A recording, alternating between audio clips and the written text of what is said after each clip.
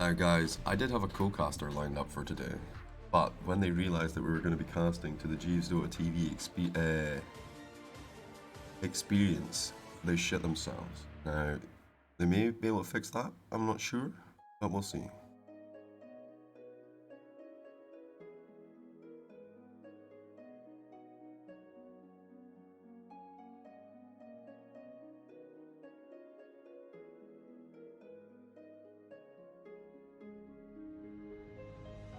TIE Fighter? X-Wings Elephant versus PSG.LGD? I don't know, dude. Hey, Kuro, how's it going, dude? And Tez, streamer, thank you for the follow, speak friend, and enter. Keep it clean, keep it positive. No live odds, no spidery news. Same goes to Blandy987 and Arcanum449, by the way. Did not catch you guys earlier. 4 out of 10 in the lobby. We started a little bit early. Maya273. Elephant versus LGD. Is this like a DPC thing or? And who are the elephant? Oh yeah, I see they're even Stevens. Yeah.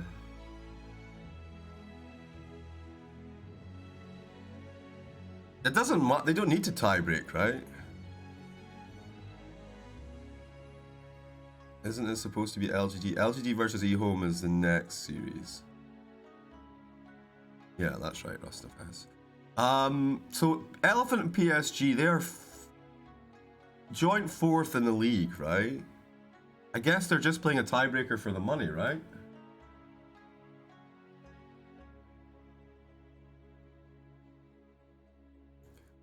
Yes, no, maybe. Up, down, left, right. Start, select, go.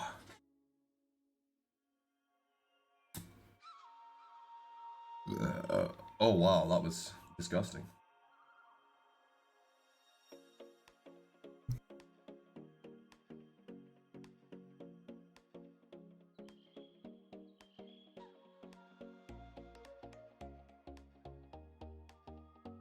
I always recognize you as the DPC caster.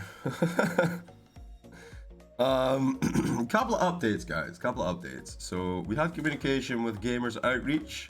Those are the ones that make the consoles that go into the hospitals for kids, and you know, the cancer kids and stuff can play a little bit of, I don't know, fucking Wii and stuff, Xbox and stuff. Look at provisionally that's going to be 20th and 21st of March. And then we also got a little thing through the email asking about doing a watch party for the anime first episode. I don't know if that's something you guys would be into or whatever. But it's there. We might do that. That's on the 25th of March. How do I bet with the codes? Exclamation mark betting. I'll show you like this. It gives you the formula for applying it. Now, if you want to bet on Invictus Gaming, it's bets. You would do like exclamation mark bet space 0 space then the number of Jeeve coins that you've got. So let's say you're Angry Dane, you would go exclamation mark bet 0 4,129. Now, there's no confirmation, so if you type swag before your bet and swag after your bet, you'll see that your money's gone down, and then you know your bet's in.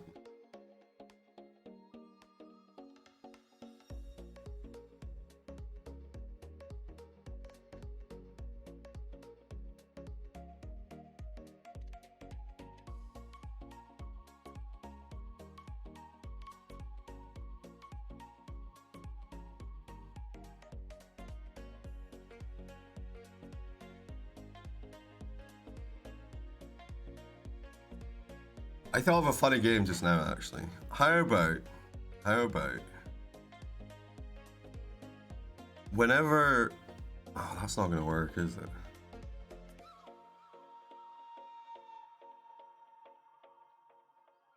I think we should have a, so you know how people get banned, right, for being spoilers or douchebags or whatever else, right? What I've noticed is some of those people did collect some Jeeve coins. Like if they follow just to spoil, that's 250 Jeeve coins in the Jeeve economy that's just sitting there unused. So, you know free parking in Monopoly, you know the house rule where like if you land on free parking you get all the money that's in the middle, it's like a lotto or whatever. I was thinking we could just like run a random fucking number generator and pick somebody at random each day to receive all of the banned people's Chief coins. Sort of, you know, what do you think?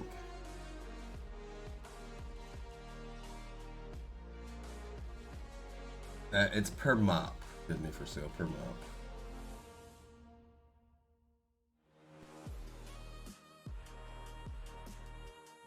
Yo, my 273. The thing is, it's not his kidney, right? You know, he's hitting people up with roofies, taking them back to his little apartment. Well, not his apartment, but an apartment he keeps specifically for the job. You know, he's got a bathtub full of ice. He gets them in there. He slices them open. Whoosh, kidneys out into a bucket, sews them up. He's a nice man. You know. He even sterilizes his equipment. You know. And then you know he sells the kidneys on the black market to fund his gambling habit.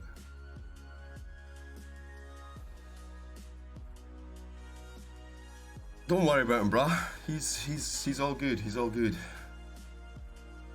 Suwadanana. Thank you for the follow, my dude. Trick friend, da. Keep it clean, keep it positive. No live odds, no spoilerinos.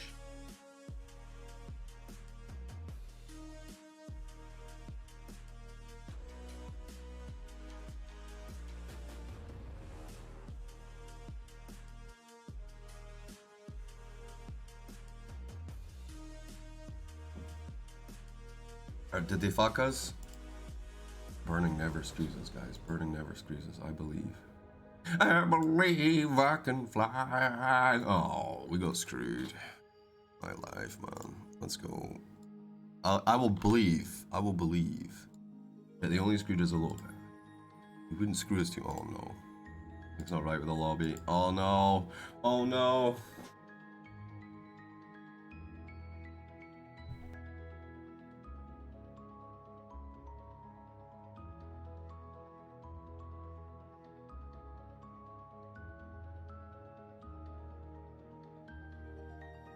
Hey, Sigma Shy, how's it going? How's it going? Now, I did want to do a sound check beforehand. So this could be a bit shit later on, but we'll see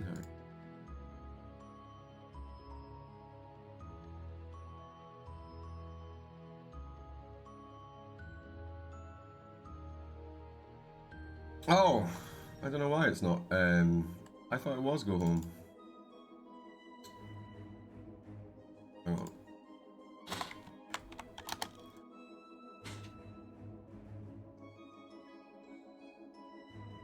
That's not how you bet, guys. That's not how you bet. That's not how you bet.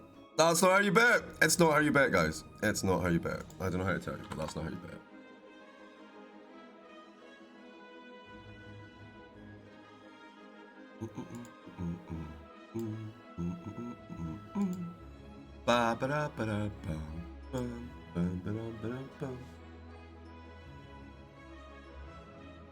What can you use Jeeve coins for? Blackjack and hookers mostly. And we watch the game or just commentary? What do you mean, sir?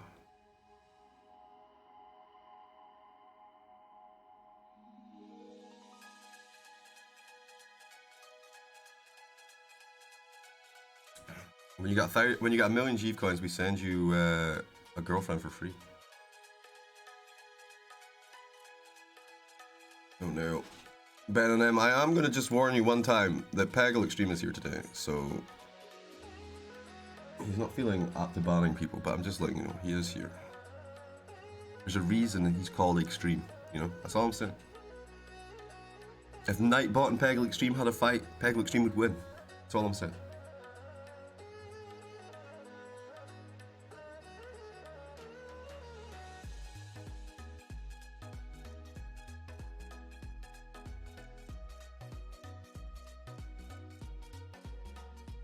I mean, I'm looking for a streaming channel to watch this game, but I'm not sure if you're streaming this or just commentating.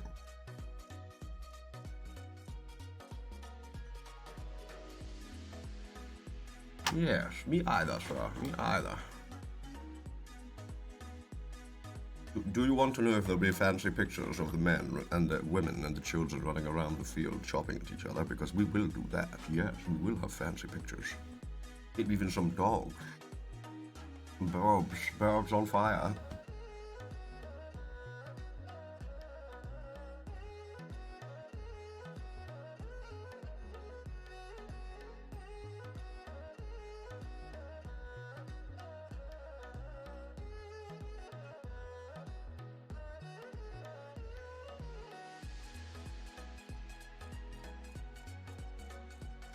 I'm so hungry, guys. I only had a pizza in the last day and a half.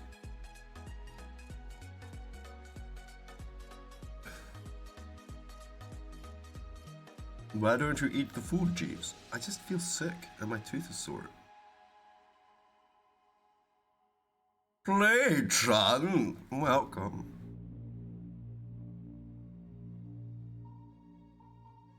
Hey, number one.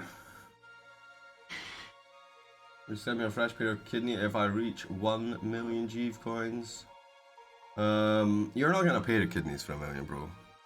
You know you can get a kidney on the black market for 3 million. What the fuck? Why am I giving it to you for 1 million? I mean, for 3 million you get a cross-type blood match, genetically perfect copy of replica because you grow it in a lab in China. But I guess.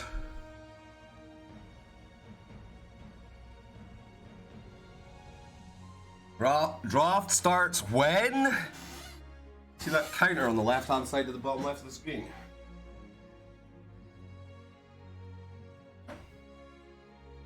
It's the final countdown! No!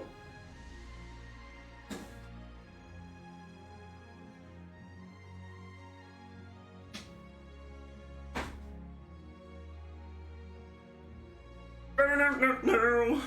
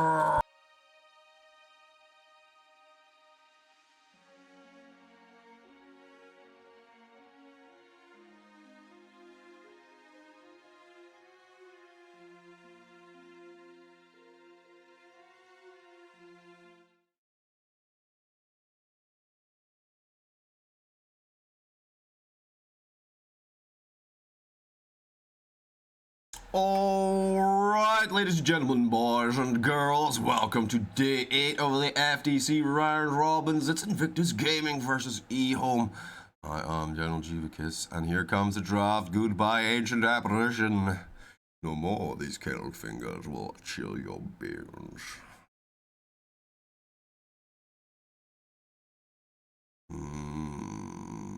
That looks pretty... What's the word I'm looking for? Like, it looks like you went with the favorites, if you know what I mean. So I think you should be, like, so long as everything goes according to Keikaika, you win, right? Where's Ajit? I believe he is double O. He is OO. Mr. OO is Ajit, sir. The one that looks like 2 eyes.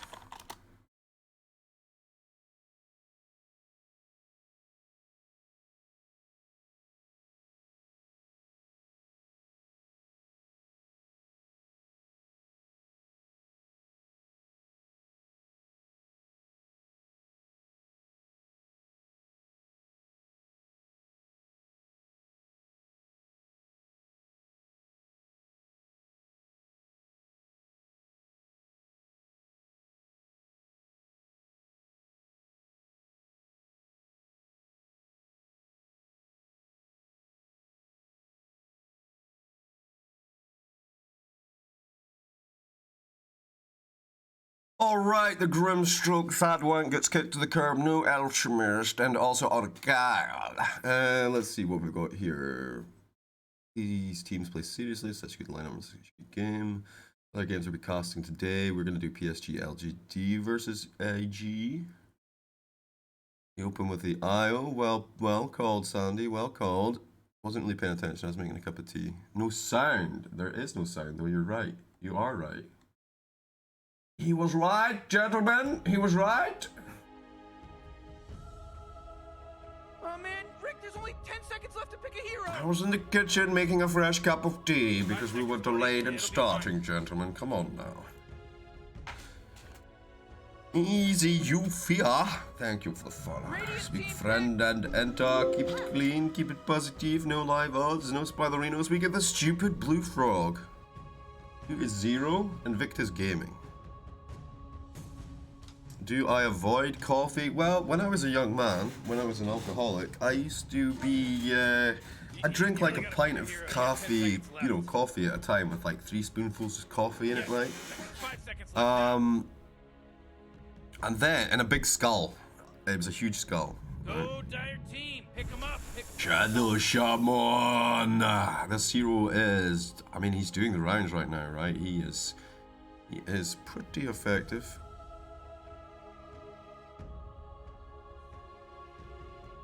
0-0 for E-Home is Ajit. 10 seconds to pick your hero, you moron. Wrong Burgundy. You better pick your hero. 5 seconds. Siler is 0-0, you think? What? You don't think it's Ajit?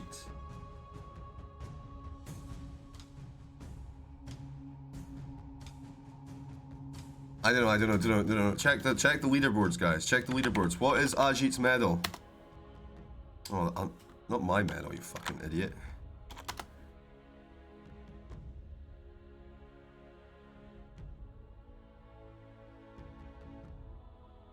Radiant team band.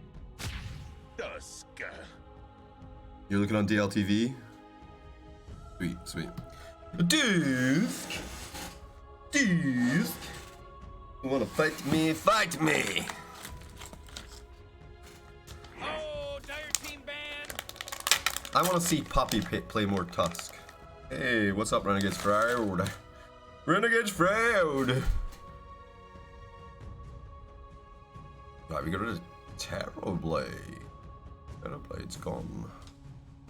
We don't know, dude. We don't know. It could be Ajit, it could be Siler. We don't have the full information yet.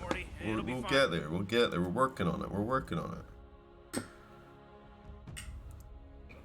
Yeah, the guy comes in, he swings a 2-0 for E-Home. Everyone calls him shit. He's like, fuck this. I am out of here.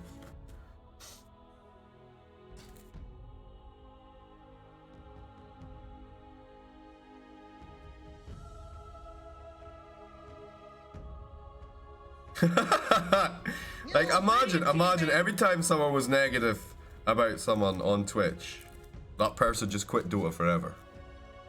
Right? Yo, McNG, thank you so much for the sub, bro.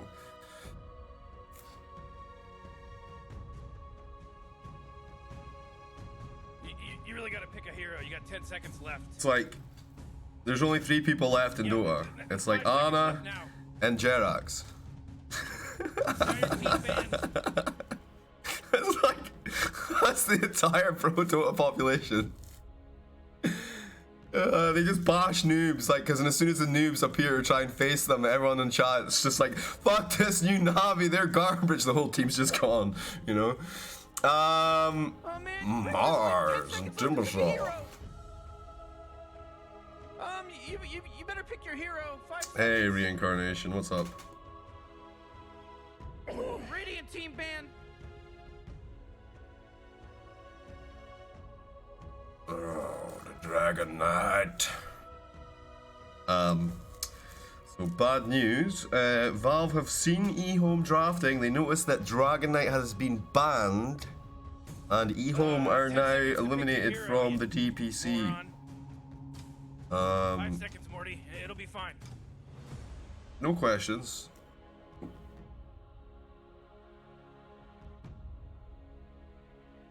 E-home play as a team is really shaky. Feels like a captaining issue. Let's imagine that you have a TI level core player and he's not safe on the team because of all the fishwives and secrets and speaking behind each other's backs and stuff.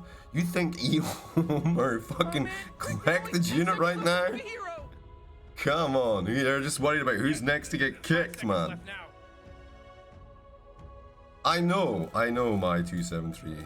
Those idiots. Elder Titan. You know, Rick, that person wasn't carrying their weight anyways. Yeah, I agree. Who was that? Who wasn't carrying their weight anyway? You flame J. Marty, fuck you! Marty flaming JT? Come on, bro. Is Siler good? Yeah, Siler's good, man. Like, if it's 8 years ago, he's fucking balling.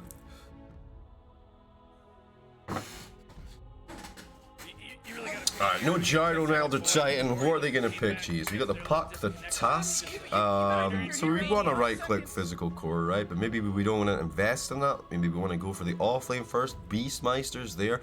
IO, particularly difficult to lock down, so a long stun would be nice. Correct, antidotes.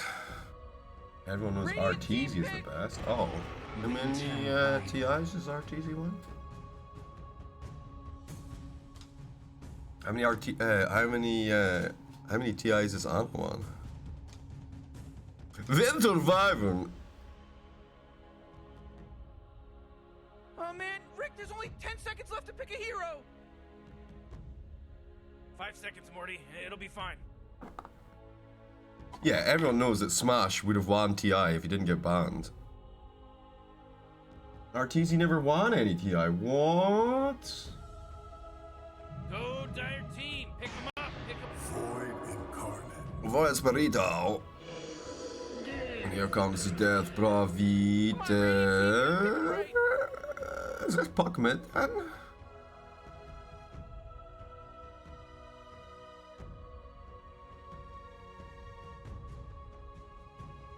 10 seconds to pick your hero, you moron. What do you think about Ice ranking of C players? Yeah, it looked pretty accurate. I thought he was pretty harsh on Bok though. I thought that was straight up bullshit. But I know why. I know why he ranked it that way. I think it was okay. Yeah. Bok's TV. Real Bok. Oh. Thanks for the follow, dude. Speak friend and enter. Keep it clean. Keep it positive.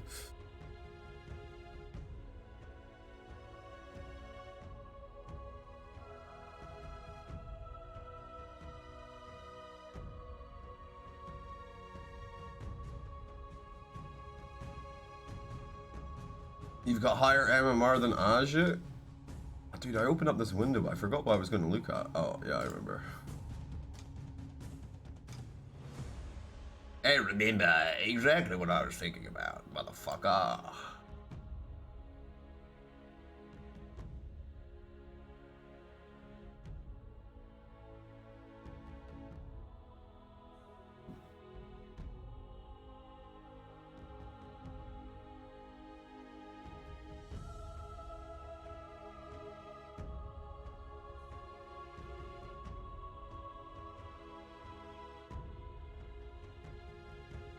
Must be galling for you, Malachi, to see all these people with lesser MMR than you in tournaments earning the big bucks while you have to slum it in Twitch chat with the rest of us plebs.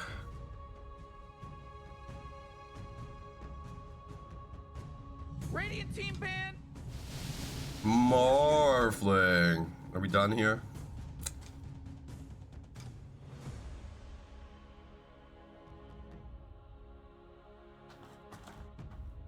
None. Zhang.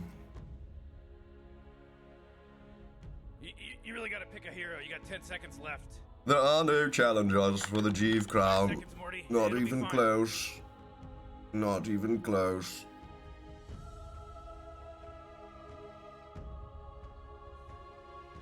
Ah. If I bet now, if I bet today, I have to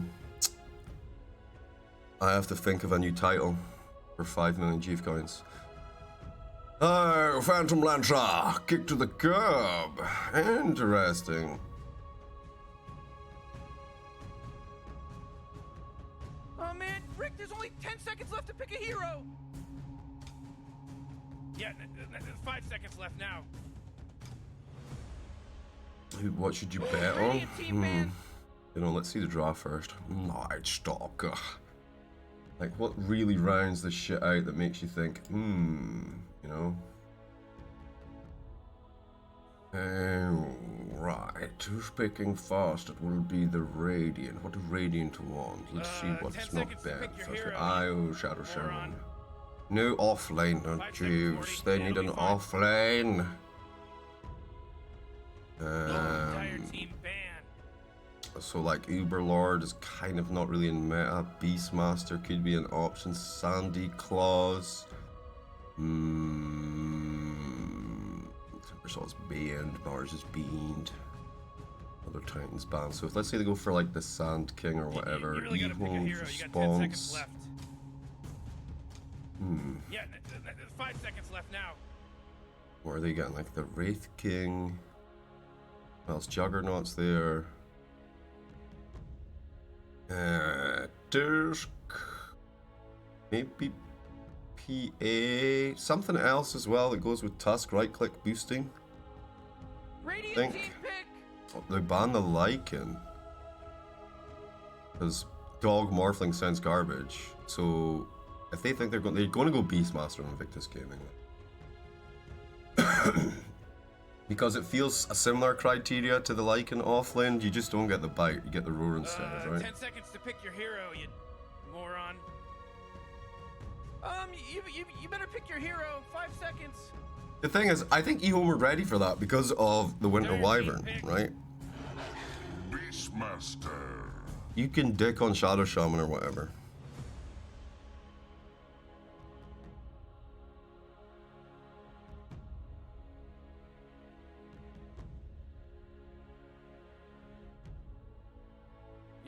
Then what do we think for Ehome? Something with crits, Juggernaut, Wraith King, or Phantom Assassin?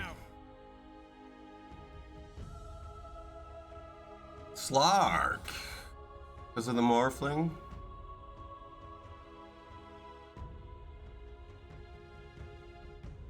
Shadow Shaman. I don't know, man. With the eye of the Shadow Shaman, I think the daggers are the way to go. I think PA is the shit here.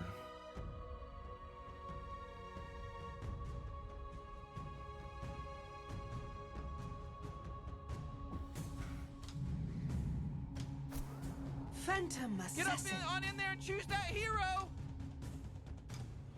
Well, the idea with Wraith King is you get roared, you die, you come back, then you're still alive, right? Alrighty, we've got us a Siler PA, boys. Ooh.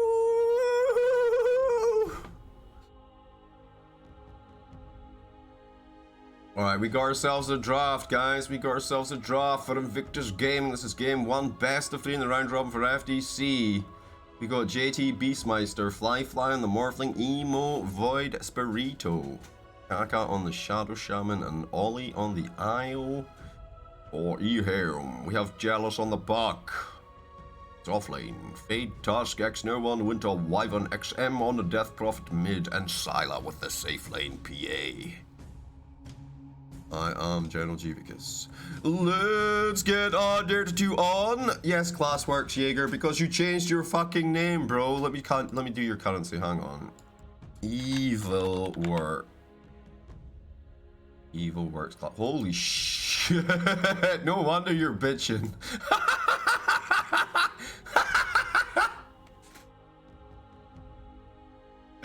That's the most money you've ever had.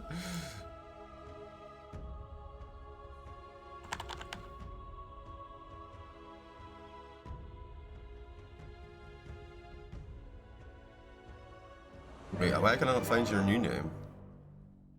Oh, because you got double A in there. Oh yeah, let's get our Dota 2 on, guys. Let's get our Dota 2 on.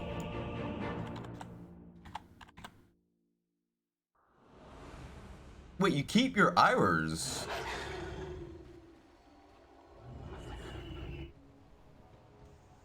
I'm such an idiot.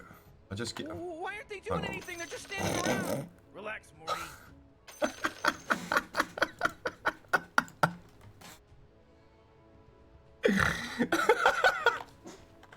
Sorry, I'm trying to give this guy his coins back, so I went in and I took the coins off his old account and immediately put them on his old account.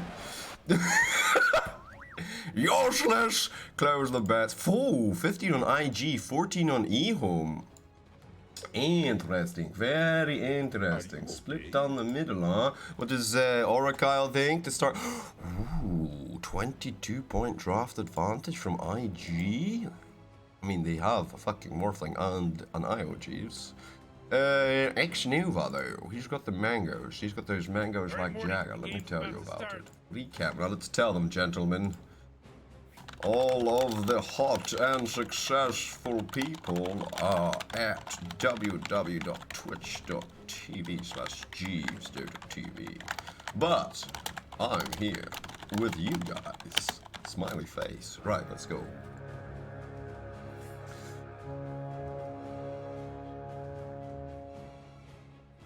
Well, there's that pesky horn.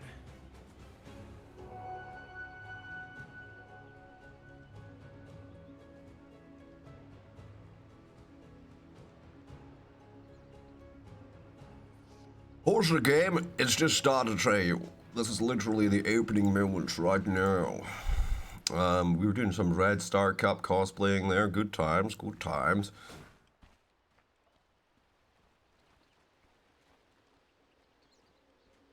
No worries, kidney for sale. I called you hot and successful. Is it live? It sure is, Death. It sure is.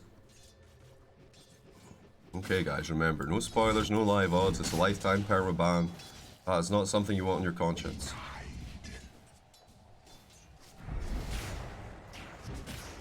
Oh, Saj, you should have went for it. Who's the position one for EO and Sylar? No, you don't.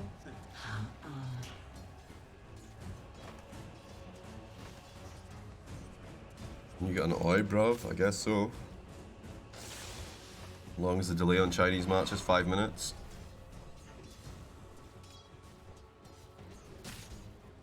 Alright. Death Prophet kicking this Void Spirit's ears. He did manage to get the creep in under the tower, but did he miss that CS? Yikes. Okay, cheeky pause. Oh, okay. Nice, nice, nice. Goodbye, sir. Lifetime ban. That is $950 if you ever want to speak in here again, sir. Don't worry, I know you don't. You were too cheap. You don't have any money. You just wanted a little bit of spotlight, and now you have it. Robert, the Jerry Incarnate, gentlemen. The Jerry Incarnate. He left it. No, he left it. No, no, no, no, no, no, no, no, no, no, no, no, no, no, no, no, no. Ace did it twice. That's the great thing, though. He can just keep doing it now, and no one will believe it's a 3-2-2. Bam, bam, thank you, ma'am, and that'll be the first blood. Feels bad, man.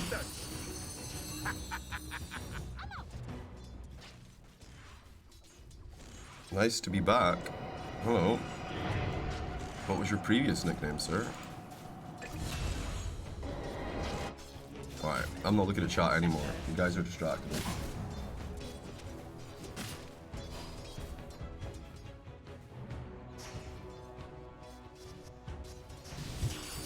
Your cat tried to eat you just now. Try giving it some food. Or some catnip. That normally works. What's happening with these lanes, guys? 11 and 0. What's he got going on here? Just a man of intelligence. Not having a good time. Null tally up top. They're getting a little bit combative with too much murder. You never changed your nick? Oh. I see. Has it been a while since you've been here? I don't truly recall your name, I'm afraid. I'm sorry, I'm not very good with names, though. We actually saw a kill! Live! On screen! Oh! 100% of the kills. 60% of the time, guys.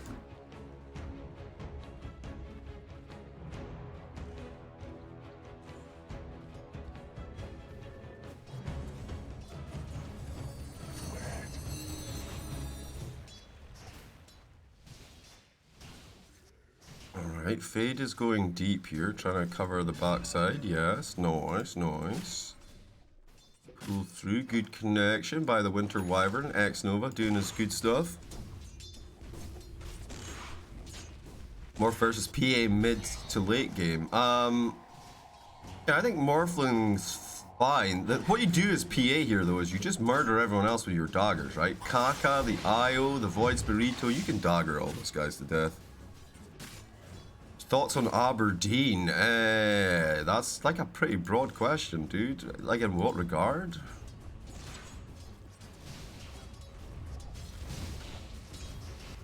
Like, I wish they'd stop voting Tory.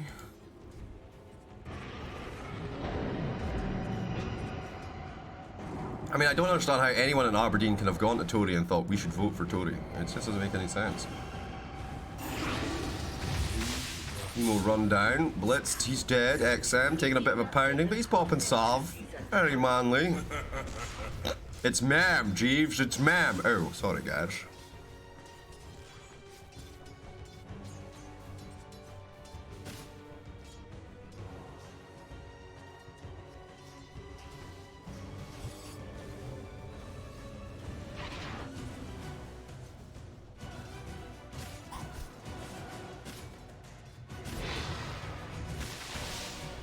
People either love it or call it a shithole. I guess it depends which part you live in.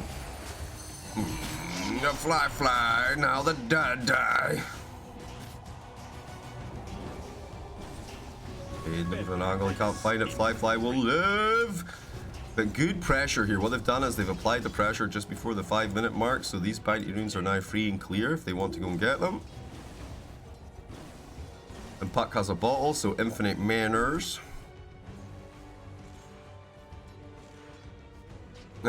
I don't mind Aberdeen. I wouldn't live there, but I don't mind it to visit.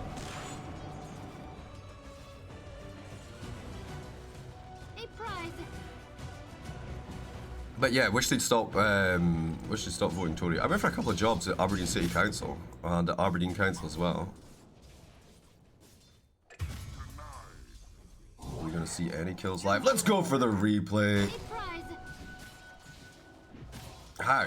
Just park rotation? Not even, he was here the whole time. Oh, Radiant's top tower is under attack. There was never song requests.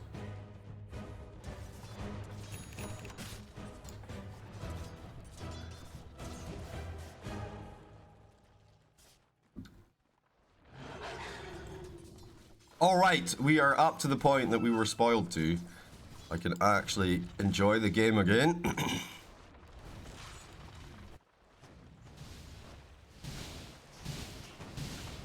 Double rage bands as well as the magic wand. Cherries. He's got this bottle, but it's empty. I thought he was getting infinite runes. I think XM picked one up. Okay. Exorcism is rolling. There's pressure top as well, but it's just JT for now, so the defense will focus on the mid lane with a fortification. Gives Fly a little bit of breathing room bottom while this is going on. The on 3 investment here. Level 6 versus level 5. 39 and 15 versus 31 and 2. So Sylar's suffering, but not incredibly. Hey, do I have a Facebook page? I sure do. I think it's Dota 2 Events Scotland or something. Dota Scotland Events? I don't know, man. It's linked in the, they're gonna deny. It's linked in the page in between.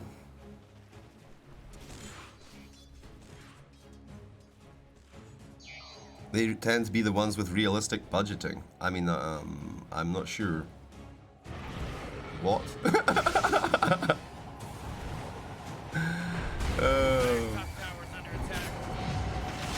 Alright, here we go. Throw them daggers. Goodbye, Kaka. Easy peasy, lemon squeezy. Now a little zoop up to the high ground. The sucking.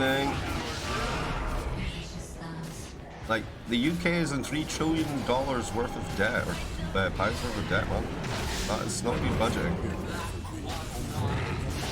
Whoa, murder, death, kill. Now the snowball coming in, a low punch, die. Down he goes, turn it around. JT sitting on Sylar's face. One more set of axes, bro. He's already dead. He's already dead. Brutal bloodbath. Everyone's in debt. Yeah. National debt is a fact of life, correct. So if national debt is a fact of life and your currency is not a fiat currency, or it is a fiat currency even, it's not pegged to gold, and you can just make as much money as you need to do all of the stuff you need to do, why not just do that?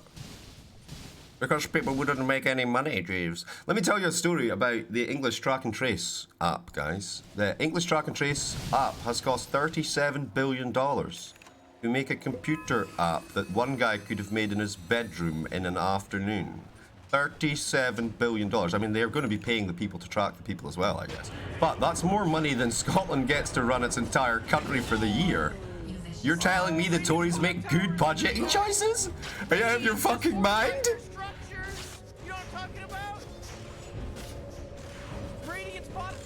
That's why big government is bad? No, that's why corrupt government is bad. The UK is the most corrupt country in the world. And it shows, it shows. They have all of the money and the resources to not have an incredible death toll from fucking COVID, but here we are. Leads me to believe that Dyer just fortified their structure. Illusion.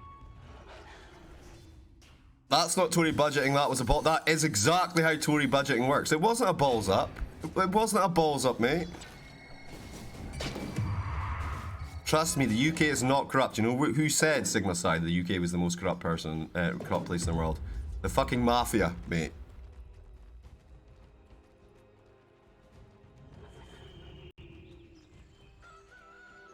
Got it. Say you. 37 billion for the... That's how much Scotland gets to run its whole country, mate. It's a fucking app.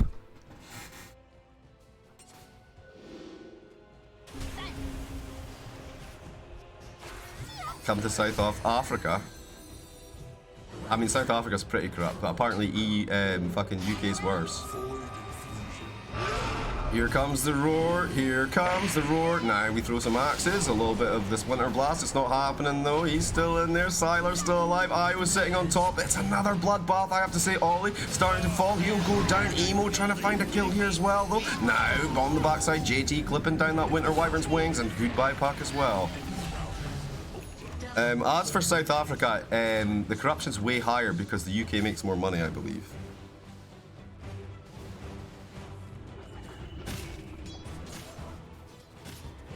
Correct, say you. But that's what I'm saying. But they... Right. Okay, so the media is all like, oh, it was an accident and whatever else. But I guarantee you it was just deliberate. They've just siphoned the money into offshore accounts, mate. It's not like... It's not what you read in the papers. Think about where the money actually goes, man. My waters rise. Yeah, but it's street level corruption in SA. In the UK, it's government level corruption. And then it cascades all the way down.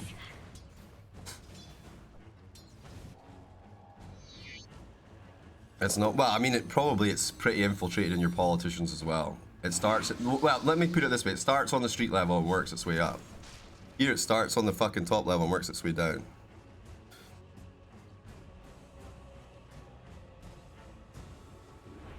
Doesn't the UK have a higher vaccination rate by far than any EU country? Hard to say they messed it up. Yes, the media's great, isn't it? No, the percentage of people who are vaccinated in the UK is only 1 dose, not the 2 doses.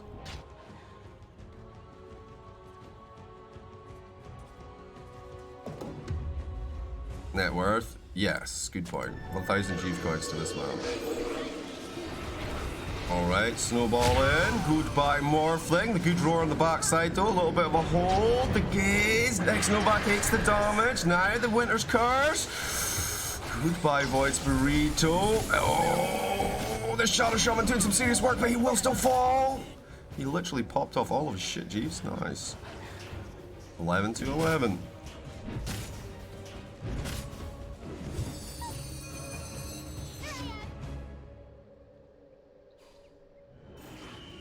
Yeah, most people are doomed because they're like, how can the UK, which is a complete basket case, be so far ahead, I guess?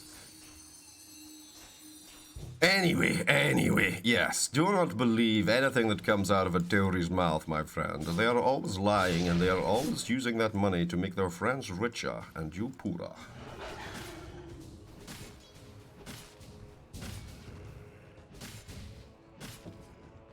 Ever gonna try casting at bigger events? Nah. Nah. Okay, we almost have the mechanism up on the IO. We've got ourselves Yasha, a couple of Wraithbands, Power Trudge, Mr. Keka, looking for Aether Lens, Fade's got his Tranquil, Booty's high. Oh, look at this, the battle of the supports. It's not going well for Kaka, but he's got... Oh, I mean, IO was coming. The Chalice said no. True. It's true. Can you imagine me, gentlemen, casting at the International? The grand final. Game 1 has started and Jeeves still there on his little walker. Going down that little corridor, you know, really slowly. Game 2, the teams come in and out, passing by, still getting there. He's almost to the casting chair, gentlemen. Oh, he's almost there on his little walker. Right, 12 to 12. Are we done spoiling now? Yep. And yeah, the UK is worse. Yeah, Cho Skywalker. It's gonna be one of those days, I think, bro.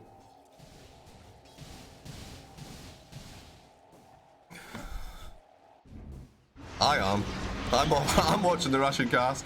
Right, the gaze is here. Neither relocation in. Io on top of Sylar though. Can he get away? No, he's dead. That's actually a decent pickup. Okay. 15-minute bounty spawns. Good timing on the rotation. Winter Wyvern denied. Up top, JT is going to find 2 there as well. Did he only get the 1 for E-Home this time round?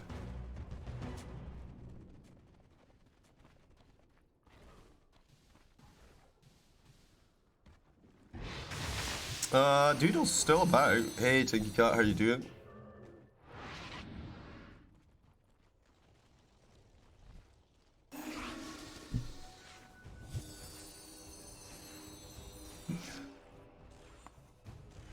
Yeah. In the UK, some lady wanted to organize a protest about the 1% pay rise for the NHS, and they arrested her.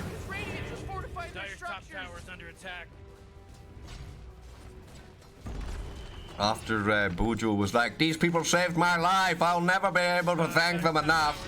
Here's £3.50 extra a week, guys. Thank you. Thank you for saving my life."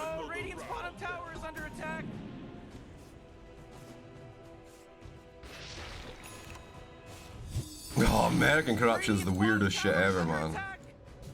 It's way more... American corruption is way more corporate and commercialized, though, you know?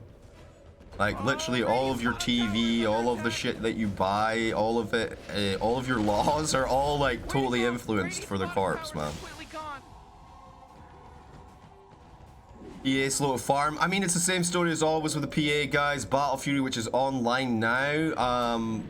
BKB Desolator, and then we're good to go. Roshan timings for both teams are okay. Because you got the minus armor, right? Tusk with the tag team. JT with the army.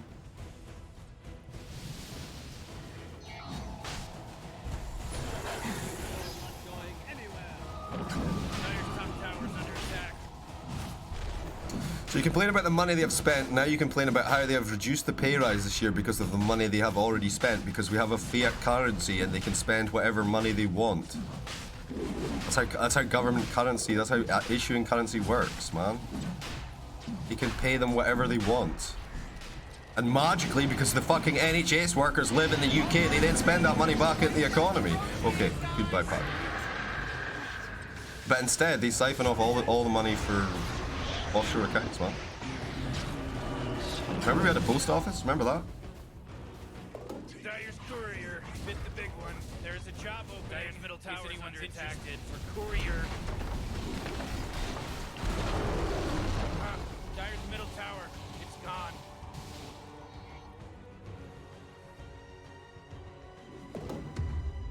The other services don't get a pay rise. That's not fair on them, is it? Isn't it? Why don't they get a pay rise? Do you see the problem?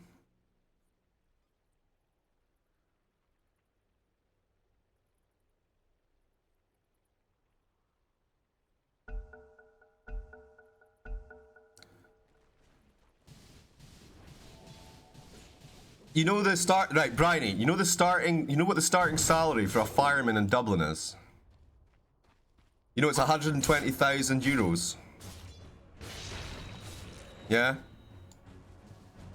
You think it's acceptable, the rate of pay for the other services? You think that's acceptable? Oh, well, if they don't get something, you should be lifting them all up, dude. Invisibility. Tyler's rank? 89. Holy shit. Anyway, enough politics. 75 to 26, IG with a significant advantage. They've led pretty much the whole game. 4K, now 5K net worth lead.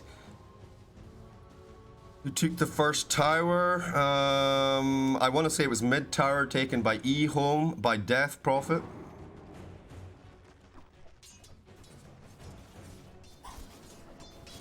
They should fix the roads. I mean, our roads would be a lot better if we built our roads out of fucking concrete instead of using that tar shit out of the North Sea all the time.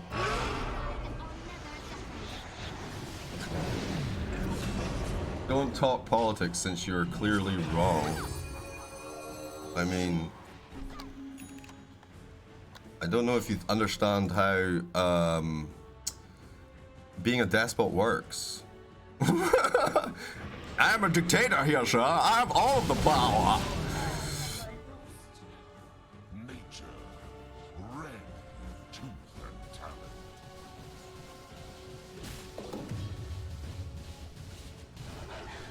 I agree with that. It's in everything. It's in their cereals, it's in their fucking crops, it's in their fucking water. Crazy.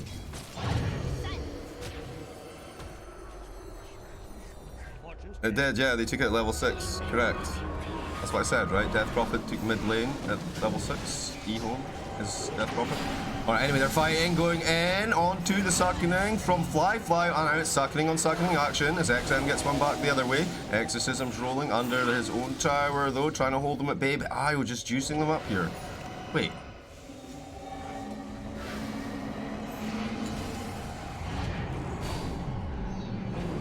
Okay, went a little bit too deep now. What did they find there? X-Nova on the back line, scoops it away, the snowball, draw him away. Actually, not that bad, though. He's still underneath the tower, fighting between the two. Kaka getting chunked now by the tower, little whipping. Kaka still alive, though. Everyone's fucking dead, jeez, except from Sylar, who's chilling out farming on the far side. Radiant's top tower is under attack. No, I totally understood, Miguel. I totally understood. But you must show an iron fist! Well, they will all come for you. Oh man, what? Get us on out of here, because Radiant just fortified their structures. Radiant's top tower is under attack. TV 13 Mongolia 13 Toy Bro, thank you for the follow. Speak friend and enter. Keep it clean, keep it positive. No live odds, no spoilerinos. You dropped 15 Bitcoin, 0.15 Bitcoin on what now? Alright, Coopers, next time you want to do any kind of Bitcoin gambling like that, just send the money to me instead, right? Because then at least one of us doesn't have to suffer. Relocation out. But they do get the X-Nova kill. 22 to 15, getting out of hand. IG, 83 to 17%. Wait, they were waiting for that? Ooh. Look, he just gets punched, guys.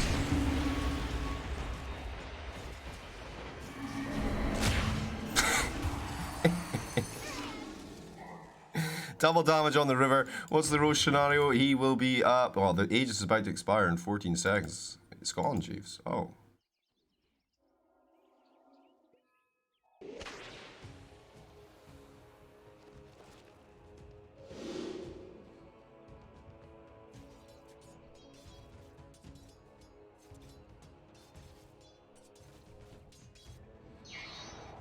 Yeah, that's the best thing to do though, right? Is whenever people have got like a solid grasp of what's actually happening, call them a conspiracist, and then release 3 or 4 extra conspiracies which sound the same, but all then create a crackpot. You know?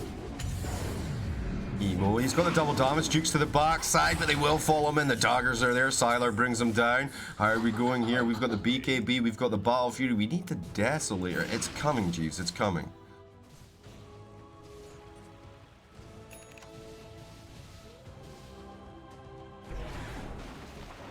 Alright, JT, he's got the Blink Dagger, he's got the Necrobook level 3. Scepterino is up now as well. X Nova still rocking them brown boots. What a guy.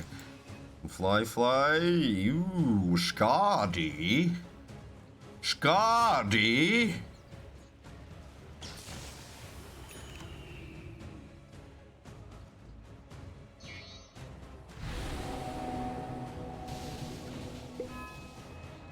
Everyone thinks they're immune to propaganda. Maybe that's the propaganda we got along the way. Was the propaganda telling us that we were immune to the propaganda?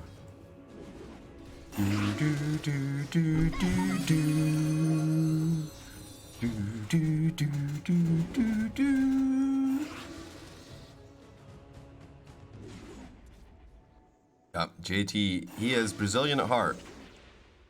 He is Brazilian at heart. Asphalt roads should be way better than concrete, but they don't get maintained properly. No, concrete roads are actually just the bomb, honestly. I went to Ireland for a bit, and all of their roads, they don't have, like, the roads don't get maintained. Like, it's like fucking 30 years and the roads are still exactly the same, right? It's crazy good. It's crazy good. The asphalt thing is just a fucking, let's make more use of our oil. Like, that's all asphalt is. It's literally a scam.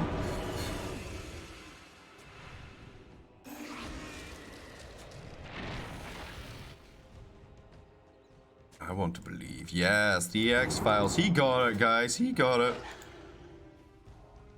I mean, it is a rather old show at this point, James. I believe it's a good 20 years old or longer. Maybe now. Maybe 30. Oh, shit. Nice. He tried. He tried. He thought he was getting the grab, but actually he was the one getting Piper parried there.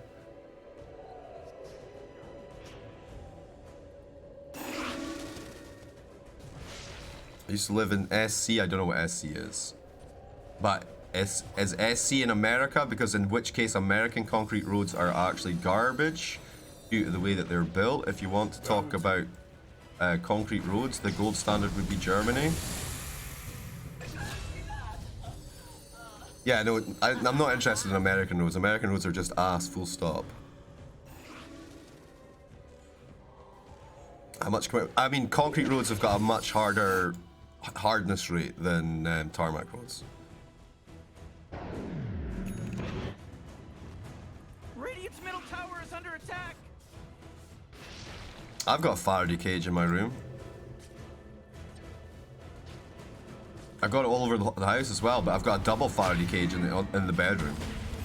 The gimp, you know. Goodbye.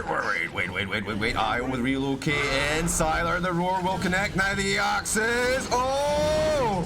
Double kill for Fly. Looking for +1. Goodbye. Packaroo. Triple kill. And Roshan as well.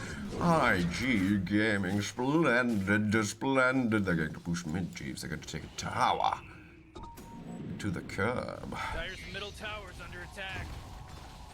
That force field leads me to believe that Dire... which means they'll crack during season changes. False. If you make your concrete right, it will be perfectly, you know, fine, unless, you know, you have some sort of insane -200 shit. Oh boy, Dire's middle tower just... These are all, I mean, I have had this roads conversation a lot, guys. These are all things that people have put to me before, and it's all been answered. Concrete is the way to go. Get rid of that tarmac shit as soon as possible. He just delivered a bunch of goodies to the Radiant. We got the Blink Dagger, we got the Aether Lens, we got the Boots of Speed. Where's the charity stream, Jeeves? Charity stream 20th and 21st of March. Or April, March, I think. For Gamers Outreach.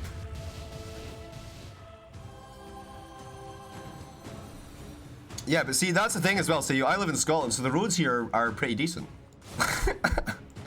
You know. Don't know what to say.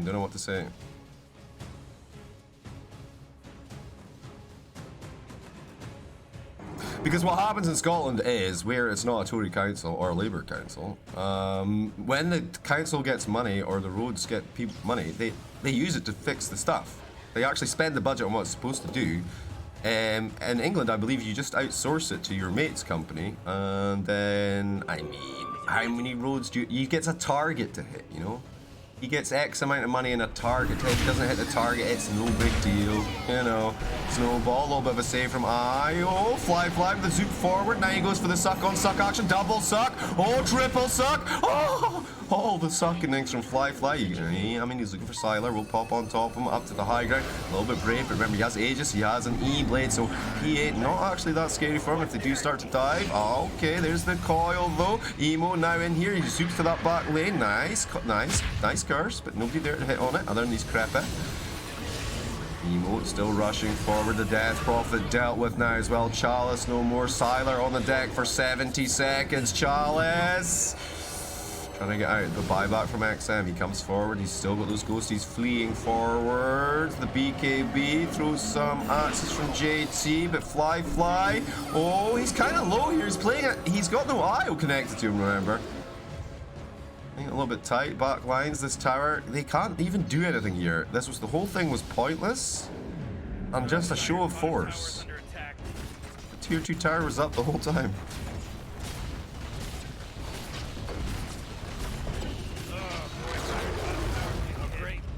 How do the Germans stop their concrete roads from getting ruined every winter when it rains, then freezes, water filling the cracks? Right, so what they do is they just add stuff to their concrete. Right, that means that the concrete is able to have a higher temperature range, which means those cracks never happen in the first place. What's the matter with you? You just Dire's bottom tower's destroyed.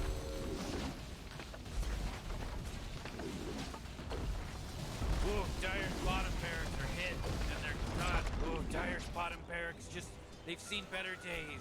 Alright, rotating over here now. Everyone is up. XM's out looking for bounty runes for the boys. PA has the Deso, has the BKB, has kill potential with that level 20, but Morphling is here by himself on the high ground. Dire's middle barracks are getting attacked. I am dumb. Why he has Kaya? Why who has Kaya? I gotta check everyone. Is it Voice Burrito? No. Disappeared.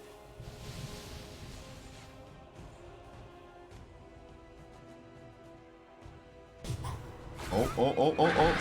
Nice. Winter's Curse. Okay. Morphling just going to completely ignore it, though. Now the snowball in. The deep back line for X-Nova. Oh, Fly. Maybe he commits a little bit hard. Now Morphing Strength. The bait is perfect. Goodbye, XM as well. He's embraced for now. We'll break it. Nice Sylar crits. Schneck's trying to chase forward still, but they did break the Aegis, and there's no Shadow Shaman for now. Wait, they're looking for Sylar. The jump to the back line. Okay, more critting. He's doing it. Sylar needs to live. He's getting out. Alright, 78 seconds, no voids. Burrito, Chalice getting pounded just a little bit. Now they try to get away with the sucking from XM and the Exorcism Ghost, trying to tickle his, whatever Morphling has down below. Gonads, I suppose, is the operative word. Chalice coming forward, JT throwing a couple of axes. They're drawing them away from the base. Sylar on the far side there, looking for the IO. Needs one more dagger, get him with the Crypt Swarm. One more dagger, it's there, the Blink Strike in. One more dagger for Morph. He's slowed up, but they won't chase him. They're going to go back, look for JT. He's got Blink Dagger, goes down to the low ground. There's a bounty rune here, guys. You can get that if you want. Now we keep on going forward. That's a full exorcism still running, by the way. And the Ring of Essence into the sucking. JT's got infinite HP, it seems like. Can't do anything. Death at my hands.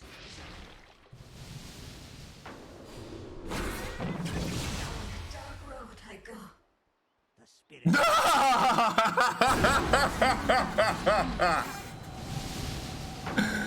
Oh no, all that work. She does have buyback.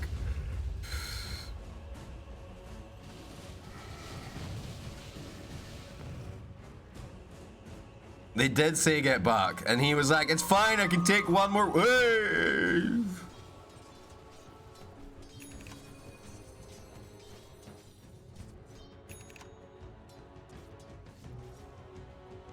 Oh, Morphling, yeah, Morphling can have whatever he wants. True that.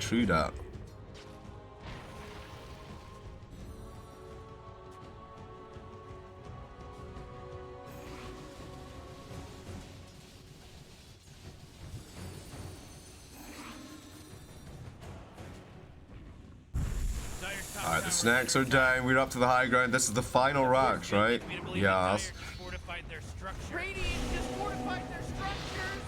You know what I'm talking Need about? to speed to blast X Nova. Here's smoking. Dire's top tower's fallen. Wow. He just chunked through it no time at all. Did he go for the back line? Where's his task? The initiation's here. They do blitz through the Shadow Shaman. He buys back. We go through the coil. Alright, JT's sitting on top. It's not working out. Now XM trying to close in. The Siler with the counterplay here. The crits. Keep on hitting. Those critting will come eventually. They ain't got no racks, Lieutenant Dan. They ain't got no racks. Oh shit, a little blink in. Not gonna happen. Winter Wyvern dealt with on the backside. Now they have the coiled up puck. Sorry, the shotgun up puck into shotgun. He's got an Aeon disc though. Goes hunting. You can't do any damage while you're protected, bro. Juke out. Where did he go? Where did he come from? Catnat Joe. Still alive though. The counter play the snowball. Shadow Shaman dieback potentially an option here. Yep, XM gonna bring him down. Emo. I mean, it's just a clusterfuck, honestly. Nice, Siler. You wanna focus the Siler. He's the crit meister. You wanna make sure he's the one taking the damage, bros. Whoa, the man fighting. Iowa's hooking up to the Morphling. They blitz down one. That's XM out of it. There goes Tusk. Their triple kill. Siler versus Fly. He bursts him down. It's an ultra kill. Yikes. Tower's under attack. The PA got out, Jeeves. That's his rampage.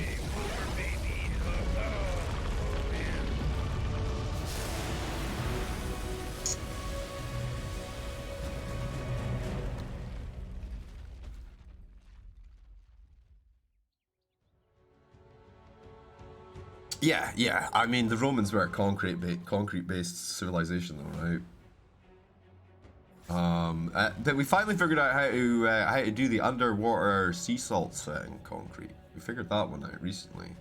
It's only been 1,500 years of mystery, boys.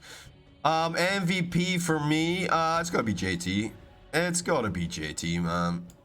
Really good laning, really good connection. He just fucking dominated, man. Look at this. First 20 minutes of the game were absolutely his. And it sets the tempo for the PA.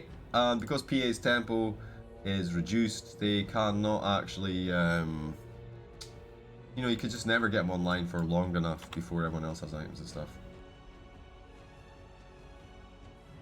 Jeeves is being paid off by a big concrete. Well, I mean, I do have to tell you guys that I used to run a sand and gravel company. So basically, I would sell people rocks for roads and stuff. I can never tell if Jeeves is lying. I've never lied about my career. Right, the birch. Pick the Warner. I'm 41 though, so obviously I've been around a lot, right? I have lived a life. Right? Everyone that bet on IG has been rewarded. That's Angry Dane, Vengeance 2006, Fuke, Mick NG, Chai CP2, Peggle Extreme, Acid Shot, Shadows Ming, Zoinks, Abatic Sons, Renegades Fraud, Larks Lead, Sandy Doe, SkewZ59, and Jean-Pierre's SV. Did you play Dota 1, Jeeves? Only one game of Dota 1, guys. When Dota 1 came out, I was big into those Warcraft RPGs. Like, you could play them like a couple of players, you know, and you would like level up your dude, and it was like a little adventure game, you know, like a roguelike, but you know, like a fixed map. So I thought that's what Dota 1 was when I joined the game. Took me ages with a little IO guy to pick a hero. I ended up going Bounty Hunter. He wasn't called Bounty Hunter though. And then, so I go into the game, and I don't understand why I've got gold to start off with. It doesn't make sense. Can't buy any levels, it's dumb. Or hearts or whatever. And then I go looking to try and level up, right? Because, you know, that's what you do in an arcade game, one of those games or whatever.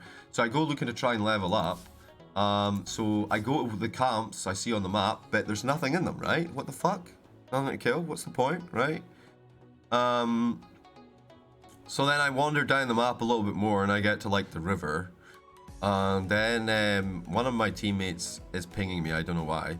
And then I go onto the river, and some dude just comes up to me and kills me, right? In an RPG game. And I'm like, what the fuck is this? So like I die, right? I'm not happy about the situation. But hey, it doesn't take long to respawn, right? So I respawn, and then they're like, the chat is totally flaming me. They're like, dude, what are you fucking doing? And I'm like, well, I don't understand, guys. What is the point of the game? And they're like, it's really easy, man. You just kill the towers and kill the ancient and kill the creeps. So I'm like, okay, where are the creeps? They're in the lanes, man. What? So anyway, I go down the middle of the map and I get to the river and I find this enemy tower, right? And the enemy tower, like, finally something I can fight, right? So I go to attack the tower, but the tower blasts me in like 4 hits, man. I just fucking die, right? GG, this game is bullshit. And then I uninstalled it.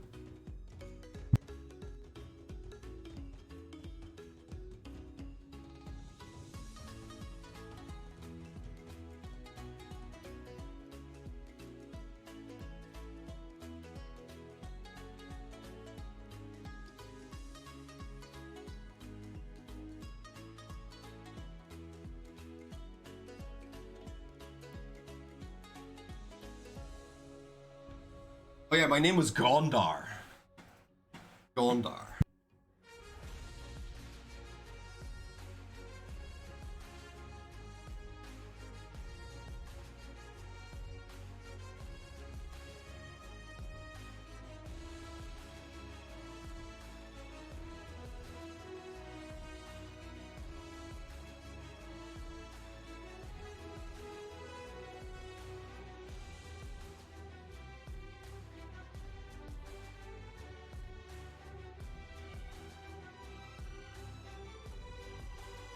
I stopped betting, man. It was too easy. It was too easy.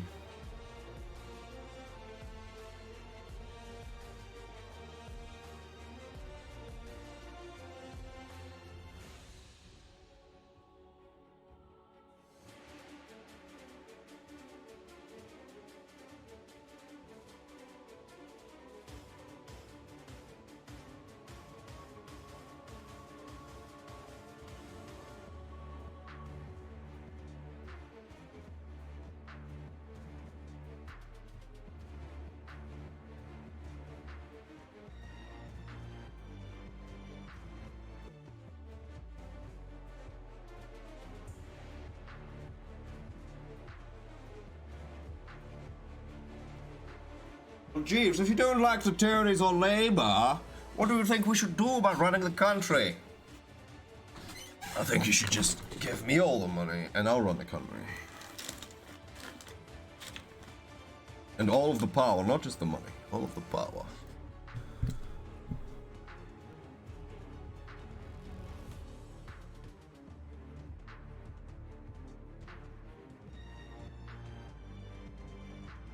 Dude, that was like that in Dota 2. I remember the patch it came when sentries and observers were combined into one stack, and I was like, ah, yes!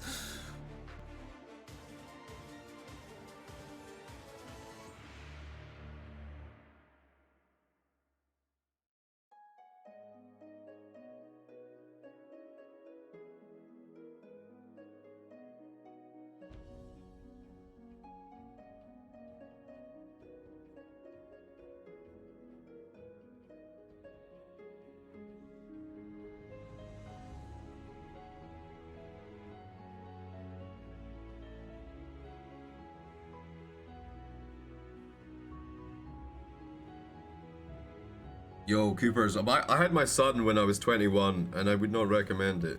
I thought at the time, I was a wise 21-year-old. I had lived a life, a good life by that point as well. Team ban. But yeah, I wouldn't recommend it. I wouldn't recommend it. I would wait until you're at least 30 or 35. You're a man, so you can kind of leave it a little bit later. Team ban. But yeah, I would keep it in the back of your mind, and then as you develop as a person throughout your life and you get experiences and whatever else, you can think in the back of your mind that, hey, someday I'll be able to teach my kid or tell my kid about this, you know, and then that way you can build like a lexicon of stuff. Alrighty, ladies and gentlemen, boys and girls, we're back for the FDC, the round robin. It's Invictus Gaming versus home. Yes, no OD, no alchemist. Join me on a journey, a drafting journey, as we find which of these mighty champions will face each other. The battle to the death! It makes me more mad than when somebody just straight up quits and leaves the game. Calm down, Morty, calm down. What made it super hard for you being a hound dad? Nothing. Because I'm not really a party guy, right? I'm more of a sit-at-home, play World of Warcraft guy. But you are very, very limited in regards to the things you can do. Like, unless you're gonna be like, yeah, basically it's like having a dog, right? Except even more responsibility. Like, until I was 21, I had never been wrong in my entire life, guys. Never once had I been wrong. I was always right. I'll tell you what, when you have kids, my friends, you will realize just how fucking wrong you could be.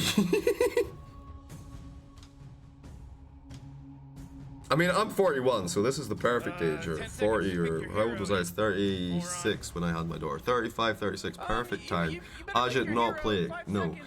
Goodbye. Goodbye, Io. Goodbye, stupid blue frog.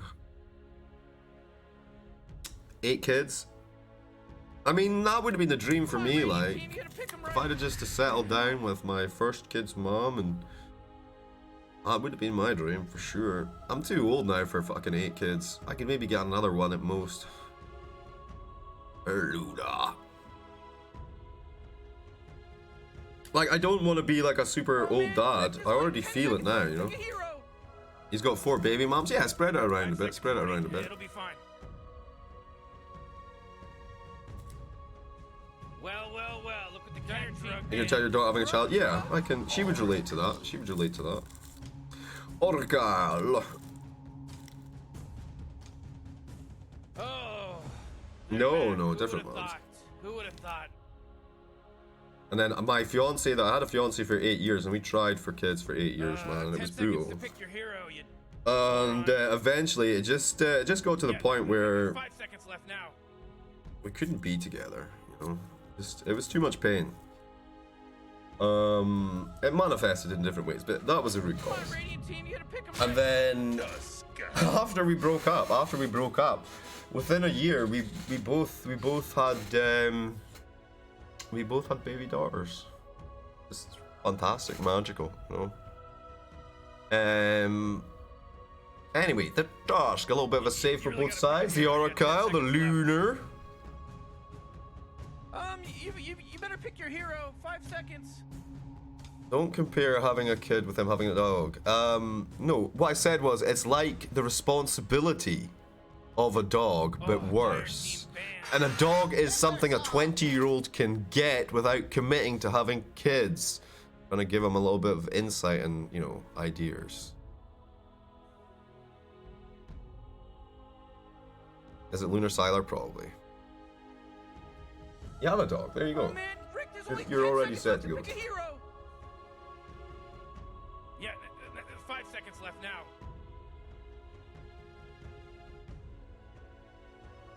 Nothing to do with the emotional connections or attachments, guys. How can you be lonely with a dog? Fuck's sake.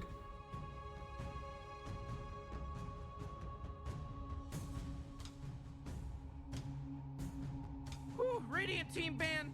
Let's talk Dota. We don't fucking care about you. I mean, go to a Russian channel then. What the fuck?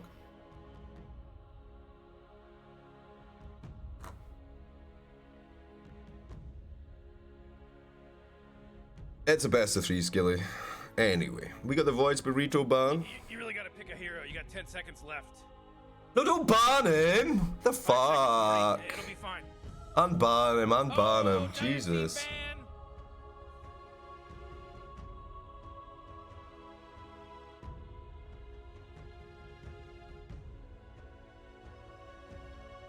It's valid, it's valid. We are off topic. We are off topic. This is true, right? But it's the first 4 picks of the draft. Like, what do you want me to 10 do? seconds to pick your hero, you Eh? moron. Yeah, 5 seconds left now. Radiant team ban. Well, you could talk about how Timbersaw is going to cut down EHAM's drafting options for the mid and the off lane and safe lane. Geez, you could talk about the Sage where we already did, and then there's Luna, and will she build physical or will it be an egg scepter? Question mark. Goodbye, Troll Warlord. You really gotta pick a hero. You got 10 seconds left. You better pick your hero. 5 seconds. Entire team ban. Night Stalker.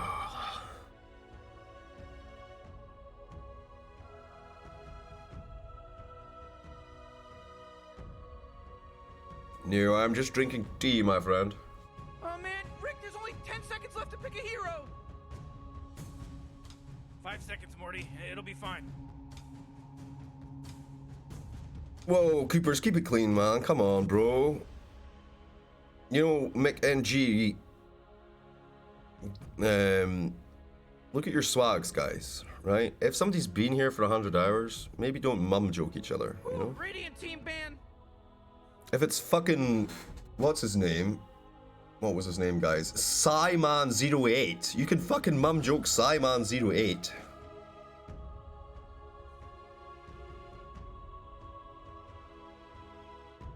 Hat wearing monocle tea guy. Yeah, hat wearing monocle tea guy. And I had it first.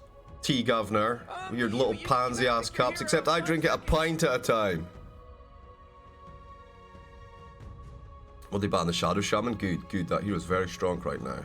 Very strong right now. Strong like a bull. But they're not going to pick it as a 4, right?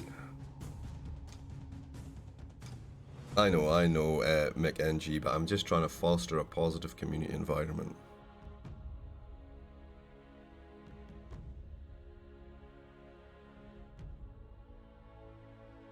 Yeah, SCCC, he said he's taking some time to work on himself, introspection, a little bit of fishing.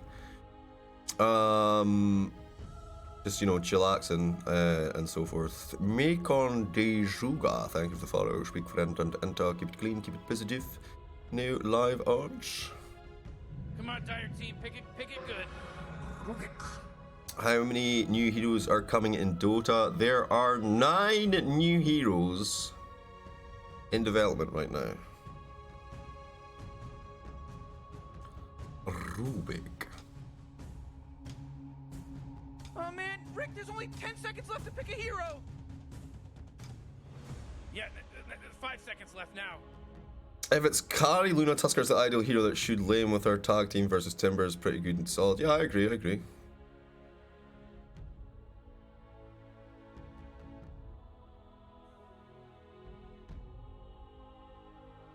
I wouldn't mind getting Keith the Bold.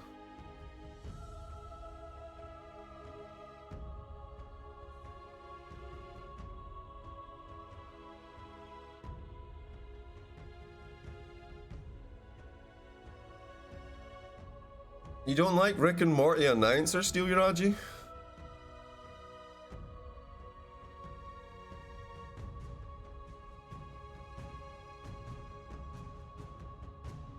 Come on, Radiant team, you gotta pick him right. Sarlacc Khan is just gonna be a straight up fucking Axe persona, man. Storm Spirito. Although Axe is a red hero and Sarlacc Khan is a black hero. That's racist, James. Go, Dire Team. Pick him up. Queen of Pain. Okay, the Queen of Pain, the Queen of Pain. What's to gain with the Queen of Pain?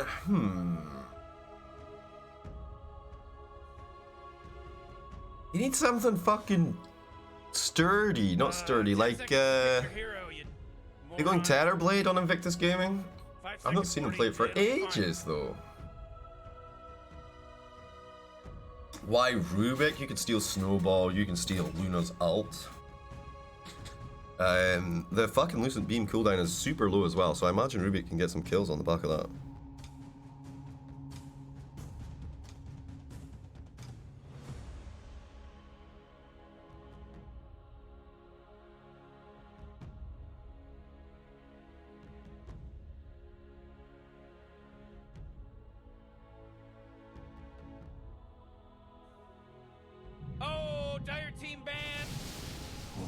do dip for the Morphling here.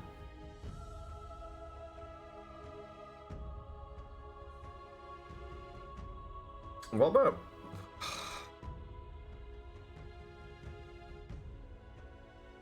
This is such a good setup from eHome. You really Could they gotta pick a take? Could they hero. You take a got 10 game seconds here? left.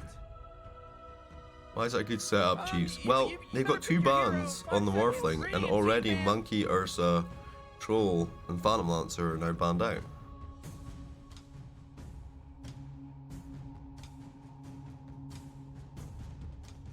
Mars is still there for eHome. They could go back for that. Oh man, Rick, there's only 10 seconds left to pick a hero. Oh, dire team ban.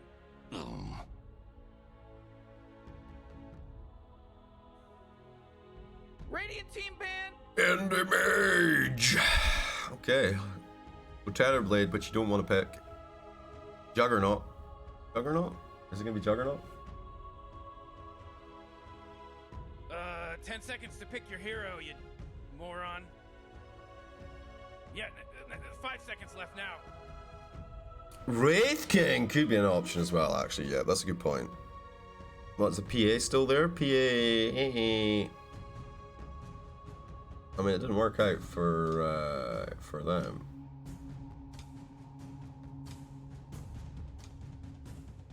Wow. Okay.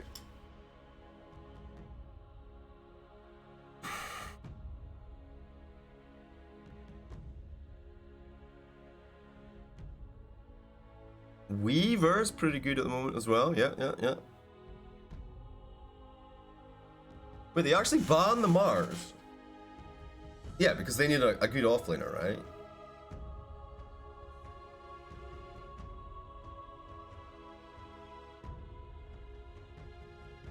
Jim Slider, thank you for the follow. Speak friend and enter. Keep it clean, keep it positive. No live odds, no spoiler news. Come on, dire team, pick it good. This is a free Naga Siren game? Yeah, it is. It's 100% a Naga Siren free game.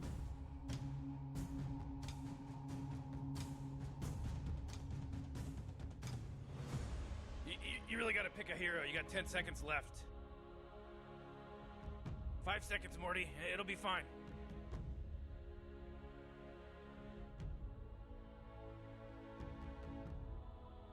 Why the illusions? No, because that's what they picked.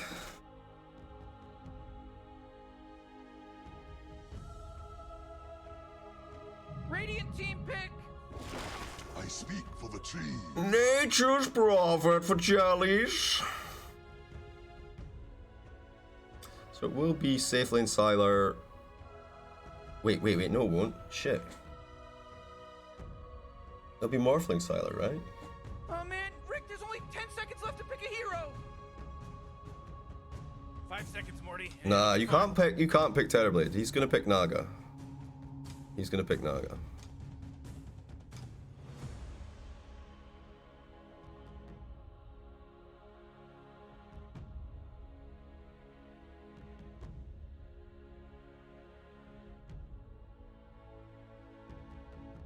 Terrorblade is absolutely awful here. They wouldn't pick Terrorblade. Chaos Knight, I think Wraith King would be the pick if they didn't go for like this Naga or whatever. Naga Ooh, Siren. all right, time to choose your hero.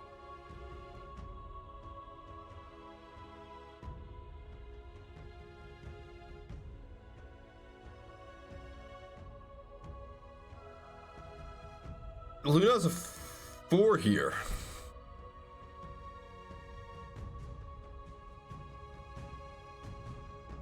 Maybe a 5. They're thinking about it. Okay. It will be 4. It will be 4.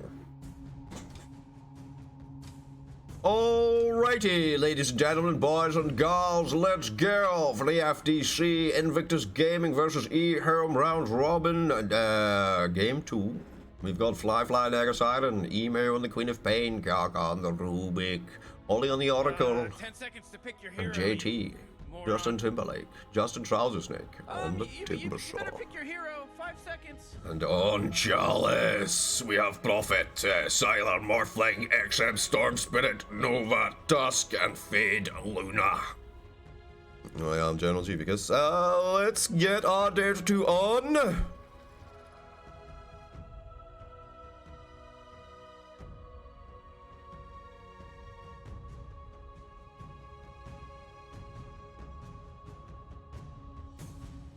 No, it was not the caster that predicted Nagaside and Filmley. It was...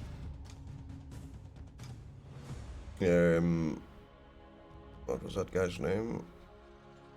Cooper's Pale Ale. He was the Nagasiren predictor. Not only was it a Nagasiren free game, it was 100% Nagasiren free game. Let's get our Dota 2 on.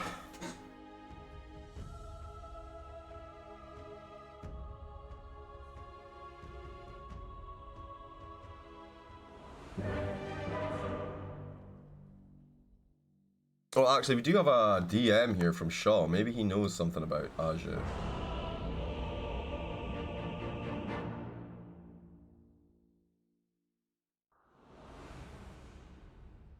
Bob, you idiot. You idiot! I was trying to get you to co-cast with me, bro. Huh. Oxygen Anyway, let's have a look at the latest hits in the Dinesh. Ooh, what does the robot say, Jeeves? Well, the robot says 6 points draft advantage to IG. Very nice, very nice. Do we have mangoes? Yes, JT with the mango, number 1, and Ollie with his mango. 1-on-1 mango.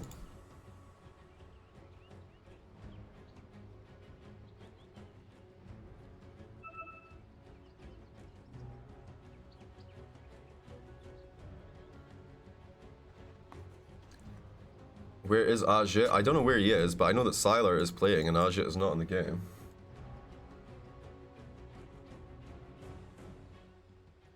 You can build Luna either way. He's gonna go magic damage, Luna. 30 seconds till Jit goes ham Wait. in the dollar store, Morty.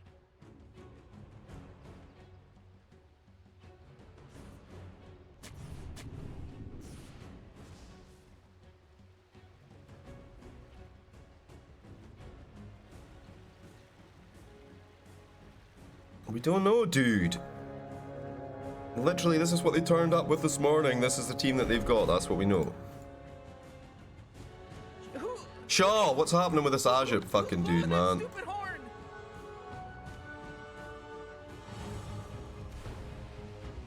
Ding, ding, ding, motherfucker! Oh! He tries to hide! In service to the deep. First blood, and that is how we do things in the north. Fade Dan, thank you for the follow. Speak friend and enter. Keep it clean, keep it positive. No live odds, no spoilerinos. Work hard. One of us is casting a game, dickhead. The other of us is sitting in chat spamming, why has this guy been banned? You go and find out, dude. The fuck?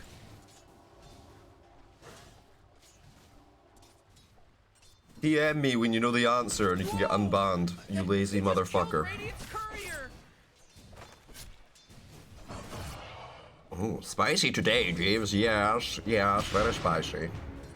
I'm better than We saw it, 100% of the kills, 100% of the time.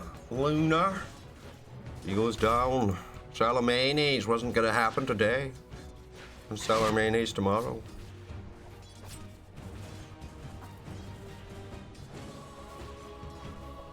I know, right? I know. But this is just a caster that I've never seen before. He doesn't have 2,000 hours of casting Dota 2 on Twitch. What? Hang on, guys. I have a bit of a problem. I'm trying to stop it. Punching for you. Does it work? I think I solved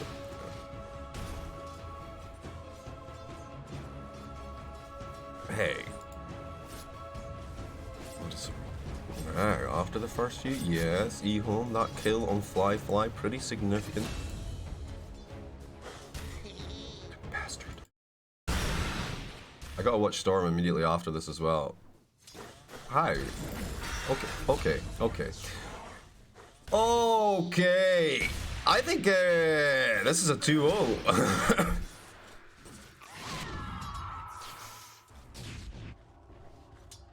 No, Luna's position 4.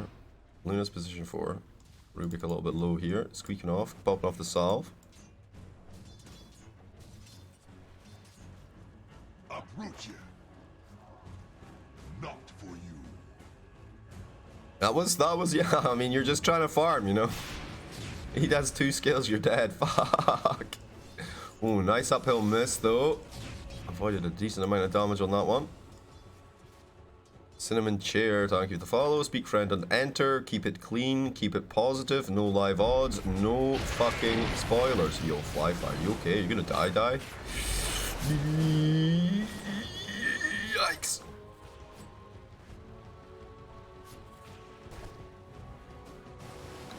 Yo, Robinson, that's twice.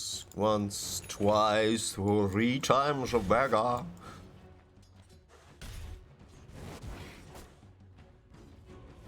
The game is beautiful. I think actually the Ember weather's better though, instead of the Autumn one.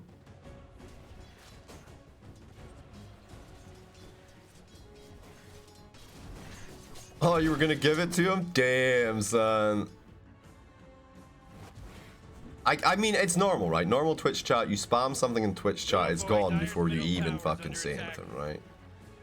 Jeeves Twitch chat, though, it's a little bit more cerebral. You don't need to spam. We see you, bro. PSG.LGD versus IG. I'm gonna say IG 2-1. But it could go 2-0. But PSG could play amazing. Yes, I know. It's like a fucking phone. It's like elephant, you know. It's like elephant. Right, Haystream will be bomb. Look at this Rochambeau though. Kaka. Splatter. Nice. Now Emo gets pulled back in. Low blink away though. Mr. Storm Spirito kind of low. Ollie tries to finish him off. Now it's him versus 3. He's winning. He's winning. Takes down the Storm Spirito. Now Emo, he's got that Haystream. He's juiced up. He's coming back in. Looking for the double. TP out from Fade. X Nova running under the tower here, but that will be that. I mean, he juiced up so fast there. Holy shit. Dire's middle tower is under attack. Too bad. I can't even read that. You've just destroyed my brain with that, Tommy Lee. I'm trying to figure out what you're saying. You're saying, did you see the schedule for the first major? It's going to be a clusterfuck. In group stages, there are 28 best of 2s in 2 days, and each team going to play 3 to 4 matches a day. From 1 match a week to 3-4 matches a day. Yeah, Storm got killed by the Oracle. But he was already predict. Oh boy, Dire's middle tower is under attack. But they only have 4 casters. I guess people are doing it remotely then. Yes, splattering Emo, now the snowball back in, the Sonic Wave, Tangled Storm Spirito, X Nova, he's a little bit low, Fade, he's trying to turn us around though, throwing down those Lucent Beams that are off cooldown so quickly, blink away, Ollie once again gonna bring down the Luna, now he looks for X Nova, easy clap, now, okay, it's getting a little bit spicy, but Emo's back, Ollie's somehow still alive throughout this, he does have 2 stick charges, tries to go through for the deny, on the neutrals, doesn't quite work out, and Chalice TPing home until so he doesn't die. Poison.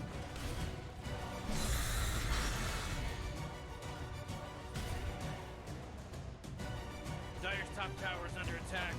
Yeah, I mean that's just Oracle things, boys.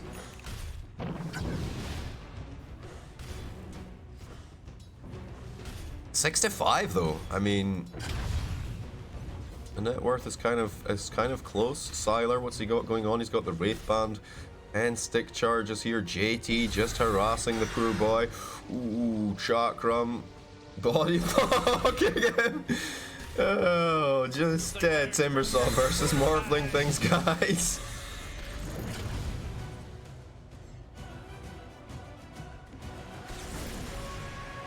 Oh, the counter attack. E-Homer here. JT.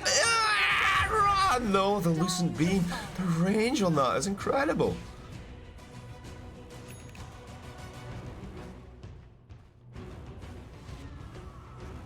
Dire's middle tower is under attack. This is bullying. Oh, it was okay when Morphling was getting bullied, right? But when Morphling and his bros turn it around, all of a sudden he's the bad guy. That was classic Mongol tactics, guys. Classic Mongol tactics. Just draw them in, draw them in, draw them in beyond their supply lines, then counter-attack from the high ground into the flank. Perfect tactic. JT. Oh, look at that. 4 guys on top of him. He's loving it. I mean, he's taking up all that space, you know. He's making space even. Kaka, though, didn't enjoy it as much. It's fine, it's fine. 6 to 8, first to 10 kills for Eho, maybe. Fly though. While all this has been going on, let's switch over to network to get a better idea of what's happening. What's happening? Because Radiant just fortified their structures. Oh, Radiant's top tower. I don't know, Trash Canner. It looked like it's about Dota to me. Man. I mean, whatever goes on in your own mind is, you know, Radiant's top tower is under attack. Radiant's top tower is fallen. Blessings upon a loyal warrior. Dire's middle tower's under attack. Oblivion stuff, looking for what's it called? Orchid Malevolence. Oh, double Orchid, okay. Orchid on Orchid action. Power Treads coming from Morphling. 4.4k net worth on this Nature's Prophet though. He's so rich. Dire's top tower's under attack.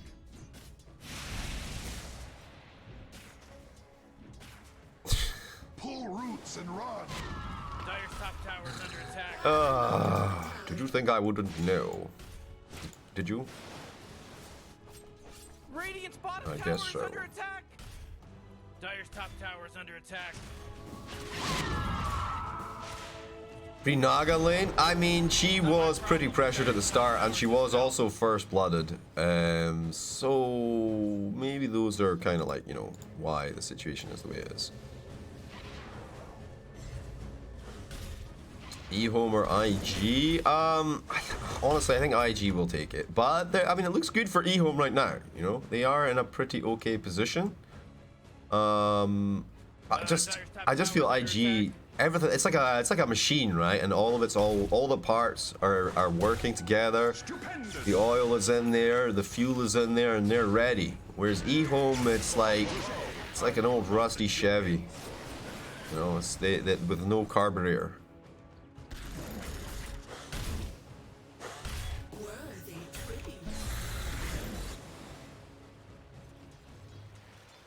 I didn't believe in Naga Kara. I believe... Yeah, no, I have to agree with you. The Naga Siren is unexpected here. But so it lets them reset the fight. They already have saves. So the problem is, like, the Tusk, right, means that they have a save, right? But now the Naga Siren nullifies the Tusk save because you can song, right? And you still have your save. And you also have the Rubik, which is... The Rubik was kind of like a signal that Naga Siren was coming, right? Not necessarily Naga Siren, but we're all like, Rubik, hey, not seen that hero for a while. What does he even do here? He is simply there to protect Naga Siren, right? The song. So the enemy can't pick Rubik, right? That was the telltale giveaway. Like, if you sixth sense it, you know, and you go back in time, you're like, oh, how could we have seen this coming? Alright, he's still alive. He's taking a hell of a lot of damage. JT is a tanky boy though under the tower here. Emo now getting jumped on. Storm's Burrito going to commit for this. JT, he's running out of action. They've got 4 guys on top of him again. JT making so much space. The Naga Siren's in the mid lane right now. Heading down the tower. No problem, brah. Oh shit, they find Ollie as well. That's unfortunate. That is unfortunate.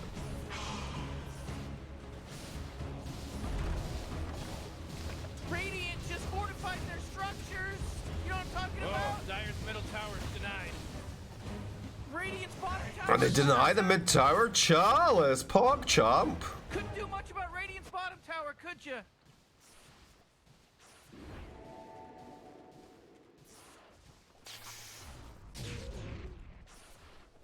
Luna ult, really good counter to Timber. Yeah, I mean it totally forces him to get like the Hood or the thingy-majig, right?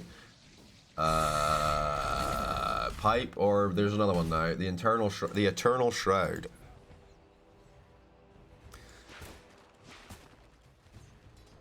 Alright, we almost have the Orchid, but remember, it's Nature's Prophet that we have to keep an eye on. This guy is, you know, if you get a kill on this guy, this is actually huge. He is the big kahuna. He is the farm leader, Charlie's.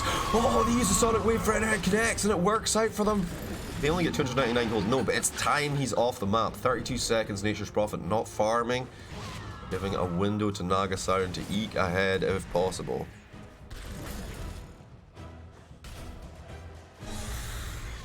There was the one saying Luna literally have no damage. I mean, she's level 7. She hasn't earned. She's got a full stick. She's looking for Acceptor.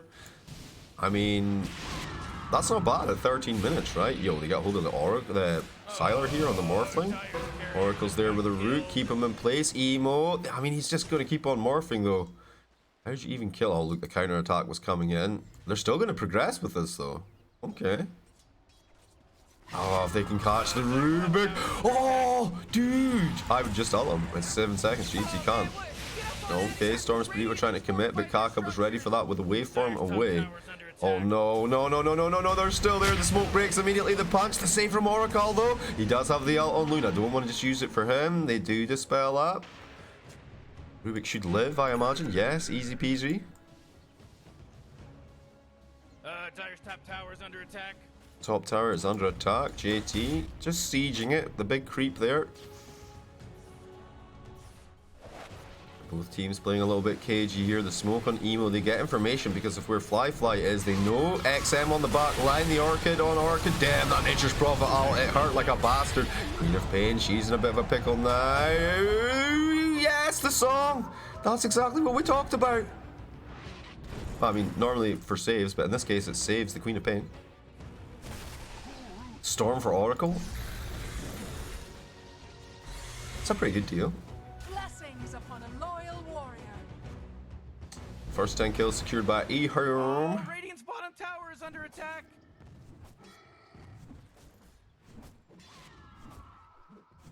My heart is broken when I see they don't use the trusty shovel on Lunar. Look, it's okay. He's used it. 36 seconds cooldown, my friend.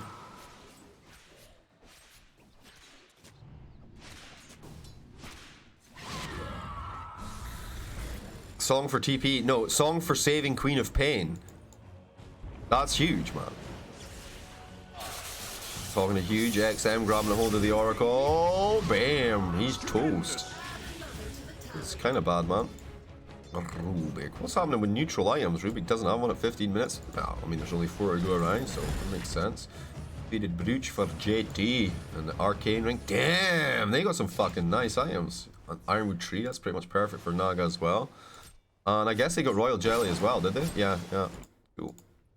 On the other side, Knight for Natures, Arcane Ring for Storm's Burrito, nothing for Tusk, Possessed Mask for Morphling, that's tasty. And then we saw the shovel, right? So are they still waiting on an item, or is there one in the fountain?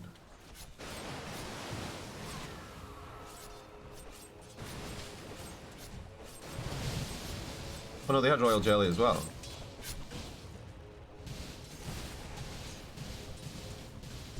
Radiant's courier got killed. You know how much stuff he was carrying?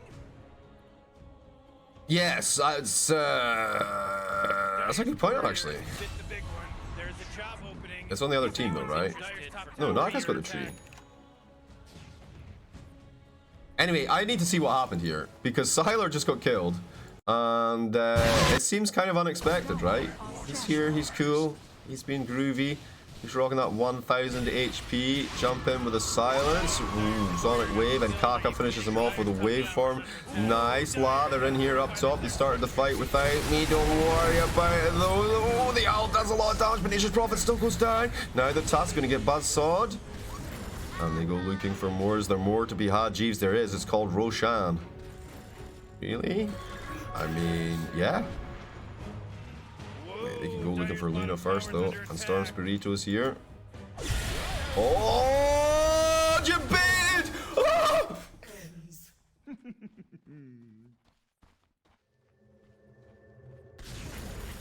Oh, yes. Oh, yes. Yes, yes. I love it. I love it. I love it. I fucking love it. Double TP out.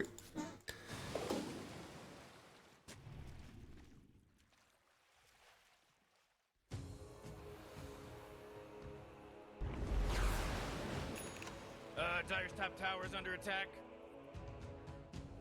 They heavily nerfed Tree for Timber. Did they? Is it to do with cast range or something? Hang on, guys.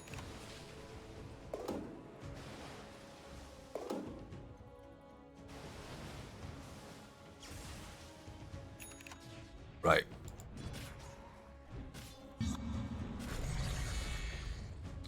Like, he does the pure damage now whenever. Whenever he does Whirling Death, it's pure damage now. So I don't feel like the tree's as good as it used to be anyway. Dire's top tower is under attack. Because, like, not only could you use it for plays. Please unban. Spoilers, brah. Spoilers. Yes, I will cast IG versus PSG. Look at the schedule, man. Where's the schedule? So I'll go through gamers. Or Hawk bets, I guess. Oh, Radiant's bottom tower is under attack. Okay, trading tier 2 for tier 2. Seems like a pretty good deal to me for E-Home. Man, you might as well save that energy because Radiant's Alright, they will succeed though. You know the rules for spoiling, brah. Radiant's bottom tower. They go for the Roshan here. Trading tier 2 for Roshan. We got some pings coming in though. Oracle making his way towards the pit. Nature's Prophet just TP'd there, so they won't be getting a surprise visit from him. Oh lord, thank you for the follow. Speak friend and enter. Keep it clean, keep it positive. No live odds, no spoilerinos.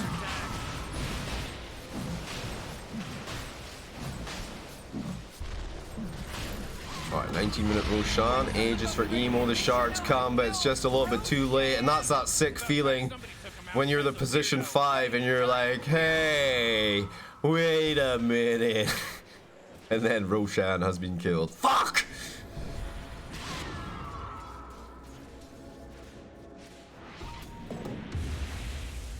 You didn't spoil? You literally called Naga Siren before they even banned the hero that they would have picked if not for Naga Siren.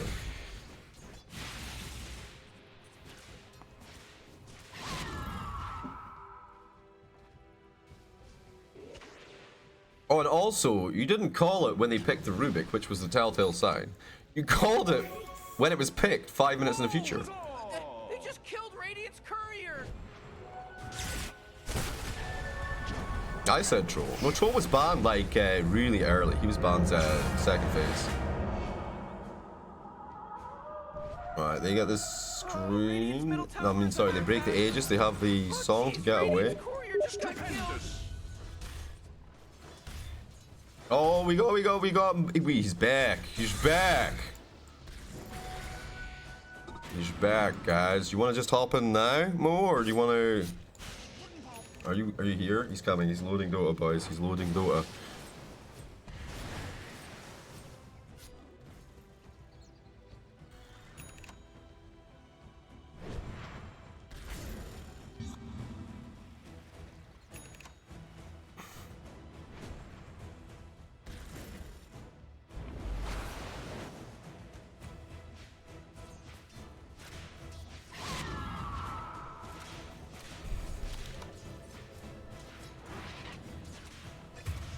Link me your Dota buff, brah.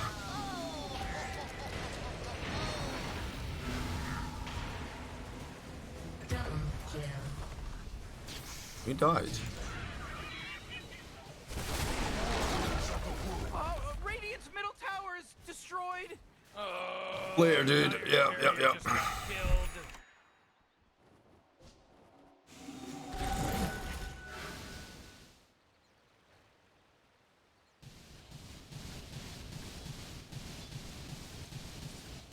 Alright, Sylar almost has the Skadi completed here. XM, he's got himself the Orchid Malevolence, building himself the Bloodstone.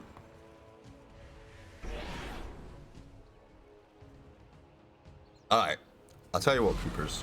I will unban you if E-Home win this game.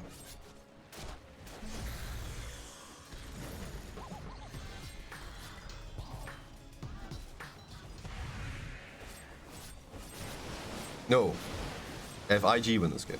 Yeah.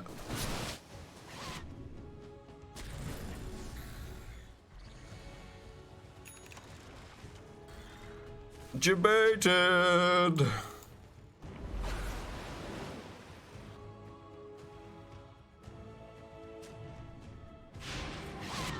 I mean, it's a dictatorship, man. I don't care what you think.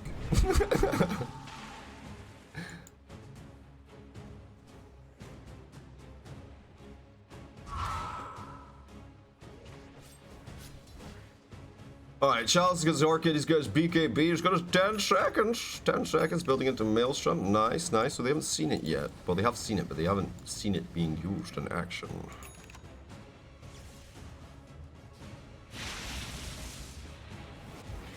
Well, he says he didn't spoil. He says he has 400 games on Naga. He says it was a perfect Naga game. And I say, you said Naga when they picked Naga. 5 minutes in the future. Whoa, XM pulling in on top of the Rubik. The right clicks are coming through. Goodbye, Rubik. Okay, down goes JT as well. And Evo coming in here.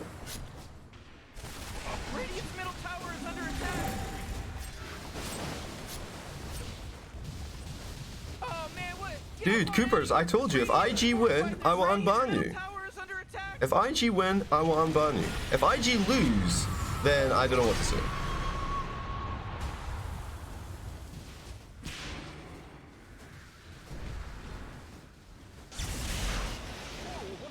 Tyler, not a bad morph. Yeah, he just got unlucky with the Timbersaw kill right at the start. Like, he got debated.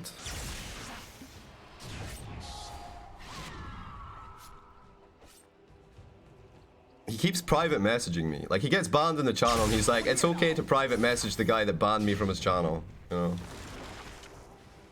know?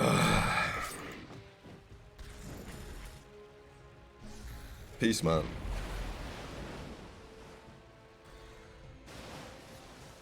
Why being so harsh, bro? What do you mean? We got the Aether Lens, we got ourselves Observers. Orchid, what's the situation with Roshan? 2 minutes 30 seconds. Fly, he's got his Falcon Blade, he's got Diffusal, he's got Manta Style, he's looking for Hearts, looking alright, but they still have burst potential on him.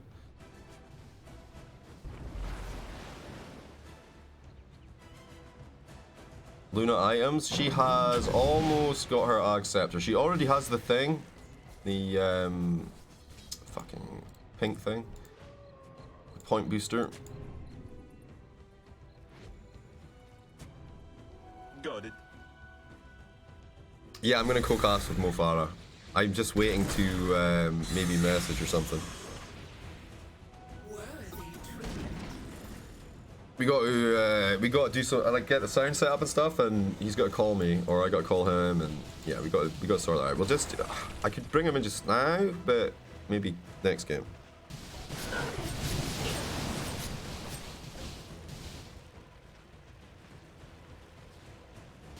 Hey Mo Farah, dude, what do you want to do? Do you want to come in now?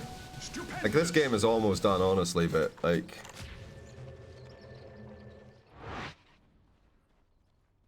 I don't mind when, he says. He doesn't mind when, guys. Alright, the Morphling with the Eye of Skadi, the Mentor Style, the Power Treads. This would be good if it goes to a game 3 then, honestly, because then we get the maximum Mo Farah that we can. Radiant's bottom tower is under attack. Am I not a Naga believer? I'm a Naga believer. I believe in the Naga. I want Naga to win here. But, having said that, it's 6k down, Naga Siren, she's building into Heart, it's there, it's completed now. This is make or break right here, right? Alright, we got the Sylar Naga versus the Fly Naga, illusion on illusion action. Hold him on the back line there, the Sonic Wave coming through the Obliteration Station, then goes Storm Spree, oh goodbye Luna, good white task! Radiant's courier.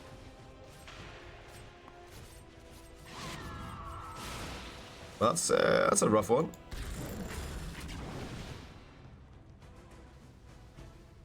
Alright, let's apply the pressure. Dire's middle tower's under attack. Morphling still farming, looking for a Butterfly next. Makes sense, I guess. Nagsign not really want to build an MKB. Don't really need it anyway. Backdoor protection though. I mean, well, she doesn't quite have the damage yet on the Naga. That's that's what we can say about this one. Oh, Radiant's bottom tower is under attack. Oh jeez, Morty, they're going after Dire's bottom tower. Alright, Chalice did send some pressure in down that bottom lane. And the tower is going to be just fine. I kind of feel like that was about 15 or 20 seconds of wasted farming potential for the Naga Siren there. Like, they literally just hit a tower that took no damage. Where's Ajit? Ajit not playing today, it's Sylar instead. Which is cool, because we get like, you know, different kind of options here. Man, break off. Acceptor's done for the Luna. We got the Blink Dagger up on Tusk. Downtown, we got Fly coming in. He's looking for Acceptor. That's the healing. No. And allows Ensnare to target spell. Oh, okay. Pretty bullshit. Pretty bullshit. Okay, blitz through the Tusk. They do have a buyback on him. Wait, if Morphling gets Ags, he also gets that Ensnare, right?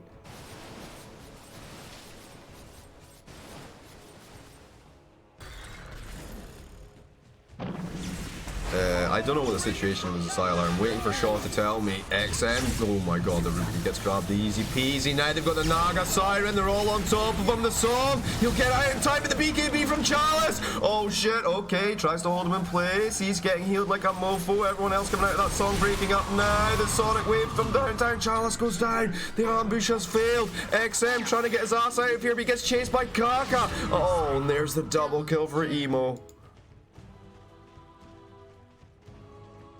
We need Spectre Arcana.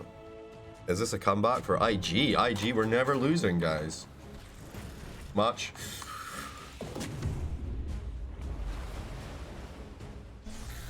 That was a bit of a Ricardo flick, right? That ambush, they set it up, but they just did. I mean, they just lacked just a little tiny bit. A little tiny bit of HP reduction there. If they had a Spirit Vessel or something. Guy's got a Gleipnir, makes sense. He's building into Bloodstone, a little bit delayed. No, we've got the Urn on Luna. Okay.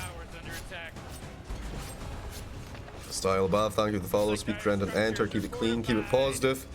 No live odds, no spoilerinos.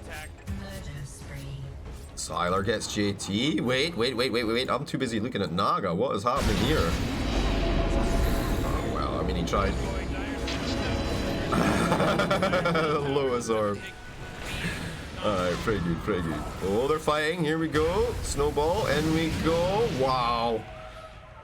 Alright, oh, okay. We got no Oracle. Fly will use the song defensively again. Gets his ass out of there. Roshan's situation is up. It's Aegis, it's Cheese. Radiant, no. Yeah, the buyback from Ollie. Because of this Roshan, they need to defend it. I don't think Dire are too concerned, though.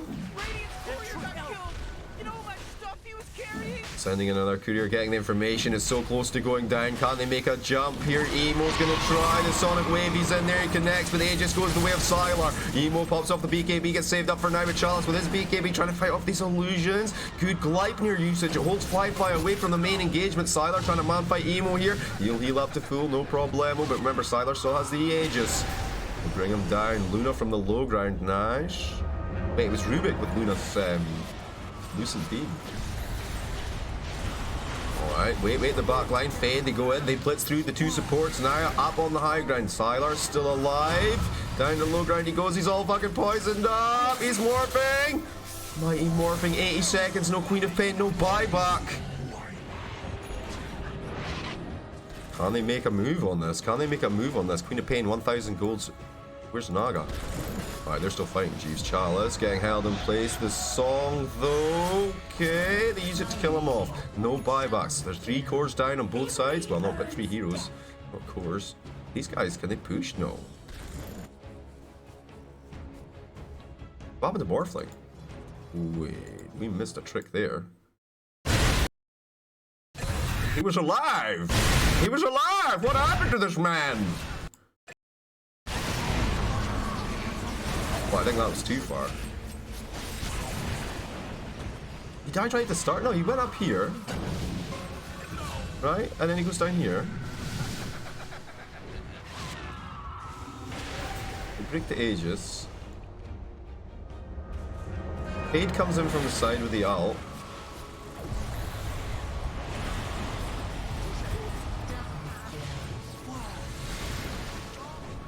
Oh.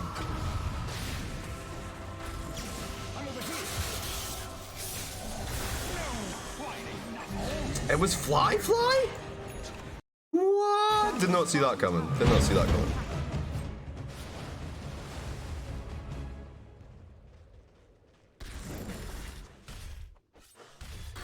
Mamba, you're permanently banned from the channel, bro. That's what you are. Time travelers are not allowed, sir. I mean, you can come here, but just keep your fucking mouth shut. You know, it's not hard. Here we go, Siler. He's trying to blast down here. The lowest Orpha saves from the Oracle. Weird camera movement from Jeeves. They're still fighting, though. The Storm's Burrito trying to blast in some more magic damage to the song, but Fly, will you even live? No! He's dead. 83 seconds on the sideline. 649 gold away from buyback. JT will be an easy cleanup kill for them here. We've got the Siler Timbersaw versus the JT Timbersaw. JT, run! Double kill for him.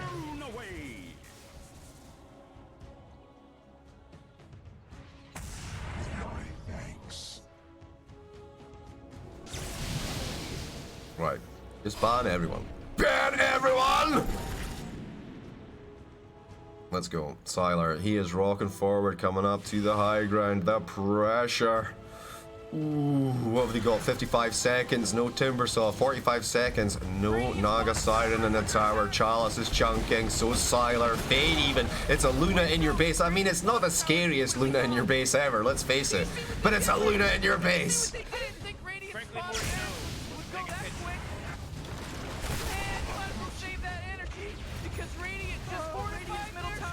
Alright, 30 seconds. Can they do the old Rochambeau? Take the tower, get themselves a melee rocks as well before the back. Let's see.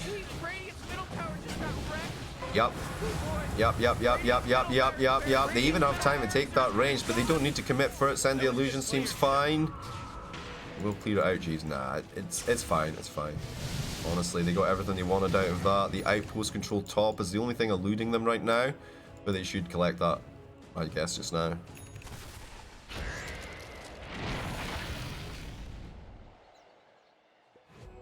Where are the IG believers? You want to see what Oracle is saying? Oh, yo.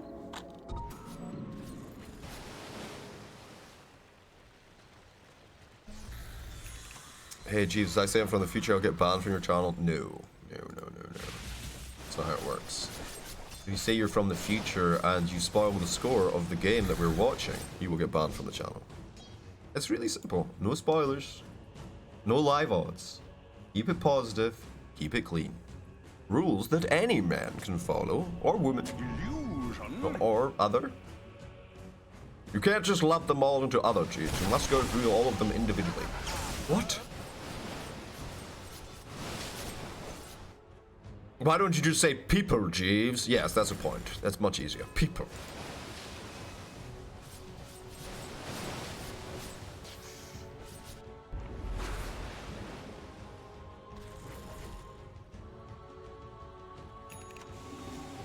How to be me?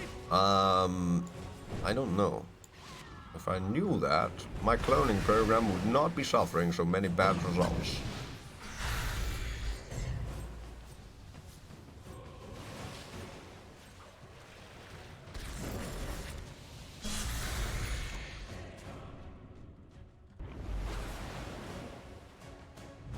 Alright, the smoke from IG. Let's see if they can gamble their way back into this game. Can they find a good catch? The problem is, these guys are all pretty clustered. They go for the task. Okay, snatching crab. 47 seconds on the sideline. His buyback's off cooldown now. Trying for the outpost, they've got the vision. Send in the illusion. Army. Illusion on illusion action, let's go. But through the back lines, JT, Chalice even with the TP. XM storming forward as well. BKB's ahoy, goodbye JT, double kill for Cylon. Now Fade is on a killing spree as well as he takes down Kaka. Oh no, Queen of Pain, you are kind of outgunned here. They go for the Song of the Siren, but the BKB, he says, fuck, I don't like your music, baby. And there's the GG, 24-31. We will go to game 3.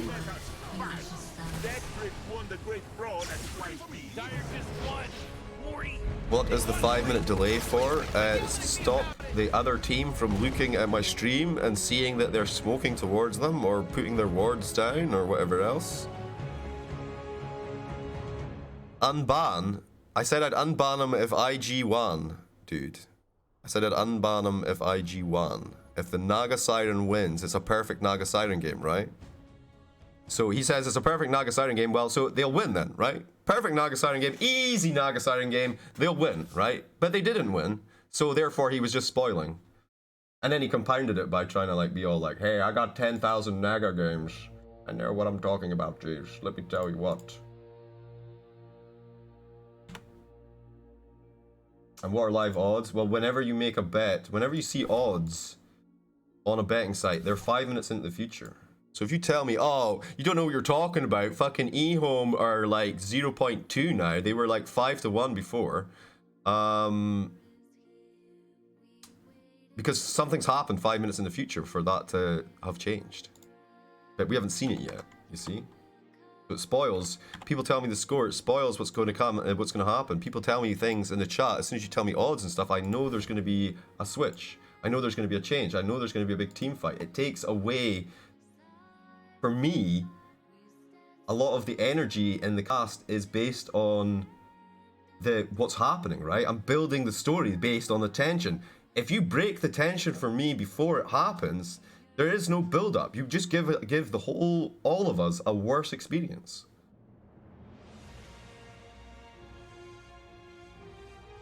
Is this live? Yeah, it's live.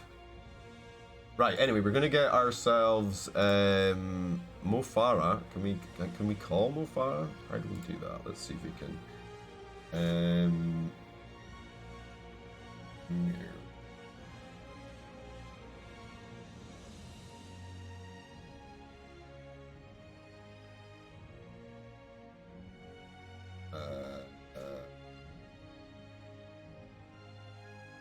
This one?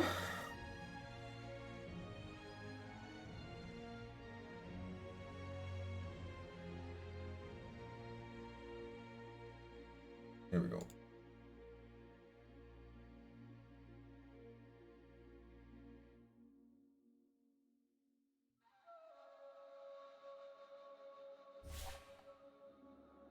We're phoning. We're calling him.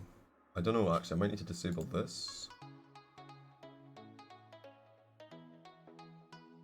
Hello, London. Hello, London. Are you there? No. 12. Game is loading. I need to pay the bets as well.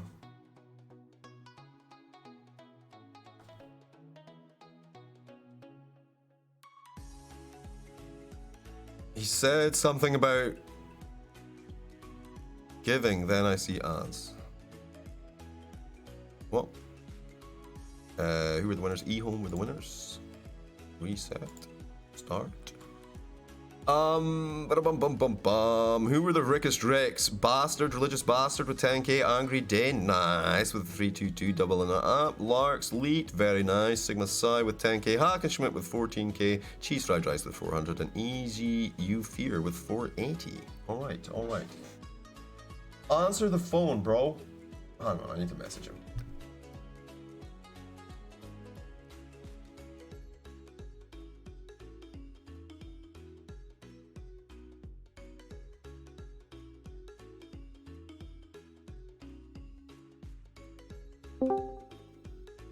Hello.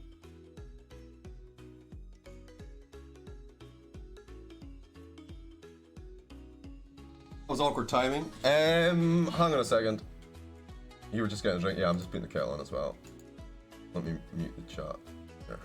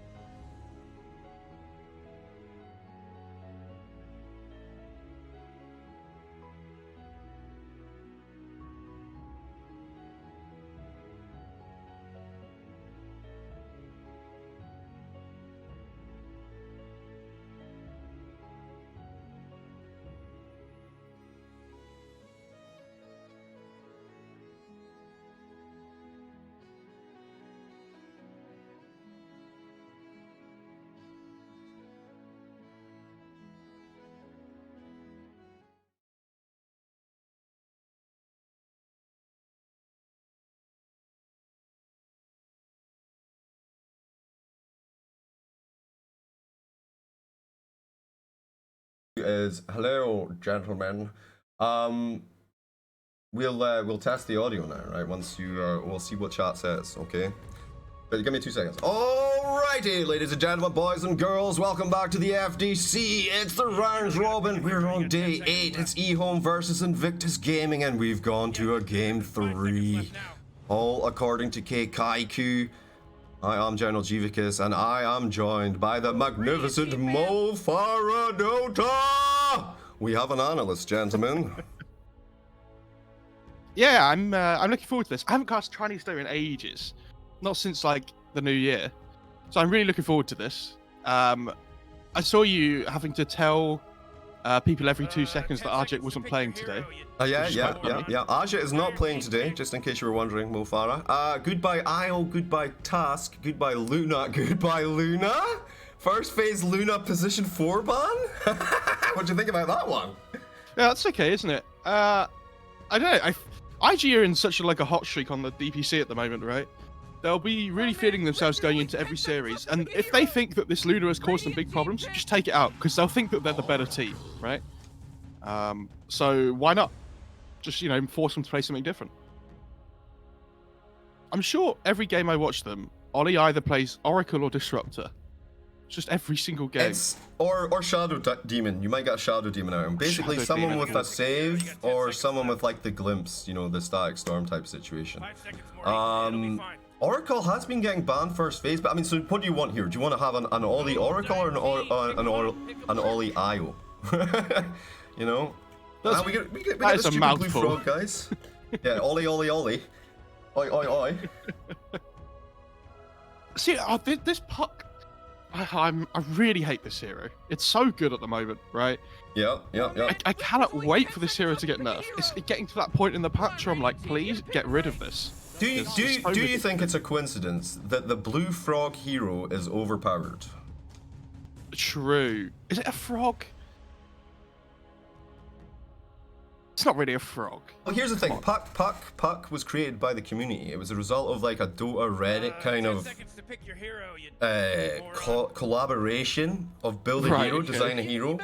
So they ended up with this sort of frog-like hero with wings, who's mysterious, and nobody could have seen that coming. Shadow Shaman. Now this is a really strong hero right now. I'd say this is S tier. S tier support right now. The way that the lanes are working at the moment, Shadow Shaman, he hits like a truck, he's got the range as well, and he's got like a whole kit of helpful, Shackle, Hex, frickin' Ether Shock, so he gets a bit of D-push, and he's got this next for team fighting tower. Oh, but the Lycan. Yeah, so, I mean, Shaman's so good at all the against like nearly all the heroes in Dota at the moment, it feels like they're popular. So things like Puck, like the instant cast Hex is really good. But this Lycan pick's fantastic. This is something that teams have started to recognize again. There was someone that picked this in the DPC. Was it yesterday or the day before? I think it was the day before. When you have these like 2 support openings like this, and you have the pick at the end of the first phase, you can abuse it really hard. I thought they might consider picking something like Storm as well. But any hero that makes these supports' lives like really difficult is a great pick. It should be interesting as well. I agree. It should be interesting to see where the Lycan actually ends up, because we have literally in this tournament seen Lycan in every single lane. Because he's got that versatility. If they end up trying to switch back for like the Morphling on Invictus Gaming or something, then I imagine Lycan might go mid in that situation. To face off versus the Morphling there. But Sylar, Emo does play the Morphling, right? Yeah. Get rid of the Timber Saw and the Rubik. I think the Timber ban's good. I don't know what I didn't see the start of last game. I didn't see the draft or anything, but I was surprised that Timber didn't have a better game than he did. I think the problem was the Luna. 10 seconds to pick your hero. Right. Because so basically Luna just holds her ult, once she supports, so she gets it a little bit later, right? Maybe around about 11, 12 minutes or something. But she actually had a great game, so she ended up getting it like 9 minutes or before that. So Timber's not really even online. He doesn't have his hood. Well, he did get it eventually, but he didn't have his hood at that point, and she can hit him at level 7, with a crazy ult. Because remember, it's support, so all he's doing is putting points in Lucent Beam and the ult, That's true. And then he goes into Ag's Scepter. Like, basically, he's just holding it every time, because that's your big problem, right? With Timber, you can't physically DPS him down. But hell, you can unleash the eclipse on him. Entire team I'm band. trying. Yeah, I'm trying to think about other heroes they want to ban out, because if Cyanar's their carry player, then he's most likely playing the Lycan. I mean, he's such a good Lycan player, right? So this is why you see these offlaners. Oh starting to no, get I think this is Chalice Lycan. That's my first thought is going to be Chalice Lycan. It could be, yeah, for sure. But you know, but maybe Sylar really good with Lycan. Maybe the strength of his skill is going to outweigh the positioning, right? But it also depends on how Invictus Gaming pick their heroes, right? Because Lycan may not necessarily have a good matchup for like the time he wants the strength, so he might just drop back to this offlaner who builds Axe, you know. They get rid of the Tide Hunter. The Monkey King's gone. I can see like a Mars ban or something here potentially. I think. Well, I think Invictus Gaming are looking for Mars, right? If they ban Monk, there's something else though. There's some hero. It's not just Tide Hunter. There's some hero that's really dicked by Monkey King right now. Yeah, 5 seconds left now. It was like Underlord, I guess. Is No. It might be a mid lane hero. Void Spirit, Radiant Ember. team pick. Oh, they go Troll. Okay, Troll's probably one of the better cores against Lycan. Get the mischance against all the summons. Yeah, Pretty Whirling Axis gets the job done. And you know, you could actually throw the Axis forward into them as well if they're pushing under your tower or whatever. What was his previous team? Sylar's standing in for Aj. Yeah, I think he was. I don't think he was coach for eHome, but he's definitely attached to eHome, right? Not necessarily. He was. Yeah, he played for eHome before. Yeah. Before Ajit was even in, right? And it was before SCCC as well, I think. Yeah, no, that definitely was before SCCC. No, SCCC was mid, I think, for a while, and Sylar was safe lane, maybe for like a season or something. Maybe. God, I can't remember.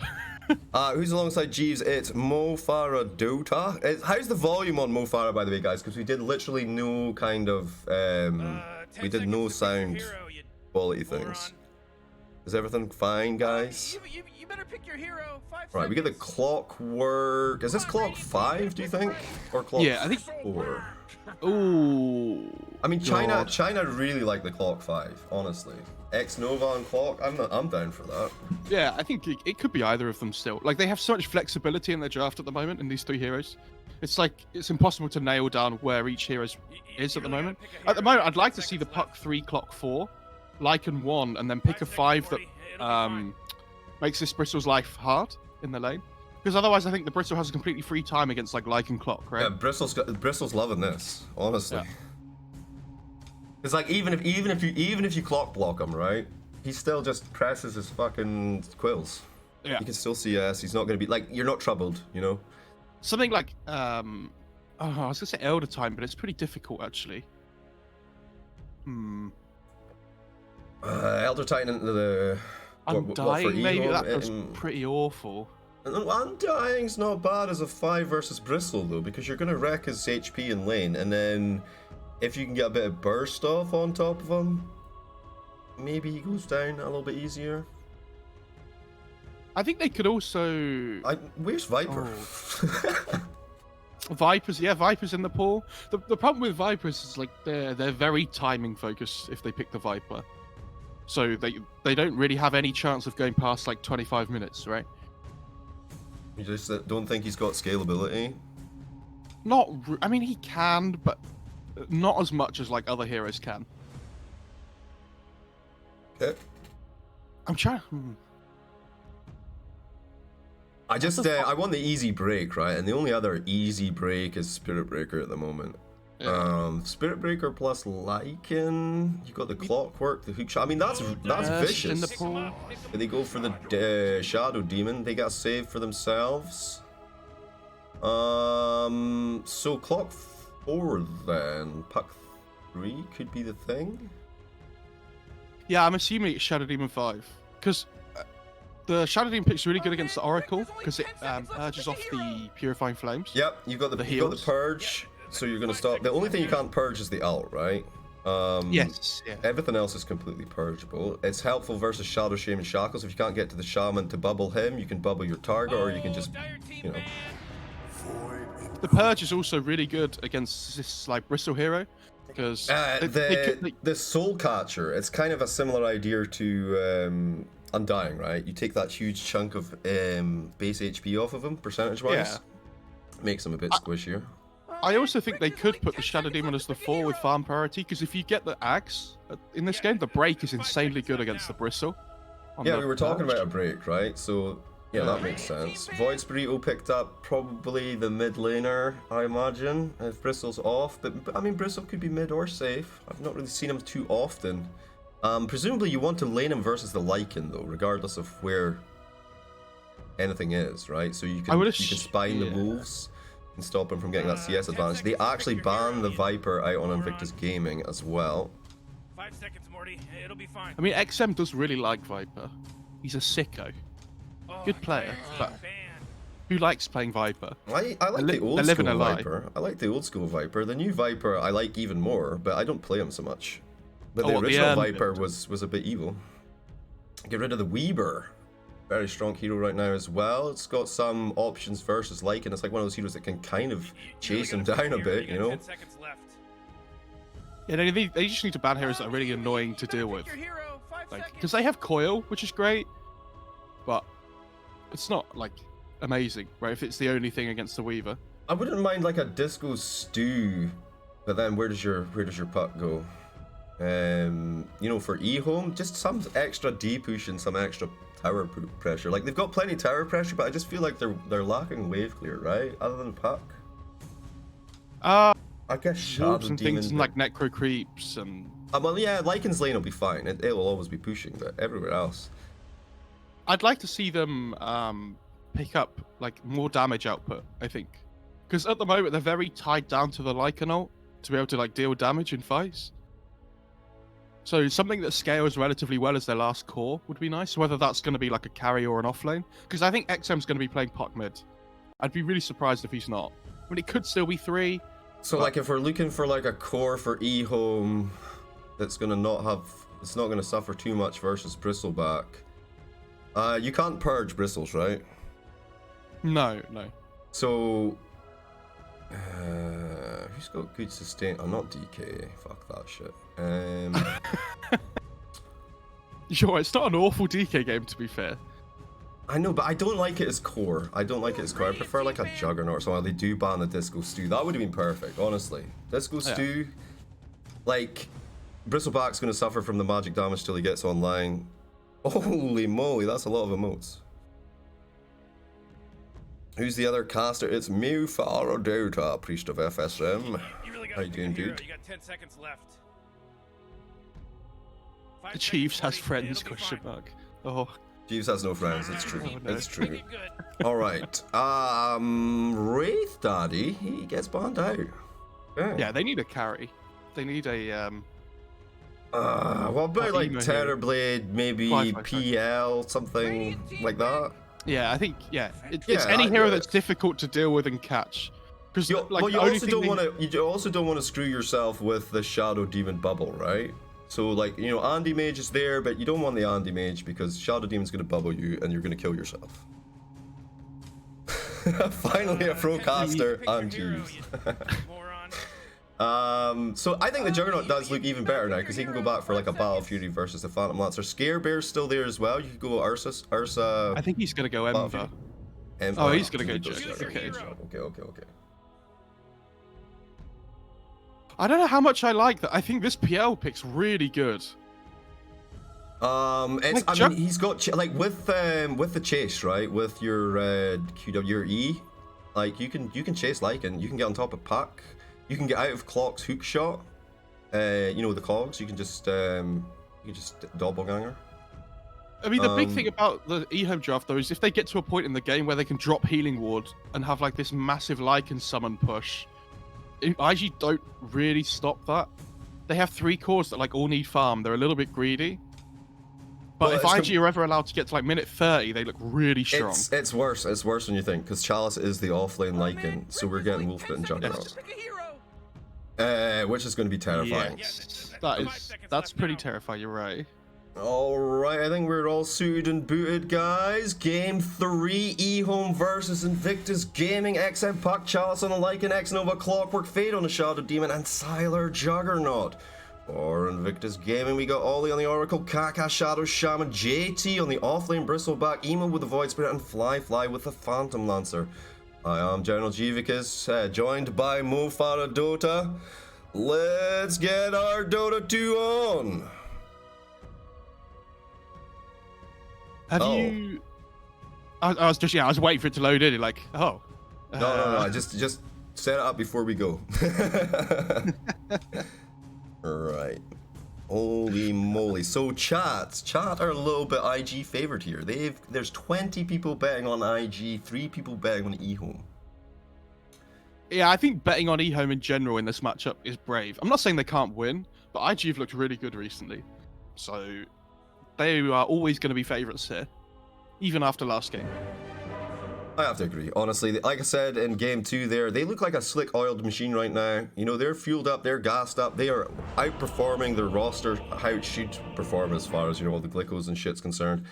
They have just been on fire. eHome, they are, you know, they're misfiring. They are firing on all cylinders like they were last game, but they are misfiring left, right, and center. They've got this guy Siler in for Ajit. I actually really think it's working a bit better for them.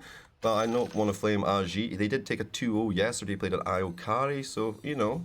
20-point draft advantage to eHome, according to Orikyle. Do you think do you think they're really that strong in the early game? Generally, Orikyle is all about early game when it comes to win percentages. Yeah, I think they are strong because they have a good team fight with the coil. They've got a good damage output with the spin and the Omni Slash and like the Lycan ult and stuff. But as the game goes on, it's going to get really difficult. Yeah. And I think if PL's able to build like towards this SMY for the status resist on like the coil and everything like that, I don't think they're going to kill him like past 30 minutes unless they're like massively far ahead.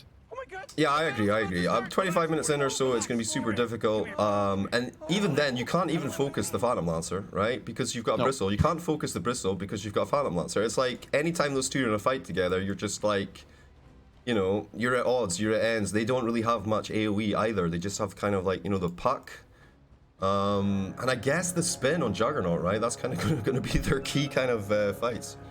But the Wolfbane Juggernaut, yeah, if they get it online, it will be scary. I think they're aggro tri-laning, right? No, I think they're trying to get the best matchup. Bristle wants to go against the Lycan. Yeah, so he wants this 1v1. He's gone top here. He's gone top to the safe lane. Phantom Lancer are going to come in through... And I think that's fine, right? Laning Phantom Lancer versus the PL should be okay to start off with, but I imagine they rotate around about 7 or 8 minutes. Like, I think Bristle comes down here and they clear it out. This laning setup looks really good, though, for IG. Because the Oracle and the PL should never die to the spin, right? Whereas the Bristle had potential to. And now Bristle gets this really good matchup for himself against the Lycan. Yeah, he's going to get some free CS in that lane as well. Like, I imagine we see JT going pretty far ahead in the lane, like, just for CS, not necessarily net worth, though. Kaka had 4 stacks of poison on him, and just dodged the 5th. Nightmare.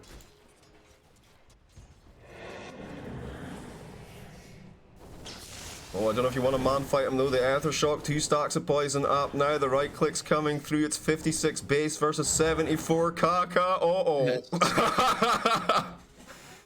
He has to be really careful of the poison. I'm so shocked that Kaka has decided to start boots in this lane if he knew he was going to be against the Shadow Demon. I don't think he knew which lane he was going to be in. Can you really not afford to go stick? But you have to, well... He's got stick queued up, but I agree with you. Like, it's like absolutely why no stick? Why no stick? I guess because he had to buy like 6 tangos, right? No, he only bought 3 tangos in a salve. Yeah. He only had tango boots at the start, and then he bought out a salve on his courier straight away. I think if that's a stick, like his lane feels really good instead of the salve. Yeah, no, absolutely. Like it's important. Like even when he does get the stick, even if he gets the stick late though, he's gonna recover there. I don't think he dies here. No, he won't die, but it's close. It's 160 HP, minus 25. He dodges the 5th stack. He's fine. He had to pop his salve, though. Yeah, well, he didn't have to, but he did it for safety. Like, because now you can just get, you can just heal up and come straight back in. It's fine. The mid lane is 6-2 versus 5-1. XM emo. Not much to be said in this lane. No real advantage just yet to what, level 4? Emo Yeah. with the Resonant Pulse, though, the shield absorbing physical damage, right? Yeah, this resonant pulse needs nerfing still. It's still too good. Like it's such a good laning ability. Not only does it deal damage, it stops you taking damage as well. Like Yeah, yes, I mean, I think it's pretty good against a lot of, you know, more physical based. Right, it's kind of like he's kind of like the diametric opposite to Ember, right? Where Ember would be the same, but with the magic resistance, you know? Yeah. I've never even thought about it like that before, but that makes sense. Okay, Ollie, he's trapped in the pain ring here. X-Nova's got the barrier assault running. Sylar going for the spin for the win. Ollie. Yikes, he's still alive. He's dead, though. Yeah. X-Nova takes it. He could have left it for his carry, but I think it was going to be out of his range. Like, normally he would have done that, but I think basically Sylar wasn't going to get it. Good use of the totem as well. Fly not really going to be able to contest that because it's in under the tower. That kill was really bad though for IG because now It's they're actually, gonna get that. they immediately use it to their advantage though. Ollie TP's mid and hooks Emo up, either refilling his bottle or just handing his bottle to him. He refilled. Was it a refill? Yeah. So basically, I wasn't sure if he actually already had the ball and he had just picked up in that fountain farm. But yeah, so even it's just a point of high skill Dota, right? Even where there's a mistake that's been made, that's been a forced error, they immediately turn it into something advantageous for them. XM popped his salve mid and then Wading rifted in towards the Void Spirit and got it cancelled straight away. Feels bad, man. What? Maybe he just wanted like 50 HP, you know? Yeah. The gaze though, oh no, he's getting punished hard for this. Emo knows, but he's not going to make the same mistake. Good little jaunt over there. Are they fighting bottom again? They're getting a little bit close. We've got the rotation for the 4-minute bounties coming through. Clockwork making long, slow rotations. He's got no boots, Lieutenant Dan. He's got to hoof it in slow-mo. Oh no, Kaka going down there. Now here we go, the 4-minute runes spawning. Who wins the lottery? Top. It will be XM with a double damage. I think if XM didn't get that rune, he would have been in tears. Because this lane is not fun. I mean, X-Nova probably wouldn't have been too happy either, you know? He makes this rotation all the way over there and Puck's already there. It's like, oh, right, cool. Charles trying for a TP out though. A couple of poison stacks up. JT. Wait, what did he have? Will stacks. No, Goo. Has he got Goo? Yes. Yeah, he's got the Viscous Nail. The Goo's really good against Lycan because he has no armor to work with. Correct. Wolves need no armor. Wolves need armor against Goo. There should be like an extra statement written in afterwards. Yeah. Wolves Every time you get Gooed, Lycan's unless... got a voice line that says, Wolves could use some armor. But it's like, Wolves need no armor unless you're playing against Lycan, in which you should probably build armor to protect yourself. Oh, it's like a disclaimer. You know, it's got a little star after it. Yeah, I get you. Right, they're setting up now for the 5-minute bounties. Yep, going to fight top and bottom. JT Kaka setting up versus Fade. He's got the bubble trouble. The Wolf's going to come over and nip some heals on Kaka, but he should be fine downstairs. Things go Ollie's way as he scoops the bounty rune. So what's that like? We're still one to be picked up, is there? I think did he deny one with a wolf or something? I didn't see. He might have denied one on Oracle instead of the clock being able to pick it up or something. Well, Oracle got one as well, so maybe he denied the mid and then went back for the other one. Yeah, that makes sense. So eHome with the early kill advantage. Not as many kills as we'd have liked, though, I think. At 5.5 minutes, maybe things start to kick off now. Kaka's still level 2, Shadow Demon's level 3, so... Suffering in the lanes, they're chasing in though. They're looking for XM under his own tower. Emo will slay him. X-Nova trying for the cleanup kill though. We got anything to get him out of here. He is level 6. He's got 7 stick charges. The battery assault, bit painful. The gaze keeps him alive for now. But X-Nova, he's got them brown booties and he's running forward. 355 movement speed. Fade with the rotation in. Ollie's here to try and save the day. Is it working? I don't know. Emo's getting poisoned up. He only has 1 stack though. Don't worry about it. He got the Invis room. Yo, X-Nova. Oh my god, the Ethershock and still goes down. You got the bubble trouble holding all. Oracle just gets blasted apart. What? What's happening with Juggernaut? A Fly just died as well. Yeah, Juggernaut versus Fly fighting bomb. We'll see that in instant replay though. Let's have a look. Oh, you won't, I will.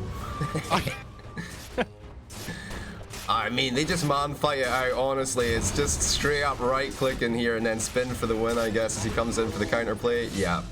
Debated him in. Literally both of them are on 10% HP or less. Foil in the mid lane. Ooh, the rooting. Nice hexation. Good. Trying to get in under the tower. Wait, Fade is here with the bubble trouble to save his bro. Nice turnaround, Fade. Good play. I think he bottled himself there before he got disrupted as well. Yep, he definitely came out. Well, Oracle had cast the magic on him but didn't purge it, so he was healing from that as well. Right place at the right time for Fade. I do like that they're playing perfect. this Shadow Demon as the 4 though, because like we said, I think if you can get to the point where you get an axe, the bristle's going to be so sad. I mean, an X Nova's way more comfortable on Clockwork anyway, right? So yeah. Pretty standard stuff. But yeah, I like the fact he's going to have this purge. He's going to have some investment in his Aether lens and stuff. So he's going to be able to, you know what I mean? He's going to be in a better position to be early to mid-game fighting. I'm interested to see what Chalice does with his first ult on the Lycan as well. Whether they try to like make a rotation mid and like try to look to take the mid tier 1 potentially. But if they kill him here, this is huge. Because he's just about to hit 6. He's got it. He won't have time to pull off the ult though, and yeah, perfect kill actually. Like that puts us aside. I mean, it's only 20 seconds inside line, but he's still got to go to a lane and then ult and stuff, so yeah, I mean, basically steal like a minute of time from him there. A minute of pressure alleviated by a simple rotation from Emo. Aka sitting mid, level 4 versus Nova 4 as well. They're both just trying to get that level 6, you know, get the XP. As the mids start to rotate, XM's messing with an illusion bottom. He doesn't know. He doesn't know it's not the real one. It was the tough illusion, you know? When I cut trees down and things with Quelling Blade, right, I always shift key my movement afterwards to like get through quicker. Does that make sense? Yeah, okay. And whenever I watch people in games, they never do that. Maybe they don't want to commit to the movement. The shackles under the tower for X Nova. He drops the cogs though. The rotation in from XN. Can they turn it around? That silence seems to last forever. Simulate away. He goes back through the trees. He has managed to juke with the Astral Set. He gets the X Nova kill as well. And he's still alive, running away here. Good times. In for the TP. That's massive. The fact he can like force so many rotations towards mid. He forces all the rotations. They get the X Nova kill +1, right? Yeah. And then but this is the rotation we were talking about with the Lycan though. Yeah. They just forced the mid tier 1 down with the Necrobook. It's Necro 1 still, yeah. He's not going to use the ult, he's going to wait for a better time, I think. Kaka, 3 points and stacks 4, he's exploded, fading and like that one. Now Emo with the counter play in with the Astral Step though, XM's low. Again though, the heal from Oracle, the coil, the turnaround, the spin for the win. Siler's on top of both of them, melting down the Oracle wall. Anything left, Mr. Emo? Yes, he's got to dissimulate back into the middle of them though. Murders down the Juggernaut, easy peasy. There's 4 heroes, 5 heroes there, and he kills the Juggernaut. This man, and there he's got some clangers, I'll tell you what, big brass ones. I like to think he should have been given like 800 gold for that, just because it was a 1 versus 5. Exactly, that's a good point. They should be style gold. Like, no. I mean, it's mostly an escape tactic. He wanted the bounties. Oh boy, Dyer's middle tower. I mean, it's really good for Ehim though that they get the mid tier 1. That's massive. But like all the 3 cores on the Dire side are having a really good time, which is what we were saying about like they're greedy. But if they're allowed to have a good time like this, they will just take over the game. Yeah, I mean, there's definitely a timing window, but Fly, I mean, he's 0, 1, and 0, but he's just concentrating on farming, making this rotation now to the bottom tower. He's going to push it in. Pretty standard stuff. It's a little bit late, actually, I have to say. The previous meta, you know, before the big patch, we were seeing rotations as early as 7 minutes or so, right? Mm-hmm. But it feels like because of the change to the meta, it's just kind of slowed it down by like sort of on average 2, maybe 3 minutes. I'm not sure whether it's not because everyone hasn't quite, you know, distilled as much craziness as they can, you know, out of the current rosters. You know, the current heroes or whatever, or you know, because everyone was super well practiced by the end of the last meta, right? Because we had it for so long. I mean, this game's kind of different because a lot of the time, like you say, you go to the off lane, you take the tier 1 really quickly, and you like trade 1-for-1 with the opposition in that, right? But this game, both the heroes you want to play around were mid in the Void Spirit and the Puck, so we've seen everybody else come to the mid lane instead. Yeah, there's definitely good concentration there. And with the tower going down there, this is actually going to be advantageous to Radiant, yeah, down bottom. The snakes are going in as well. The tier 2 getting pressured. You will have to do something about that, right? You can't just let that fall at 12 minutes. Yeah, who TPs? Well, I mean, Lycan's running. He has no ult for 25 seconds. The tower's taking a decent amount of damage. The illusions from Phantom Lance are tanking it up. The wolves are here now, though. That should bring the wards down pretty quickly. And so 50% HP damage done. I mean, not bad at the 12-minute mark, if I'm honest. Yeah, I think IG should be really happy with that. Sylar trying to create some pressure up top, but it's just nowhere near the same as having the snacks, you know. They need the Necro 3 up on the Lycan before they make another play, I think. It's such a big difference for like being able to purge and things with the Necro creep. What do we think about the Juggernaut? He's going Battle Fury. Do we want Maelstrom instead here? Yeah, I've seen people do both before.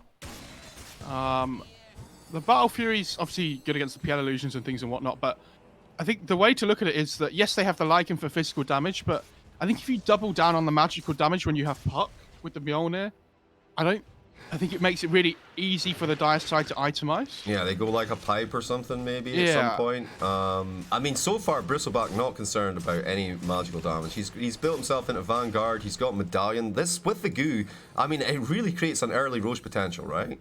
Because you have the minus armor from the Medallion, then the goo stacks as well, and you've got Bristle to tank for you, so they certainly can do an earlier Roshan there. But I imagine with the Lycan having Book 2 up now and the Wolf Pack, you can probably, dig it in from that side as well. Who's the easiest to defend the pit though? Like what are you scared on these teams about going to the pit? I guess the Puck Coil, right? That's pretty scary. I think Lycan's pretty scary around the pit still, but Bristle is probably the king. Yeah, If you're fighting in this enclosed area over a long period of time, mid.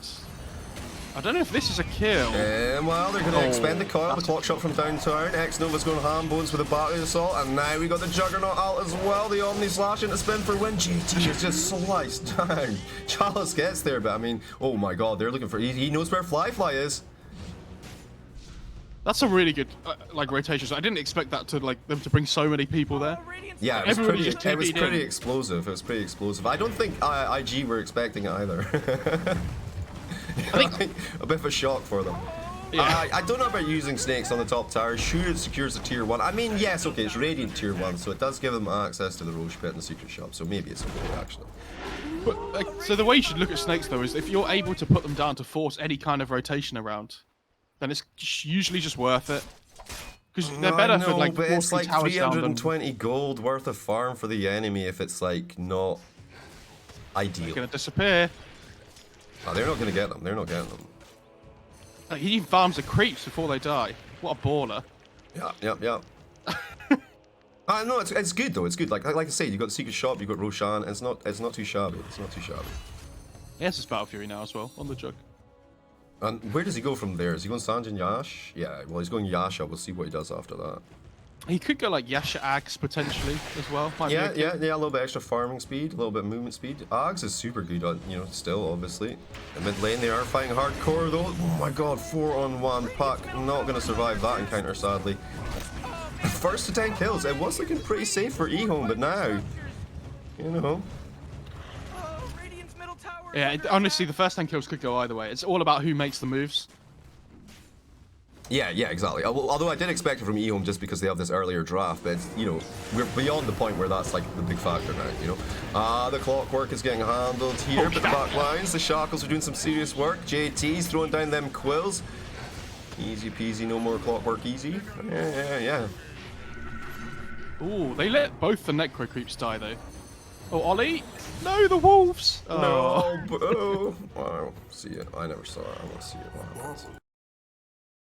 Yeah, I think letting both the Necro creeps die is a bit. Oh no, it literally just was the wolves. He thought he was going to get away, but they're invis and they eat him. Nice. Poor guy. The support things. But you talked about that in the draft. You talked about how Lycan was going to give them such a hard time. Talking about hard time. Chalice is in there. JT's back, ready to get posted again. They've got the Soul Catcher. They've got all the poisons. 4 stacks now. XM trying to throw some right clicks. He's a tanky boy though. He will explode though. It is the poison that brings him down. And do you think he regrets? Wait, they changed it to pure, did they? No. Still magical. So do you think he regrets not going for like an early cloak item? Really, I think that, like some people go like Hood Vanguard, which is fine. Yeah. I'm But down for that.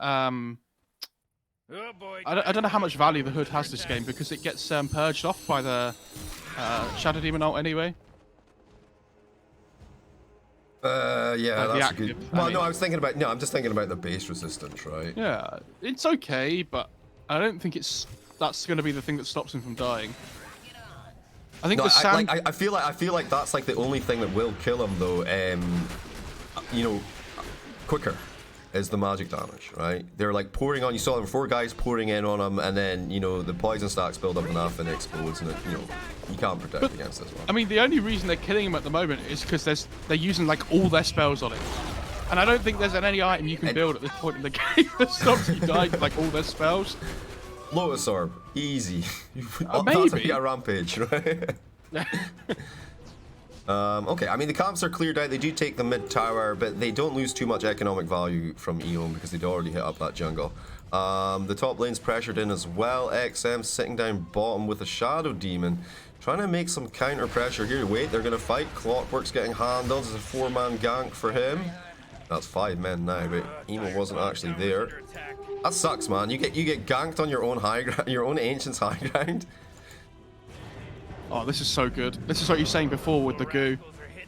Oh, they're going for the Roshan. Yeah. They dropped the snakes for it as well. I mean, it's certainly going to make it way more manageable. Oh, they're gonna smoke, but they're just too late. 18 minutes. Yep. They know. It's too late. You're right. Oh, maybe. It's gonna be close, Creeps are getting in. Maybe you can deny the Aegis. Fly is ready. They're coming in. Aegis is up on. Nice coil on. What's that? 3 of them. Very nice. Probably Where's the regretting damage? his next in the pit now. Back line. Goodbye. Ollie. Kaka getting handled now as well. Getting munched up by the wolf man. He's gonna eat him down. Tries to pull him in under the snacks. He will. Oh, they ran out. Okay, they popped the Aegis. Voice Burrito down. Chalice. He's all out of his alt form though. They will have to back it off. And a clean disengage from both teams. What actually happened there? We lost the Voice Burrito Aegis, we lost Ollie, and we lost the Shadow Shaman. Fly managed to TP out on the PL, so he was fine. Yeah, but the Lycan so- just pops out and kills the support straight away. Yeah, I mean, which is the expected outcome. So, like, they're going in there knowing that. So, do we take that as a win for IG then? They got the Aegis. But then they immediately lose Aegis. Nah, we have to give it, I think, over E-Home. First to 10 kills was secured by them as well. Siler is building into Manta style. He wants to be the illusion guy. Like we said, he's going to be really tricky to kill. If he can get to the point where he gets like Manta Diffusal Heart, or sorry, like oh, I thought he was going to go SMY. That's interesting. Who's But got Manta maybe- instead? Maybe, is it worth going back for like a halberd later? Probably Versus not. I think he just needs to get Juggernaut? to the heart. I don't know. After No, the I mean, diffusion. yeah. He's not gonna have any slots though, because he wants a Skadi as well, I guess. I think Abyssal's probably better than Skadi this game because it's really Like, good they against got no the healing heroes. Like, it's not. He doesn't need Skadi. Like, but I just like it for the HP and the slow, honestly. But yeah, Basher and Abyssal's pretty good as well. Versus Lycan, super good with a Vanguard. it's You know, Puck as Essence well. competent. Yeah. The bounty runes here. E-Home gonna scoop 2 for IG. Yo, 20 minutes into the game and it's still pretty even as far as the map control is concerned. Radiant's bottom tower is under attack. That bottom tower, it never did go down though. You know, that would have been the time I think to pressure bottom. He's trying Just to go after for they it got the now. Aegis. Yeah, Shaman's. Yeah, but pre 19 minutes would be the ideal. You know, so you get that first or second XP pick. JT still working towards his Sanj, and Yash has Sanj online. And we've got a Witchblade over on the puck. I'm fine with this. I think it scales pretty well with him being an intelligence hero, so good times. No, it's just a good iron. Radiant's middle I mean, I feel like it's kind of awkward on like Monkey King and stuff, but I don't know. Maybe it fulfills some sort of mana regeneration or mana deficit. I mean, it's mainly on like this Invoker and like Puck, these tempo. Dyer's top No, I don't mind it I've on seen it. intelligence heroes pretty much at all. Like Silencer seems like a great hero to have it. Like I've seen it on things like DP and stuff before as well, which I think is really interesting. Okay, but it gives you the slow, so you're sucking. You're already high movement, I guess. And the poison. Because the thing is as well, right? You have to remember, like, it gives you so much in terms of it gives you attack speed. It gives you 6 armor, which is really value on like so many heroes, like these invokers and It's DP. pretty high value, and it does fit that sort of armor plus slot that you're missing on intelligence heroes. You know, like an item that has armor plus. Like before it was like Guardian Greaves, but then they nerfed the shit out of Guardian Greaves. Not necessarily for those cores, but you know, like in the mechanism stuff, like they kept nerfing the armor on that. So like if your team has that item, then you don't really need to build the more armor item. But without it, they start to suffer. So Witchblade fills a nice niche there, yeah. They're smoking though. eHome are trying to get some sort of handle here. Why are they smoking right now? I think they want to just try and find a pick-off with like Omni and the Purge or something. Oh no, they want the because it's such such a slow game. If they can find a pick off it puts them in a good position, but you know, it's just a difficult one to find. I think the only way you kill somebody is if you have the puck with you in the smoke. Because if you run into the PL or the Void Spirit and you don't have the coil, you're probably not going to kill them. True, true. Like both of them, ultra mobile, ultra evasive. We got the mana style online. He's going straight in heart. He's got himself an Aquila as well. Good times, man. Aquila on your core PL feels good. Yeah, it feels really good. Then he'll get Paladin Sword at the tier 3 and then Illusionist Cape at tier 4. No. Every game. No. Only when it's on the enemy team. Only when it's on the enemy team. Oh, right. That makes We're sense. smoked up. They're going for this actually. They want the fly kill. They're gonna try and ambush him between his tier 1 and tier 2. No. He knows. Alright, well, I mean, and they offer them Bristleback. They're like, how about a juicy Bristleback instead? Oh, Kaka, you They got are him in the back trouble, lines. sir. Yep, Kaka's toast. Right on top of him. Goodbye. Chalice munching down. Now they go for Ollie. The coil will connect. Boom. Fly's. Did he TP in or is he actually stuck? I think he's stuck. Did he murder down the Shadow Demon? Goes 5 times mega kill streak ended. That's actually massive. Fly's just fighting into this. They can't quite connect on the real one. Sylar trying to fight back now. He needs a good critting. Is it going to happen? Oh no. JT's in now on top with the poison. He's going to start throwing the goo back lines. Chalice getting chased by Illusions as he tries to chase Fly. They're in 2 places at once right now. Fly. He is getting low though. Chalice is giving up on it though. Sylar's TPing out. The Yules. No escape for Chalice. Fly probably wants to come back in here, but it's a bit risky in case he gets targeted. Oh, he gets him with a crap! I cannot believe Fly's decided to try and turn and stay there until he died on Chalice. I can't, it just, fuck me, man. That was the last right click from the ranged archer of the, because it died, right? But the thing was still flying towards him and just catches him. 735 gold. I thought Fade dying for 502 gold to GT was bad, but damn. I mean, JT's gonna have a hood item now, right? Nah, he's going Basher. So the big thing about that fight is you can see for eHome that they kill the supports really quickly, right? And it makes their lives a living hell. But if they use all their spells on the supports at the start, they really struggle to deal with the cores. Like this Bristle in the backline is just killing the Shadow Demon. I don't think that fight is that's gonna happen the same way again though, because the Shadow Demon's 250 gold away from Axe. Yep. And when he gets this, Bristle's life is really difficult. Big. He's going Blink Dagger afterwards as well. I thought he might go for like the Aether Lens early, but you know, for the extra range. But he's gonna go Blink Dagger instead, because I mean it gives you extra range per se, but also gives you like initiation and you know, escape. XM gonna get caught out though on the high ground. That ward paying off beautifully. They get themselves a Shadow Demon as well. Oh, Ollie again. Yep. That was yeah. They caught another one. Who did they get? They got a hold of the Clockwork. The Snake's doing some work there. No shard yet on Kaka. Wonder if he will pick that one up. He needs the Ghost Scepter. Oh yeah, I know it's not even... like, it's not like a priority. And honestly, the Ghost Scepter's not even that good because he's playing against Necro 3 and it just perks it off. He tried for the TP. He didn't know the Basher was up. He just dies under his own tower here. Drop back, apply the pressure immediately to the tower, and eHome.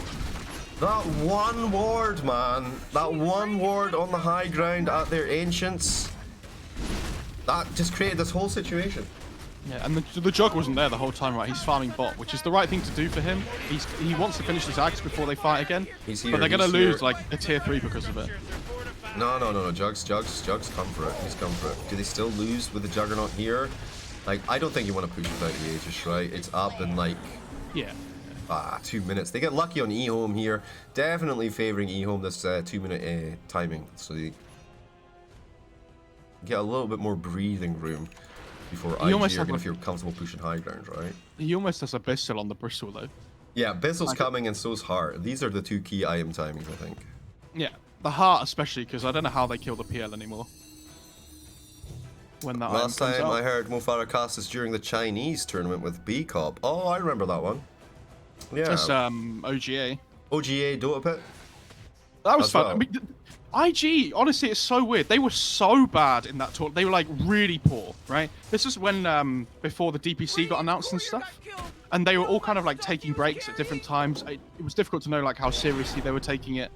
Yeah. And then the DPC gets announced, and all of a sudden they're like 6-0 at the top of their group. Yeah. But It's that's the wild. effect of the patch, right? It's the effect of the patch. Well, it's probably the effect of their own mentality though as well. Well, DPC means shit though, you know. Whereas Yeah, we've just had exactly. no meaningful Dota for the last 6 months or more, even 8 months, 11 months. Oh my god, how long has it been? Like it's 11 months, right? Because LA Major was going to be the last one, and that was what, April?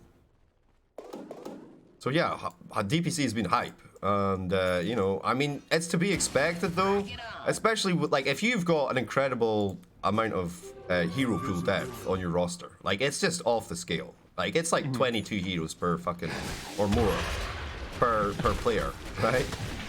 You and you got a new patch. There's so much that you can abuse or try and abuse, you know. Yes. It's just nice to see IG as their like crew again, like just Fly- playing Dota. Fly, he's getting aggressive, goes in looking for Fade here, gonna bubble himself. XM comes through with the coil. Fly, he's gonna die. What is he doing? I don't know. The hook shot from downtown. JT's held in here in the little pain ring. Emo's going to connect on that back line. The XM pops off the BKB. JT's getting kind of low. Juggernaut going ham bones with the Omni Slash. Swift Strike is available in 1 second. Oh, JT, I think you're dead, bro. Yeah? Yes. I mean, they're just giving away a Roche. Yeah, that's awful. PL gets Heart and Paladin Sword, and he's like, I can 1v5, and just runs into a high ground by himself. And gets 2v1. That's... Kind of yeah. embarrassing. Well, the only thing he has to worry about this game is coil. And he gets coil. Yeah, brilliant. Okay, wait. He's trying to play a little bit fishy here. Emo, he's making some space, drawing him out of the pit, but it doesn't matter. Like, a Juggernaut will be able to finish it off no problem by himself. He doesn't care. Pressure bottom. They know the Shadow Shaman is there. I mean, who's got TP? Everyone's got TP, so, like, they can literally just answer that however they want. It's so weird though, because they were so like comfortably in the driving seat before that play. All of a sudden they give away the Aegis, and it's like, oh. Juggernaut Well. just swift strike the creep wave that had 2 creeps in it. No, it had about, it was a full creep wave. That was 2 creeps and a range creep. Dyer's middle tower. Big beating. It's gone. I mean, the I'd cooldown's Swift so Slash low. a small camp, dude. That's just it's That's mental such game. not an easy camp, yeah. Those little spear bastards. No, not the spear ones. The A witches. slow creep. Yeah. Yeah. You know exactly what I mean. The witch. You know the witch. What's her face? The spirit. Bottom tower. Oh yeah, the ghost. I don't know what it's called. Oh, Kaka. Kaka. Yeah, they catch him. They use the coil for this, but I mean, 48 seconds on the sideline. He has buyback. His ult's available. We'll probably be seeing him again before this. Now the bounty range. 30 minutes. Double damage. And what were we talking about? We were talking about the liking Ags, right? Liking Ags is online. It's literally online right now. Are you ready for Wolfbit and Juggernaut? I'm so ready. It's really funny. Have you Wolfbit ever net- seen a Swift slashing wolf before? 'Cause I hope you're No, ready. I have not actually. I'm looking forward to that. Or either going after Dyer's bottom. Imagine a wolf running at you in real life. And then, And then imagine it has the ability you. to like jump on you. Yeah, like Actually, I'm Oh pretty my sure God. that's what it's like being attacked by a wolf in real life. probably, yeah. No, actually, I think a wolf is more of a biter and terror, whereas maybe the honey badger would be Oh, honey would badger. savage you in such a way. All right, okay, so I mean, Fly making the counter pressure top, but it's a tier 2 tower. I'd gladly sacrifice that for another tier 3. Thank you very much. Sylar, he's committing up to the high ground. Fly flies back. The snacks go down. They hold him in place with a hex. JT, now the abyssal. Fly just spin for the win. Still spinning. He's going to pop that mana style off, get himself away. Now Fly looking for the counter initiation. The hook shot away as well. Who's coming through the back lines? I don't know. Chalice is here. Is he ready with the wolf bite? He's ready with a wolf bite. Wolf bite juggernaut. Here we go. Why are they going with this? Where are they going with this? What? They're going to collect mid lane? What are they doing? Oh, he's pushing out top as the wolf form. Here we go. Oh, wow. Awesome. I mean... Oh my god, it's... Listen to his attacks. Look It's a how wolf fast with a it sword. is. Yeah, look, it's a wolf with a battle fury. You don't see that very often. That was it? But Oh. when the wolf attacks, it still has the sword sound. I was really looking forward to that, man. I was so climactic. I was so hyped. It was so anticlimactic even. Jesus. Never mind. It's taking all the hype out of the game for me now. What does the robot say? Okay, whoa, wow, big Ricardo flick. E-home, IG, pretty even Stevens. This is the mid-game tempo that we talked about. You said 30 minutes or so. Once it goes beyond that, IG going to start to become a little bit firmer. Well, I say that, and then they run up to the high ground and die. It's the duality of Dota, isn't it? There was those 2 PL moves that were a little bit awkward, shall we say. Yeah. When he gets Butterfly, though, his game's really nice. I mean, I say the heart, but like he's still missing a damage item, right? So he shouldn't have died when he picks up the heart, but when he gets up the Butterfly, he can actually I agree. He should have just slotted up. That's what he should have done instead of going to fight the Fade Shadow Demon. And I think it would have been fine to fight, just not by himself. Yeah, that's what I mean. And that's what I'm saying. Instead of going all the way over there by himself, completely away from his team, just farm, bruh. Alright, Fly. He's going to tease them here a little bit, try and bait them in. Chalice, though, he's going to pop off the lines. Now, murder. Damn, Shadow Demon's destroyed. XM, the Abyssal Play comes through. No more Puckaroo. He's got 72 seconds on the sideline. JT getting Omni Slash. He tries to run away towards his base. He's just dead. Holy moly. And they get Kaka as well. Chalice munching through there. Fly still alive. So's Emo, though. Buyback coming up from the Shadow Shaman. He's going to TP in. Fly. He's still fighting here. The spin for the win. Chalice is starting to tick down, though. Trying to retreat from the fight. X-Nova wants to make a little bit of chaos. Hold him in place. A little bit of tangle. And he's got the Ghost Scepter, so he will be fine for a while. He gets purged off by Ollie, so they'll be able to turn back on him. X-Nova's dead. Fly charging back in on top of Chalice. This has been his weakness before. Sylar's there. He's right-clicking him. Are you going to die, Fly? I don't know. He's fine, but right? Kaka is. Yeah. Heart, he's fine. Is he? Alright. Sylar's just going ham bones. He was close. He's fine. He's absolutely fine. Oh, and then he picks up the Butterfly at the end of the fight. Could have been useful before that, You can see how quickly, I don't know if you caught it, you can see how quickly the Bristle dies though when he gets purged up by the Shadow Demon. It's so ridiculous. Absolutely. But then you're using it for the Bristle, which means you don't have it for the... You get 2 stacks, right? You get 2 stacks. You get 3. 3. Alright, that's just broken. Ice Frog, please. Well, I'm a dog. Thank you for the follow. Speak friend and enter. Keep it clean, keep it positive. No live odds, no spoilerinos. I probably missed like 1 million people, actually. Oh, that's fine. They'll go for it. Yeah, eventually. Eventually, when they spoil, and they'll... gives the spoilers and Shout me out, bro. Shout out to the Philippines. Nethershawl, tier 2, picked up. XM, he's loving that. A little bit of magic resistance. Useful versus Fly, right? But no, it's physical, right? On the frickin' diffusal. Yeah. That fight would have gone really well for eHome. Yeah, that fight would have gone really well for eHome, by the way, if they didn't coil an illusion at the start of the fight. Like, they obviously thought it was the real one, so they went for it. Which is nobody saw that though, so I don't think we need to mention it again. Literally, no one saw the illusion coil. XM exemplary play on the puck here. Unbelievable player. He is very good, to be fair. I've been really impressed with him. Oh, Oracle's got the rare double Force Staff. Yeah, he's got the Psychic Headband on the Force Staff. Oh. Yeah, I like it. The thing is, though, there's nothing he can build except, like, Blink that's going to change his game. Because the Lycan's going to run at him first every single fight. Like, with the Shadow Shaman as well. Those 2 have to die straight away. How can he... What about Glimmer? He's got the book, so it doesn't matter. Yeah. Exactly. He's pretty much... This is why Lycan's so annoying. Yeah, you can't build Ghost because he just purges it off. So, what did you say, Blink? Yeah, because then you stay so far back. No, it's the same as Sven, right? It's the same as the old Sven axe. It's the same situation. But he obviously just keeps running at you. Where Sven's I was kind gonna of say. slowed after the hammer, you know. At least you're disjointing something on the Sven thing, but Oh yeah, I guess. the wolf just keeps running, like you say, which is a bit of a problem. All right, so X Nova, he's a little bit far from the team. XM's up there now as well. They're gathering on the high ground. What's the Roche situation? 40 seconds before he can spawn. Cleaning out the creeps. They're kind of nibbling at each other here, not really committing just yet. Getting good vision control on that high ground. They know Roche is up soon, right? So they're preparing for it. 36 minutes. The neutral items are coming up in 30 seconds as well. They find X Nova. The hook shot downtown. He gets hexed up though. It's a bit of chaos here. I'm gonna try and chase him down. He's just toast. Yep. And that's really bad because the Roche is about to spawn as well. I mean, could spawn. Yeah, It could be really bad, or eHome might get lucky again. But the wolves are in the pit, so they're gonna know when it spawns themselves. There we go. It is 1 minute 53 seconds. So, like I say, eHome, they're gonna get another get out of jail free card, basically. Yeah, I really feel like that could have gone. That would have been such a bad if it spawns, it's actually it's a nightmare, right? What even is the buyback situation for the Clockwork? He's on cooldown for 4.5 minutes as well. So it's even worse, man. It's a dieback. It's not even just a freaking death with no buyback. It's literally a dieback. Oh, Stormcrafter, lucky them. Who do you think Stormcrafter's here? Bristle? I mean, it just gives him, that solves any mana issue he's got, right? He's keeping it. He's keeping it. It's constant damage throughout the fight as well, which is nice. Yeah, I mean, he's around for the longest time. Mines are Horn, Timeless Relic.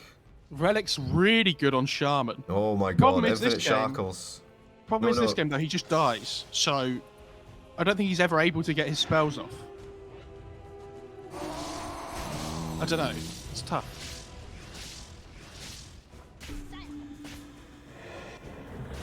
Nice one, Paggle. Let's keep it up. Keep it up. Right, the blink downtown. Here we go. They're getting on top of Charlie's. The bubble trouble. He's gonna eat the cheese. Emo's back there trying to make some work. They snap the coil actually. No cares given. Fly trying to chase in. Everything's going backwards and forwards here. They've got the wolf bite out on Siler though. He wants to get aggressive with it. Charging forward, he sees JT's like, now, okay, Omni Slash, well, Swift Slash into spin for the win, gets Abyssal Blade held in place. Scary Wolfman will, I think JT's dead. Holy critical though. Goodbye Ollie, just gets blasted down instantly. Now Kaka trying to TP out, undergoes Scepter, the magic damage is there from XM. JT somehow still alive. He's hiding in behind the trees here. Oh, he is going to TP out, very nicely done, but they're chasing forward. Ollie, he bought back for this, he doesn't want to die. What's happening back here? Fly, he's keeping the creep wave in place. They're not going to be able to push on the back, they have to come back and fight into this. They have the same problem here. They've killed the two supports, now they have to kill the cores. And let's see if they can do it. Well, Fade, he's running out of options here. Up to the high ground, Void's Burrito though. That Witchblade slow, keeping him in place. Siler trying to spin back in. Fly. He tries so desperately to get Fade. He will bring him down, but he explodes. JT's down now as well. The buyback through from Fly. They do have a buyback up on JT if they need it. Roche is there. They need to do it, right? JT has to buy back. He doesn't really have an option. They're just going to wait for their spells. This drug does so much damage though. It's insane. What's the Omni Slash situation? Okay, 2 minutes. It's Ag Scepter, it's Aegis, it's Cheese, Fly, he's soloing it up right now. The Wolves are coming to scout though. Tyler getting in position. What's the Wolf Bite situation? He's got it. Oh, they're getting ready. Yeah. Oh my god, what's that animation? Oh my god. Alright, here we go. Voice Burrito, he knows. They jump on with the Swift Slash. Emo gets left upon. Fly jumps out of the pit. JT's gone in there though. Shadow Shaman actually getting handled on the backside there. Ghost Scepter's through the wall. Wait, you can walk through the Roche wall? What? Weird. Yeah, he had spider legs on. Yeah. X Nova, he's getting toasted. Goodbye. But JT up to the high ground with the Abyssal Plays getting away. Oh, that would have been a dieback. Excellent escape by him. Fly somehow still alive in amongst all of this. Did he buy back, right? Yeah, I think so. They're still bloody battling here. The illusions, another swift strike. Siler no longer Wolfman trying to right click his way to victory. It's working. Emo's down. They chase JT. Sticking on top of him. They got the purge on the creep any second now. Go. Oh no, the Stormcraft. Oh, the headband. Oh, that was a psychic headbutt to give it to Puck. Get up if you can. I wasn't expecting because I saw it Oh, it was the other team that's got it on there. I didn't even know The Puck psychic had headband's it. really good. They're so good. Intelligence is like plus 12% intelligence. And You can cast push range. people out the coil as well. Oh, that is actually an evil side effect. Yeah, Alright. I mean, it's 34 to 24, 15k net worth lead. Buybacks at us, guys. Look at this. They don't have it. The Juggernaut has his buyback, but PL, he doesn't have a buyback, right? Neither does the Bristleback. He's dieback. Void's Burrito diebacked as well. That's it. They gotta try and hold. I don't know how 5 they versus defend 3. that. They're not even caring. Charles is going for it. He says, screw this, so I'm going for tier 4s. Fly gonna try and hold the line, try and defend, try to push them back, but it doesn't matter. The towers, they evaporate. The fortification, they still have no buyback. Falling back, looking for... What are they doing? Just clearing out the creeps so their creeps come in. They're worried. They don't think they can finish it right here. Unless they get another kill, maybe. The snakes are already down. Fly, pushing them back. No, they're committing. They're fully arc committing. They're gonna do it. The ancient is falling. Well. They got nothing left. It's over. Yo, destroy IG2-1. What? Honestly, this game, it could have easily gone either way, right? No, absolutely. But PL, honestly, I don't want to point fingers, but PL, there's 2 points in this game where if he just doesn't do what he did, like early on, they just snowball beyond it, you know? Crazy, isn't it? Because they had that one really good fight in the Radiant top jungle where they drop the ward, get pickoffs, and then like the game looks 100% in their favor. I dread to think what the graph looks like. Well, it's not as bad as I thought. Thing. Let's have a look. It's not as bad as I thought, actually. But it looks really stupid because it includes the draft time as well, right? So like... Oh, really? It does? Ah, yeah, I see. which is really stupid. But this game is like, yeah, he just runs up to the high ground by himself, and they go from having like a 5k lead to it just being even again. Because they make one silly play. No, they were 6k up at one point, and then he makes a stupid play, and then it's a 3k net worth swing off of one single death. Yeah, but you have to, like, it's not just him that did that though, right? Like, they would have... Oh, no, no. It just was, like, those were the 2 moments that stood out in my mind. Yeah. That, like, this cost them heavily. I'm not saying it cost them the game, but it cost them heavily in potential advantage. This Shadow Demon owned the Bristle though as well. Like, this Bristle that was supposed to be the big unkillable hero for IG, all it takes is an ult from the Shadow Demon, gone. Like, he's done. So, who were the Rickish Ricks? Who were those 3 smart guys that called it? It was Evil Combat, Mark Hartz, and D Tricky. Very well done, guys. Very well done. I didn't see it coming. I thought IG probably had it. With this Juggernaut, though, and the Lycan, we know how strong Lycan is, so it was never like a sure thing by any means. Yeah. Perfect. So the next match is a PSG.LGD versus Invictus Gaming. So, you know, like another test, really. I think the bigger test for PSG.LGD, though, I think they've got more to prove. They look rough at the moment. Yeah, and I think this could be... there's going to be a DPC tiebreaker between the 2 of them, right? Between Elephant and PSG.LGD. Well, no, because in the DPC, LGD are yet to play Vici. They're playing them in the last week. Right, so there's another match to come. So that's going to settle it regardless. No, that's fine. I think Elephant are playing somebody that aren't as good from what I remember. Yeah, they're playing Magma. So if Elephant beat Magma and LGD lose to Vici, then LGD aren't going to the major, not even to the wild card. Yeah, what is the situation? Because they're fighting for 4th place, right? Yeah. It's either going to be Elephant or LGD going to the major, just to the wild card. That's the wild card. Right. Okay. Which, if you'd have said that at the start, like that only one of them would definitely get to the wild cards at least, you'd be like, don't know about that. Because I think Eco, Magma, and LBZS... I don't know. So, pre-patch, both those teams were looking insanely good, right? Remember, China's been playing LANs as well for a couple of months, right? So, like, we've seen them on LAN, and they look really super strong, right? With the old patch. With the new patch, though, like, they've got a real weakness on Elephant with Red Panda. Like, they don't have, like, a proper... like, a really good drafter. So, like, and then obviously with the change to the meta and the change to the heroes, it's kind of really ruffled some feathers. And I think their performance now, it's starting to, you know, you've had the DPC season to come through, and now they're kind of starting to feel it again. So their performance will start to increase, right? Both teams should start to perform better than they have been. But if you told me like at the start of the DPC that neither of these teams would even be in contention for it, I would be like, yeah, they're having a rough time right now. Yeah. You know? Because like Elephant, I could kind of get because I think they have struggled a little bit, but LGD is the one that really surprises me. Well, But it's funny for LGD since the patch, before the patch, they're like, you know, it's the meme, right? Before the patch, it's like the huge Doge guy, you know, the big Doge with the 6-pack and all that, and then after the patch, they're like the little Doge. But it's interesting for LGD, the reason, because they've won 3 series 2-0, and the 3 series that they've lost, they took a game in every single one of the series, right? So it's not like they're getting massively outclassed either time. Yes, they're probably not playing great or whatever, but like the fact that they can take a game off every single team they've lost to, right? Yeah. And still, they're not quite there almost, right? Whereas Elephant, they're 7-7 in maps, and LGD are 9-6. So, like, if I had to choose a team that was better out of the two, I'd still say LGD because I think they've been closer. But I don't think the results are going to reflect that. I mean, and then just when you see them versus each other as well, the thing is as well, they've got like a little bit of an advantage because PSG.LGD pretty much wrote the playbook for Elephant. Mm-hmm. You know, so they have like that. It's like those old matches. You remember Complexity versus EG, like in like 2015, 2016, like where they would totally. Complexity could always be EG, right? But EG would be smashing like everyone.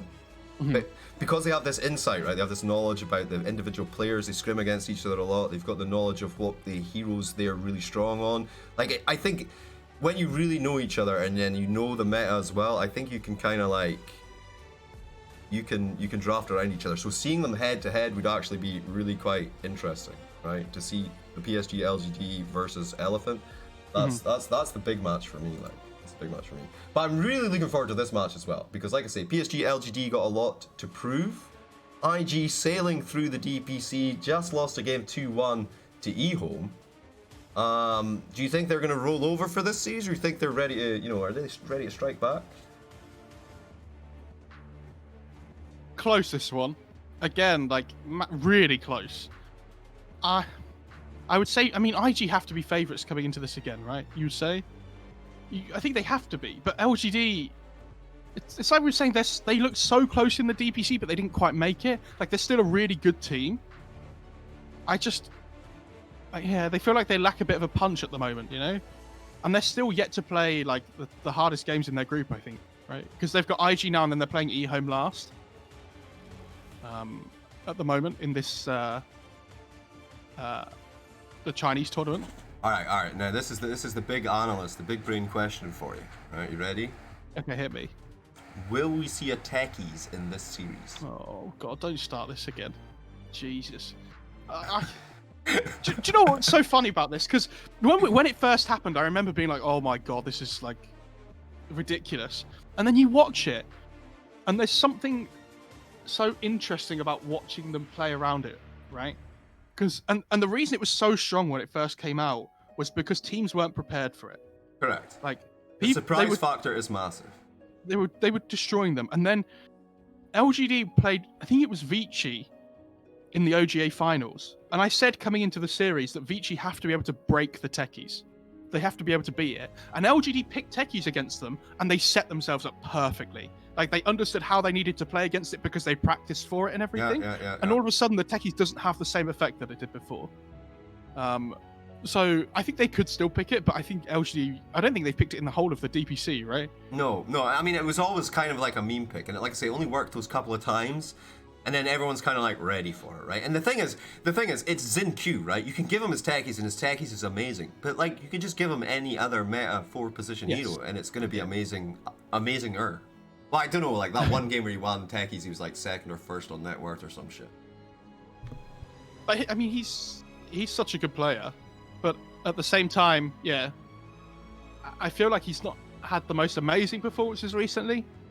You know, I feel like Chinese teams are really overrating Mirana a lot of the time. I think that hero's good, but it's not like insane, right?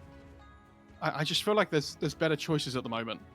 And I know Elephant have been picking a lot of Mirana as well. Nah, the Chinese Mirana situation, it came from for about 4 months, the whole of China was invested in this fucking Mars, Phoenix, Undying, Granny. Right, that was it.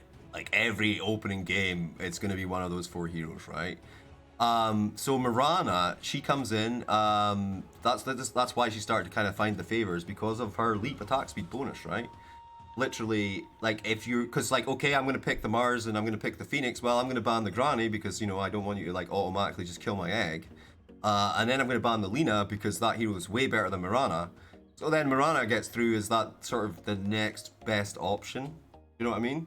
And then everyone's like, once OD starts to come in, you know, because OD's been super buffed or was Omega buffed and whatever else, and the Clockwork as well, all of a sudden, because you're like, oh, well, what's good with Mirana? So Clockwork starts coming in, and that kind of created like a whole meta that stemmed from the meta that was just getting banned. You know? But yeah, they're still playing it even now, though. Even though, I think it's the Ags, right? Do we even see the Ags, though? The Ags is... I really hate people that do this in pubs. If you're one of these people in chat that does it in your pubs, I swear to God, we're going to have words, right? Where you'll be playing against like a Timber or something. This happened in one of my games. And like, you're like, oh, we really need a vessel. And you like click on your pos for Mirana. And she's like started building towards Ags. And I was like, why? Like, what are you... This Ags isn't going to do anything. Like, we're just going to lose the game. I've got a friend, he spams Mirana, right? Every game, and every single game I watch him, he's power treads double wraithband. Every position, every position into like you know, like a maelstrom or something, you know, into like a daedalus, you know, or like a desolator, you know. Gotta be, yeah. It does. It's a satisfying hero to click people with. I'll tell you that much. It does feel good. I just, it does have its place within games, but I feel like it's such a safe pick, right? Because you know it can build so many different items. Like it can go Solars, it can go Greaves, it can go Yules, it can go Vessel. Like there's so many different things. Arrow's always going to be a good ability with so many different heroes. Like Moonlight Shadow's insanely good, but like if you compare it to other 4s that are popular in other regions at the moment, like Lion has started to get popularity back again. Just because it's so good against heroes like Puck and Nyx and stuff, which are popular at the moment. And then, I don't know, I feel like there's just better options. It frustrates me when I see like Mirana just picked all the time. Yeah, I mean, I don't know. We'll maybe see it once today. Like, I like the Moonlight Shadow, honestly. The stun is kind of good as well. Like the all round, the hero is quite good. You know, it's not that bad. But yeah, so I like that though. But you're talking about her like the items that she builds and how she can have like a wide variety of utility. And I think you have to have like maybe 20% of the heroes in Dota who are kind of in that sort of all-rounder category. You know, like your Kunkkas, or like you know, that's like heroes that you can pick up where the build itself can be, it can be anything, right? But it can be whatever it needs to be. Right, I think even Viper feels a little bit like that, right? You can go for like the Mechanism, Guardian Grieve, Atos type build, or you can go for like some sort of incredible damage build or whatever. There's like a lot of 3 and 4s like that, I think. But yeah, so like I feel like you have to have that because Dota is a game of specialization, right? Each lane has got its own position, it's doing its own thing in a specific way that's going to be optimal for the meta. But because of the way that drafting works and the way that you know, the hero pool is, you have to have these like connecting heroes that are gonna just be able to do other things. Like well, you don't have to have it, but I feel like it offers more flexibility. Yeah, like I get that it's a good hero to when you draft, especially when you have like first pick, and you can just open like Mirana +1.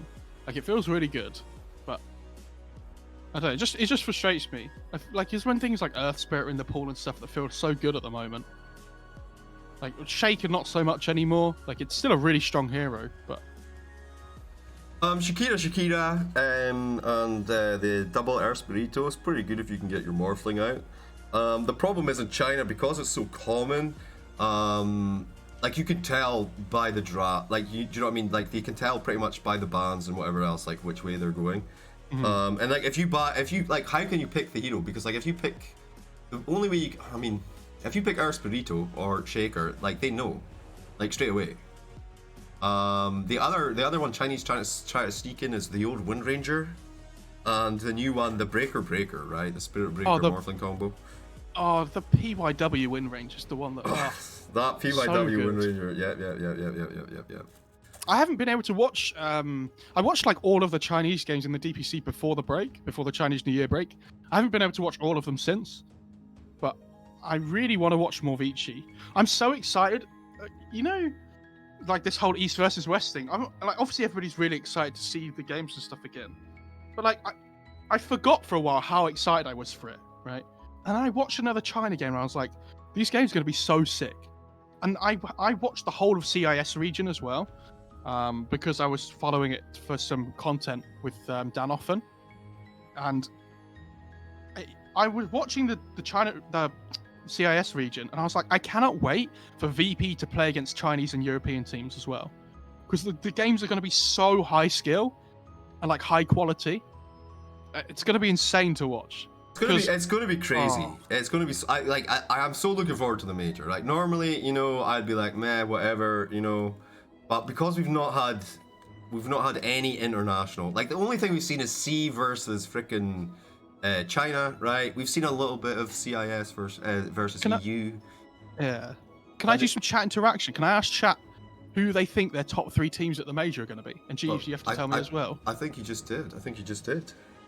Go on, then. Top 3 teams at the major for me at the moment. I'm thinking like Secret, Okay, easy yeah. pick there. I don't know how well VP are going to perform. I think they're going to smash. They may that's the thing, right? But it's quite insular in the region, right? It's a similar thing, but in CIS is like everyone's been on everyone's team at some point, you know? Like they're their tier 3, tier 4, tier 3, tier 2 scene is way more developed than elsewhere, right? So it's easy if you know the people you're playing against to smash them, right? If you're more skilled anyway, and then you're always getting draft advantage, it's easy to look like phenomenal. Yeah. Now, I haven't actually watched their games. I just know that from the CIS region. So I'm looking forward to it, but I think they're either going to be like 1st, 2nd, or 5th, 6th. You know what? I think like, I don't know if they have the experience, right? I don't know if they have that competitive experience as a team together. Oh, but they'll be doing the DPC. Yeah, but it's not the same. I don't know. I think the 3 for me is the same as the Enabled said in chat. I think Vici, VP, and Secret are the top 3 for me. Vici, I know IG Vici are my Chinese pick. Yeah. I think IG have been really good, but I think Vici have impressed me the most. Well, I mean, IG would have been up there if they didn't just lose 2-1 to eHome. But that was eHome with Siler.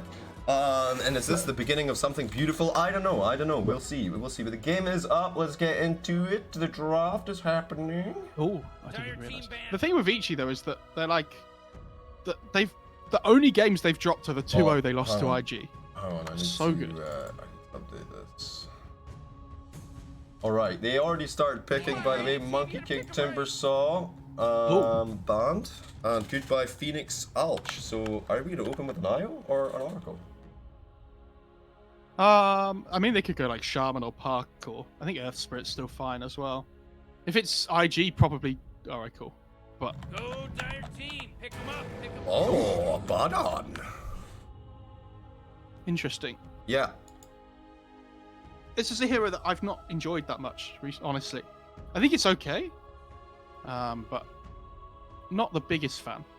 The thing with IG is though that they can flex us to 3 because JT plays it as well, right? You got So 10 seconds left. it doesn't There's have no to be way. There's no way they play it 3. No, I don't think they will, but they have the potential to. Oh, Zipangolia. Yeah. Okay. Bloodseeker, big Bloodseeker. The reason this is so good though is because when you know you're laning against ABBA 5, if you can just get away with this Pango at being a 4, right? Because he just out trades the ABBA. 10 seconds left to pick a hero. Does a Fog Shield remove the disarm?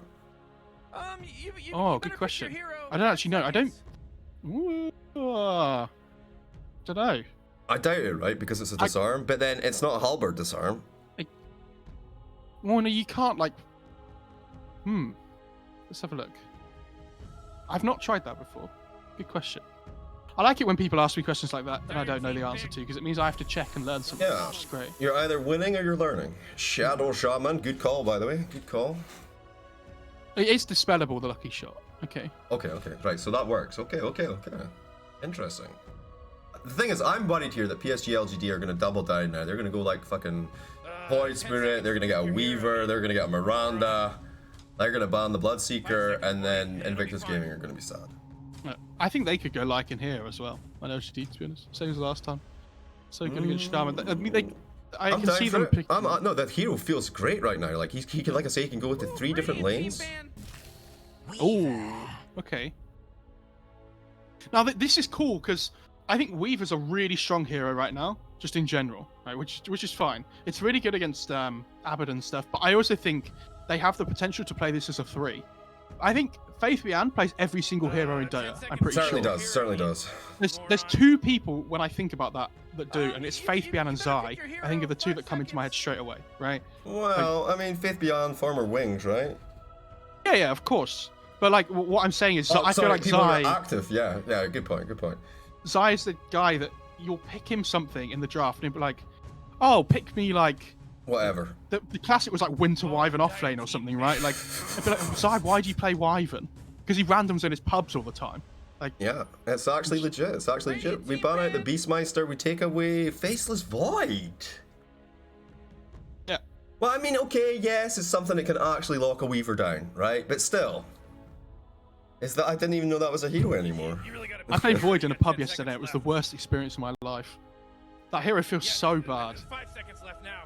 We were talking about the other day, and the 3D crafting that we came up to, just leave everything the same except from the chrono, take 10 seconds off chrono cooldown, and give Faceless Void +6 base damage. And I think he's competitive again. That hero is really hard to balance, though. I think Mask of Madness got nerfed, is the big thing that hurt him as well. Yep. He really lacks the early game damage. So if you go like a high AC complement against him, he can't really do anything until like 25 minutes by the time he's got like a Maelstrom as well and a Mjolnir, not a Mjolnir, or an MKB or whatever, you know? I mean, he just feels, the game's too quick for him. Why did Faceless Void get banned? Total Kong. It's for the Weaver, basically. It's like one of the only things that can ruin Weaver's day.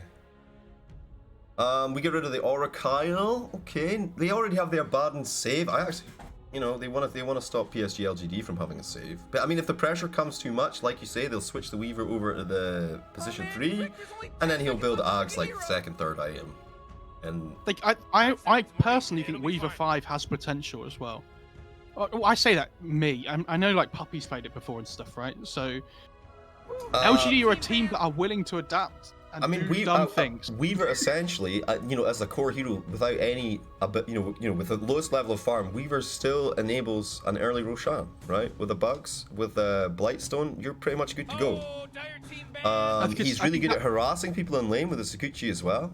Quite annoying to deal with. That Heroes of 5 went up in value when the Shard came out as well. Shards have done so much for a lot of heroes. Because it upgrades the swarm, right? And it decreases the cooldown, it attaches it to invis units. You really gotta pick a hero. It's such a good utility spell. It's the invis units. It's basically having a free Slardar, So we get rid of Clockwork, and then they ban the Enigma. Okay, so I mean what that tells me from PSG.LGD is they're not really sure where Invictus Gaming are going. But I guess maybe Enigma's another one of those heroes that definitely kills Weaver, right? Yeah, 100%. If you black hole Weaver in your Midnight Pulse, you're probably going to kill him 100% every time. Both these heroes are really good against Pango as well, because it stops the Rolling Thunder, right? Like, it's the big team fight spells in Black Hole and Chrono.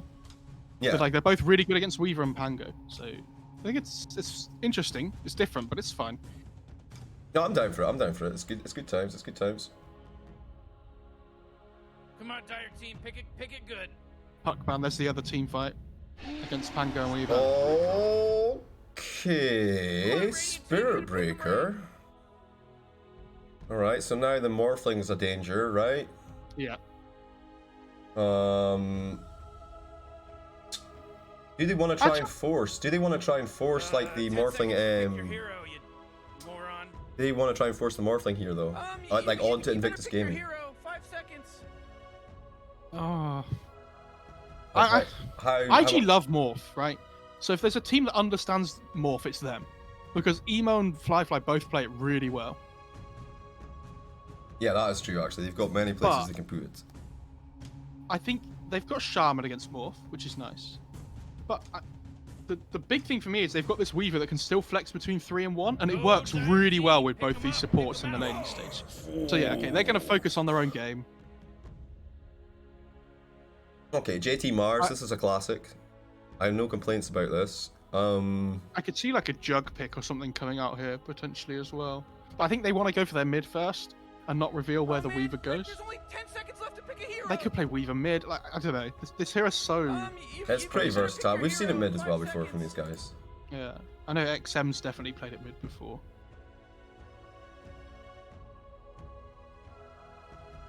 Ah. Come on, Radiant team, you gotta pick them right. Voyage Burrito. What did I say, man? What did I say at the start? I saw the Pangolier pick and I said, they're getting a Weaver, they're getting a Voice Burrito. I didn't call the Spirit Breaker, but it makes sense. The thing is as well, now they have so much, like, because the Voice Spirit doesn't even have to be mid. It could be 3. So, like, they have so much insane flex value coming into their last pick. Obviously, their 2 supports are... Well, I guess it could be Pango 3. Are they going to jock the Morphling? Yep, yes they are. Yes they are. I don't even know... I guess it is a good Morphling pick, especially laning with the Abba. No. Morphling was PSG.LGD's last pick. That was their last pick. For the Spirit Breaker Morphling combo. I mean, if they really wanted Morphling, they would have taken it 4th. Yeah. Because otherwise, if IG don't pick it, it's going to get banned, right? Yeah, why did they not pick it? I think the Void Spirit's fine, though. Like, they have 2 core heroes that are going to be really hard to catch. This is perfect. I mean, I'm okay with the Void Spirit. They can't catch Void Spirit, right? They can't catch Spirit Breaker, they can't catch Weaver, and they probably can't catch Pangolier. Like, the only person who's going to be able to chase is Morphling. Mars, I guess, with the Arena, what can you do? Stop Spirit Breaker? Like, if you look at the tempo the 2 teams can play, LGD have the potential to just run at them at, like, 8 to 10 minutes in. Yeah, they're going to blast through them for sure. And IG, they have okay spells and heroes to be able to deal with it. They got pretty good defense. They got the Abaddon, he's going to be a chunky boy. They got their Photic Shield, it's going to be frustrating to try and land kills. Morphling, he's going to just morph strength all the time. Shadow Shaman's got the D push with like the Ether Shock. He won't have snakes at that point probably. Mars with the Arena. They can defend towers, but I don't know if they can sustain defense. Do you know what I mean? Like they can have a hard defense and a point fight, but the over time they're just going to lose their structures anyway, I think. And the Kunkka gets banned out. I think they're going to pick a carry as well on LG. They need some, like, objective taker, right? They need some, like, Roche hitter. They need some tower hitter. So they need to hero the... What are we getting on Invictus Gaming? Something with Catch, something with Roots, the Void Spirit. I want Bloodseeker, but they're not going to pick it. Because where do you even lane them? You can't. They could go Bloodseeker. Because they could put the Morph mid and put the Bloodseeker one. I think something like it's not good, man. It's not good. The Bloodseeker one doesn't work. They have to go for something safer. They go for Ember Spirito. Okay. Yeah, that works. Yeah, that'll hold the Weaver. That'll hold the Pango, the Void Spirito. And it allows them to play the tempo that LGD want to play.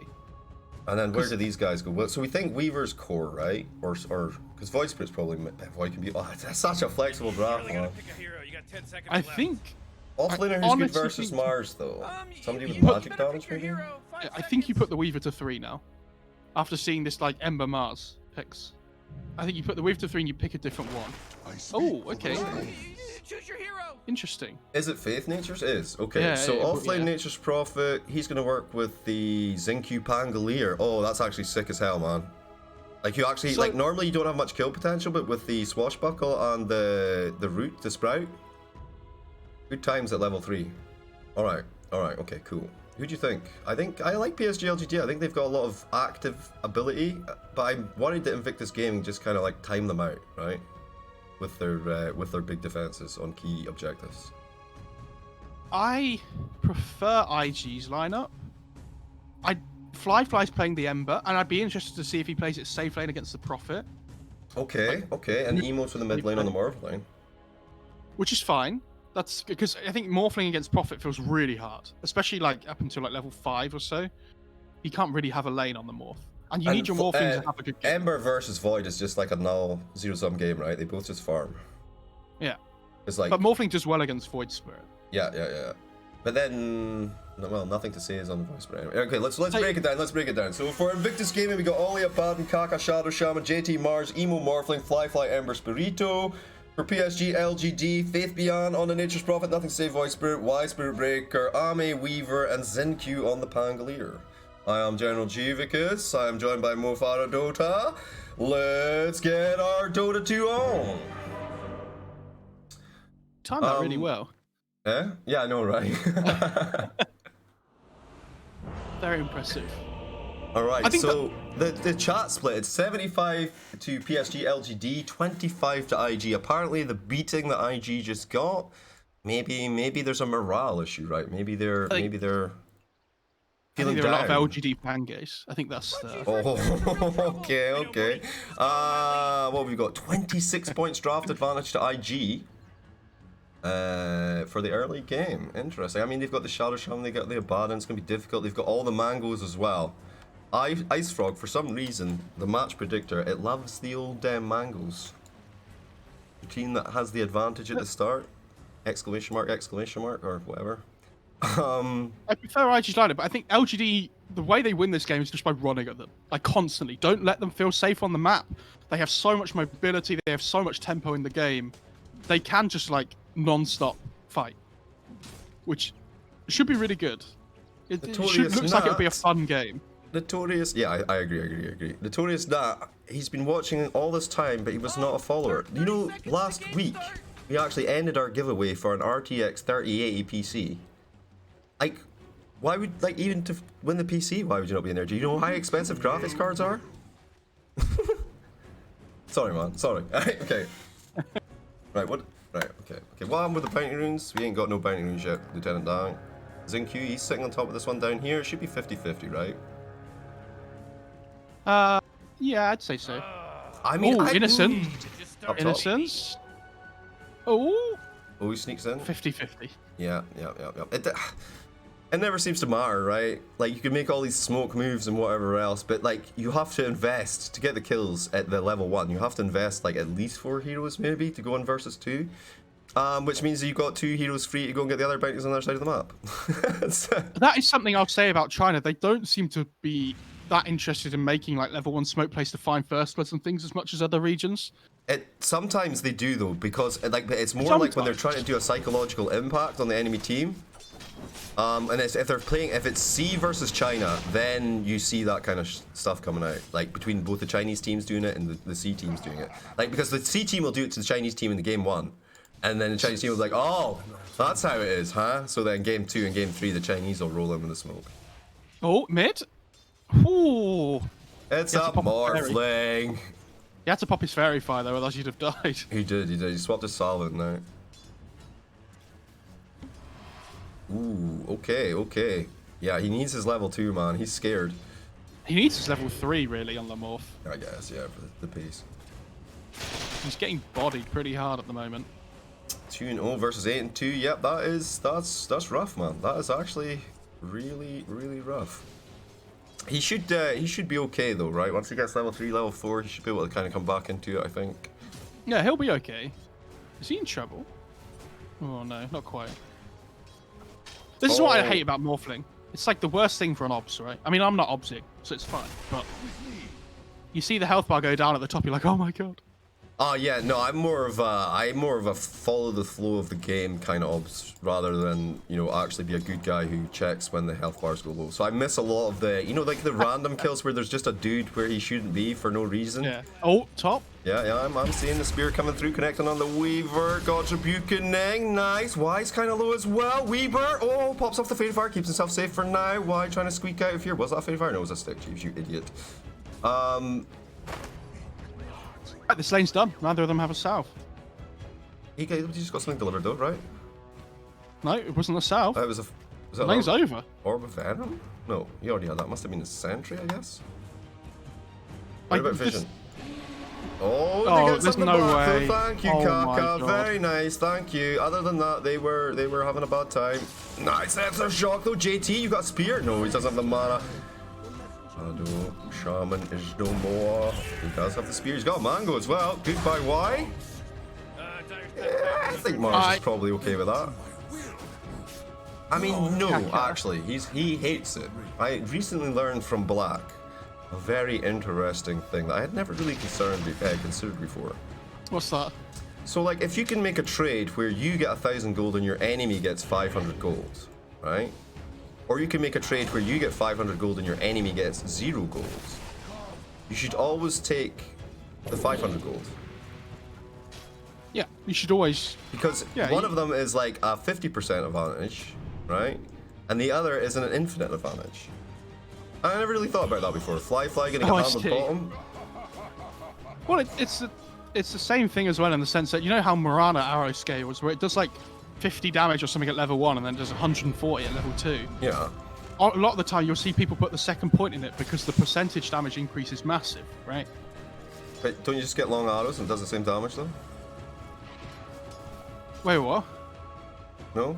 This is max damage. You're talking about max damage or minimum damage?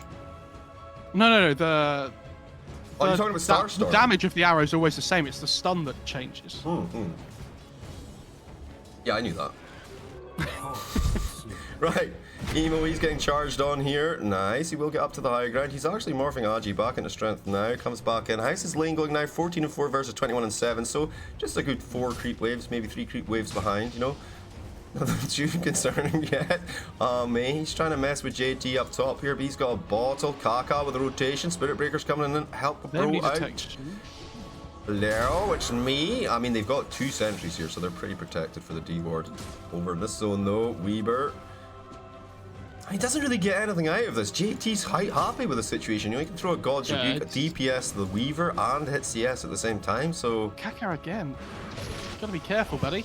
Oh, I don't know about that. Shackles, the charge forward, the God's Rebuke knocks him back. The spear from downtown, though, giving him the right clicks. He'll pop off the stick once again. Kaka's got a salve running. Is it going to be enough to keep him alive? Weaver, super close to the tower, but not quite far enough.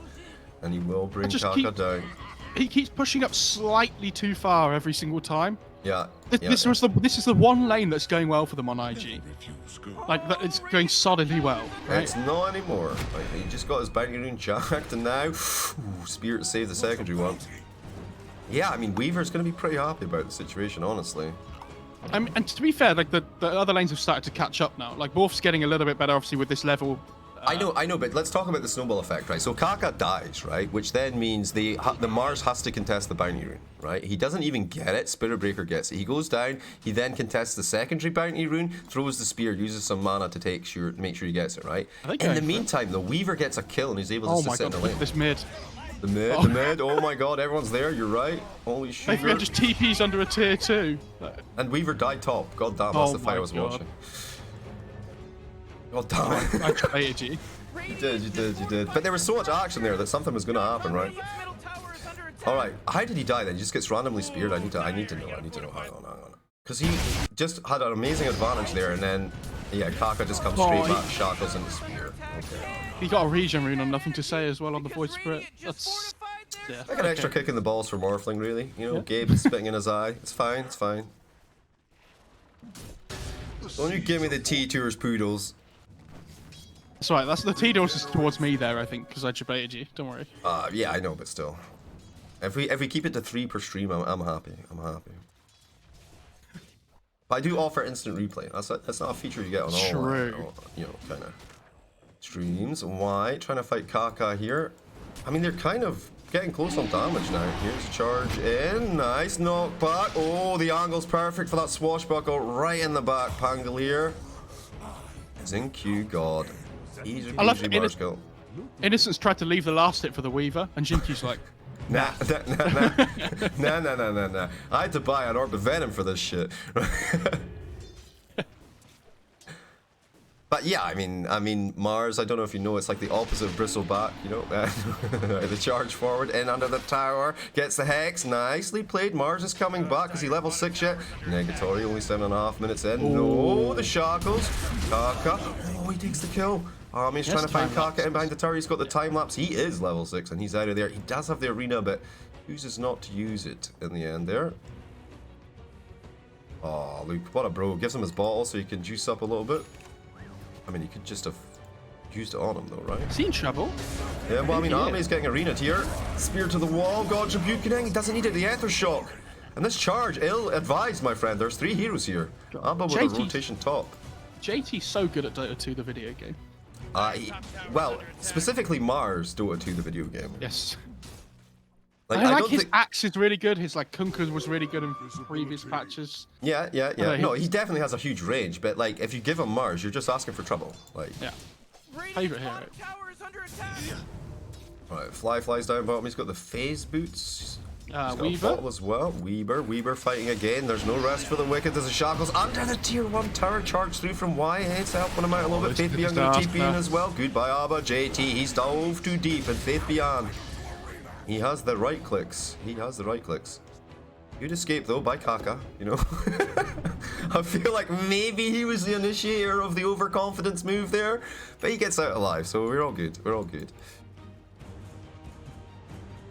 It's the tempo that we've been talking about that the LGD can bring. Like with this massive mobility they have, all of a sudden like the Prophet just TPs in.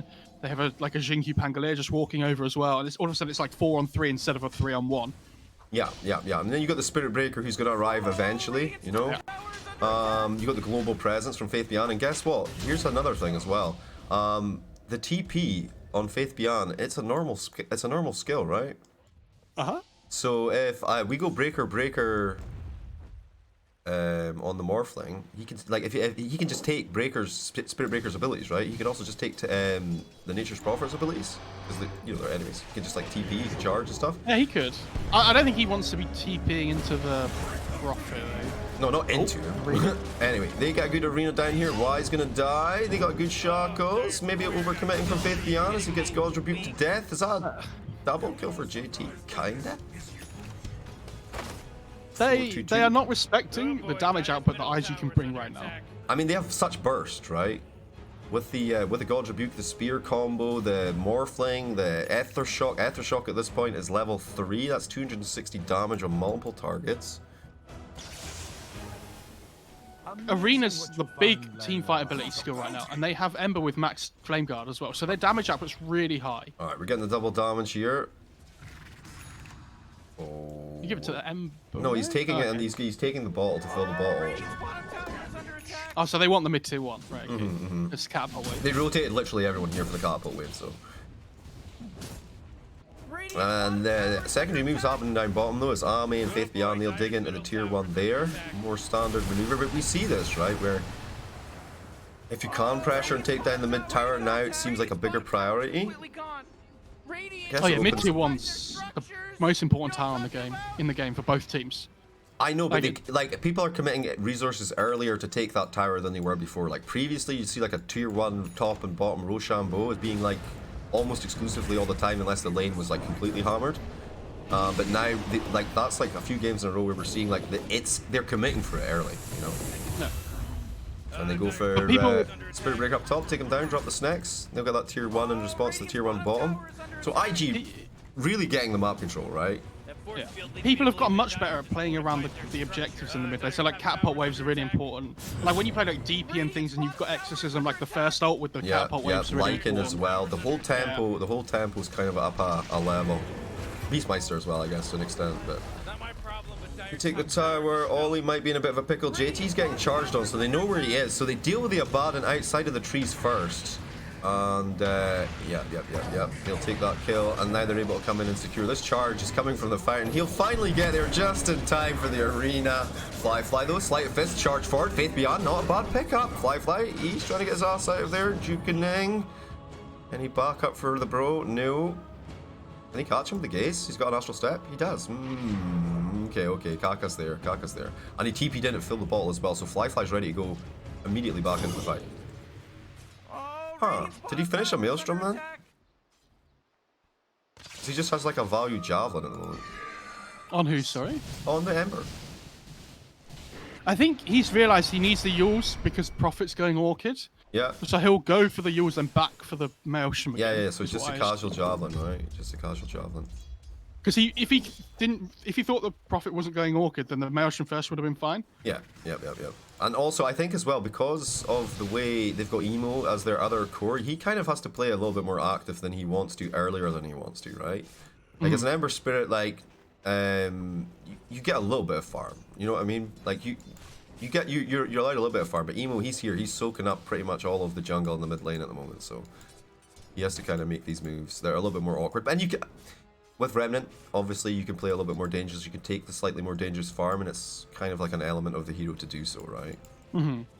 I also think that because of the tempo that LGD is setting, I think the casual javelin's fine. Oh, hang on.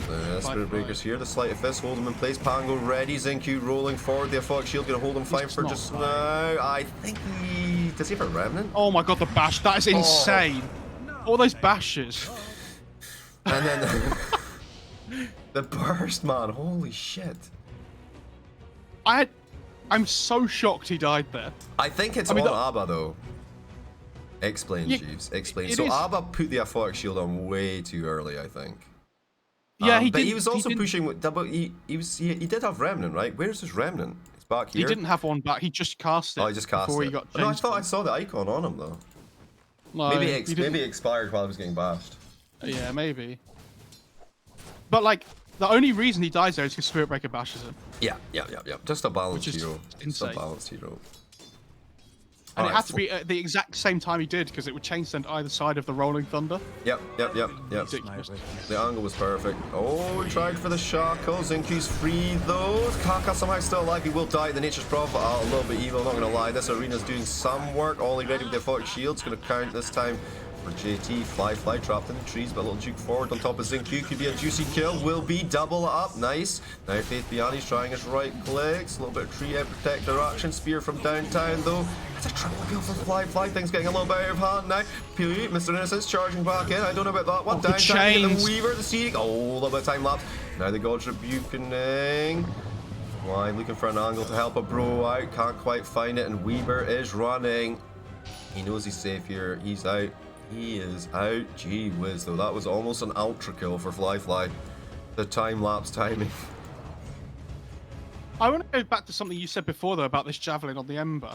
The Maelstrom's really good if your plan is to just push out waves and things, right, and farm. But if you're fighting all the time, like, the casual Javelin makes a lot of sense, right? I mean, it gives you the extra magic damage versus... Like, you still get the magic damage from the Javelin, right? It's still just getting good damage 70 bonus damage. And as far as Sleight of Fist, the way that Sleight of Fist works, obviously, you know, you're getting multiple targets there. So, he has got the Maelstrom, though. He's finished it. Maelstrom anyway. I think it's because they won that fight, though, right? Yeah, but Prophet has an Orchid now.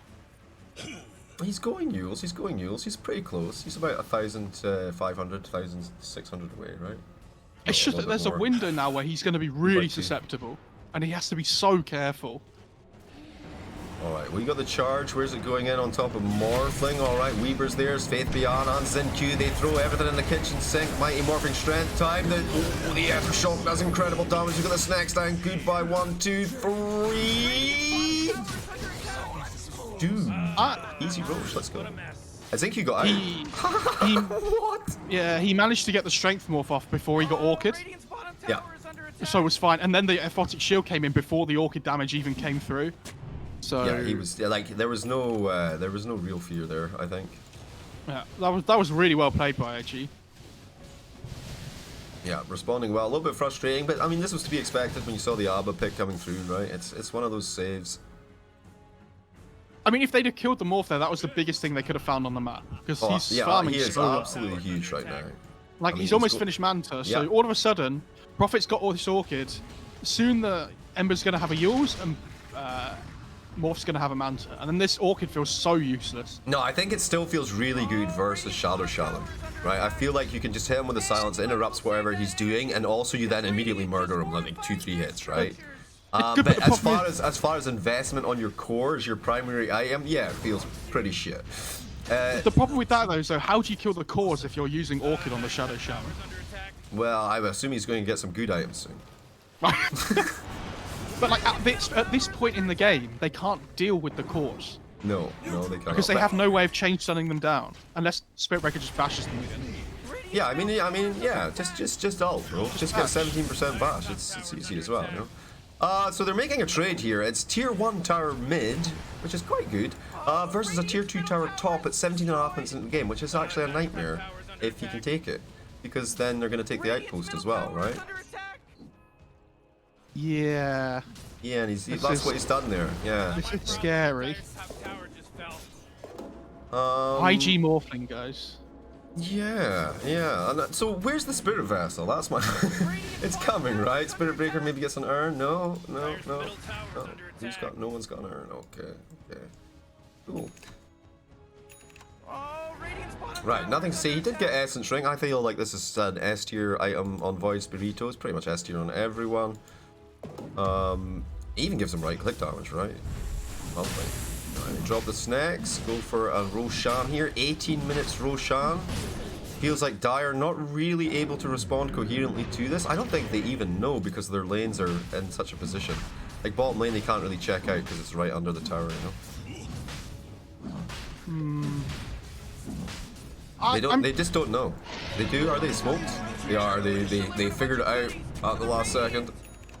You preparing the Rolling Thunder. Goes to the D-ward on the high ground. Now gets blasted. Those Spirit Breaker charging through the bulldoze. Doing significant disruption. JT now with the arena though. And we go Ollie slapping down. They've got Void's Burrito in amongst it all as well. Stunning on the back line as Weaver tries to find a kill on the Morphling, but Morphling is going ham bones instead. Q, he's stunning, he's out of his ult. Now he goes for the disarm, will not connect, gets blasted in the face by Morphling instead. They do pop off that Aegis. Morphling coming back. Oh, Ollie's still alive. Oh, all he is my technically God. still. He's going to survive. He's coming back in because that's just the kind of balls he has. Let's go, trying to fight the Void's Burrito. Steering chains will make it happen, but the charge from downtown actually goes on fly. Oh, they'll secure the kill. Unstoppable. Hammy gets 558 gold. Morphling forced back now. They've got too many right clickers here. JT through the towers, through the trees even. Guy's coming back. Oh no, he's stuck. Oh. I can't believe that fight went so well for LGD. The Rolling Thunder did so much work there. Yeah. Like, insane amounts. Because, like we were saying, they don't have a huge amount of control, but the fact that they got that much control off was so key. And Morphling had to strength morph really early, so he wasn't able to really do damage in the fights. I know, but he was then, he came through with the waveform, I think, on, like, he kind of sharded him. But the Rolling Thunder, the Spirit Breaker start, where he bulldozed through, like, 4 of them, and it just disrupted them. If JT's not there with the arena, like, that fight's over, like, just straight up there, like. I think they managed it to an extent, you know? They did some damage mitigation. Charge is such a strong skill. Like, I think Spirit Breaker's legitimately broken right now, especially with the shard, man. With the I don't think shard, it's broken. Causes Nether Strike to deal 200 extra damage and apply break for 4 seconds. Gives spell immunity for 2 seconds. It gives you a BKB, a nullifier, and a frickin' plus 200 damage. How is that not broken? It's not broken. Like, the hero innately isn't broken. Like, broken's a strong word. Okay. Yeah, wow. But he's in trouble. Broken heroes wouldn't die here. That's the fight in the mid lane here. I didn't even see it until I got there when the second dude died. I was drinking my tea. I was ambushed by a cup of tea, gentlemen. I apologize. T-tours, you made 2 tours to me now. Everyone with the T-tours, thank you, thank you. Quite literally T-tours. Literally, it literally was T-tours. Yeah.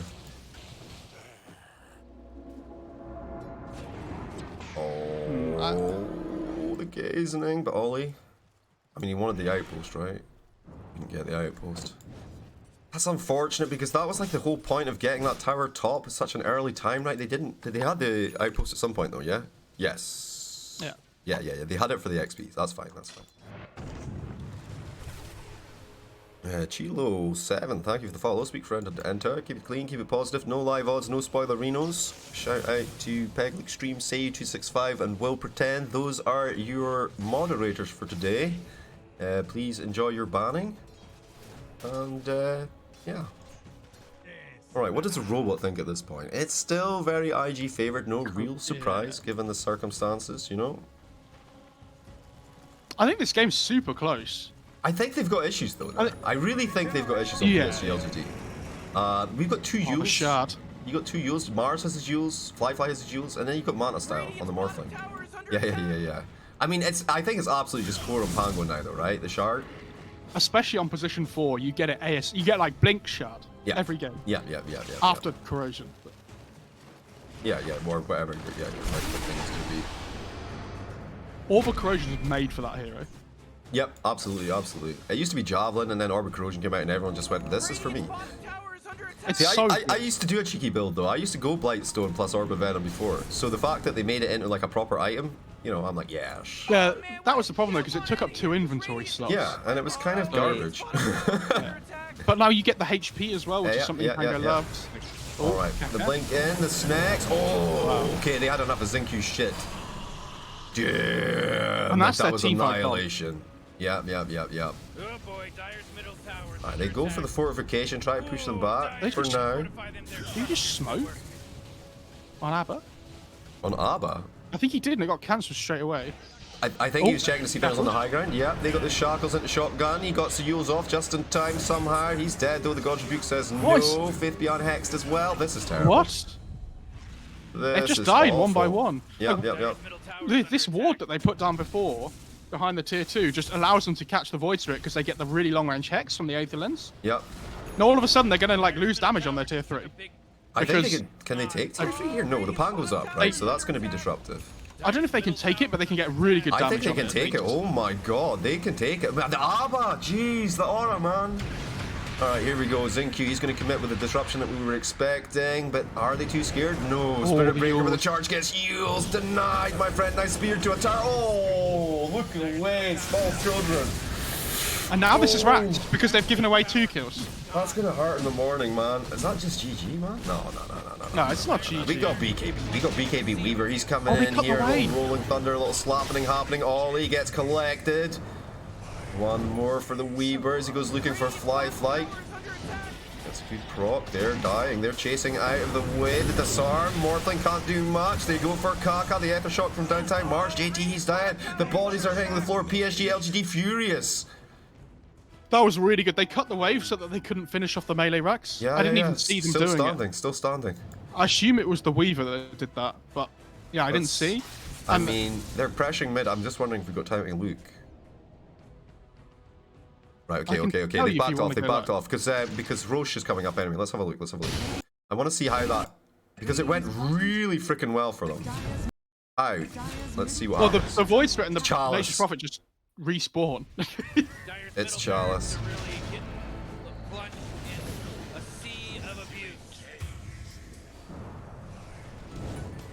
How did they get on top? Just Weaver just runs them down, man.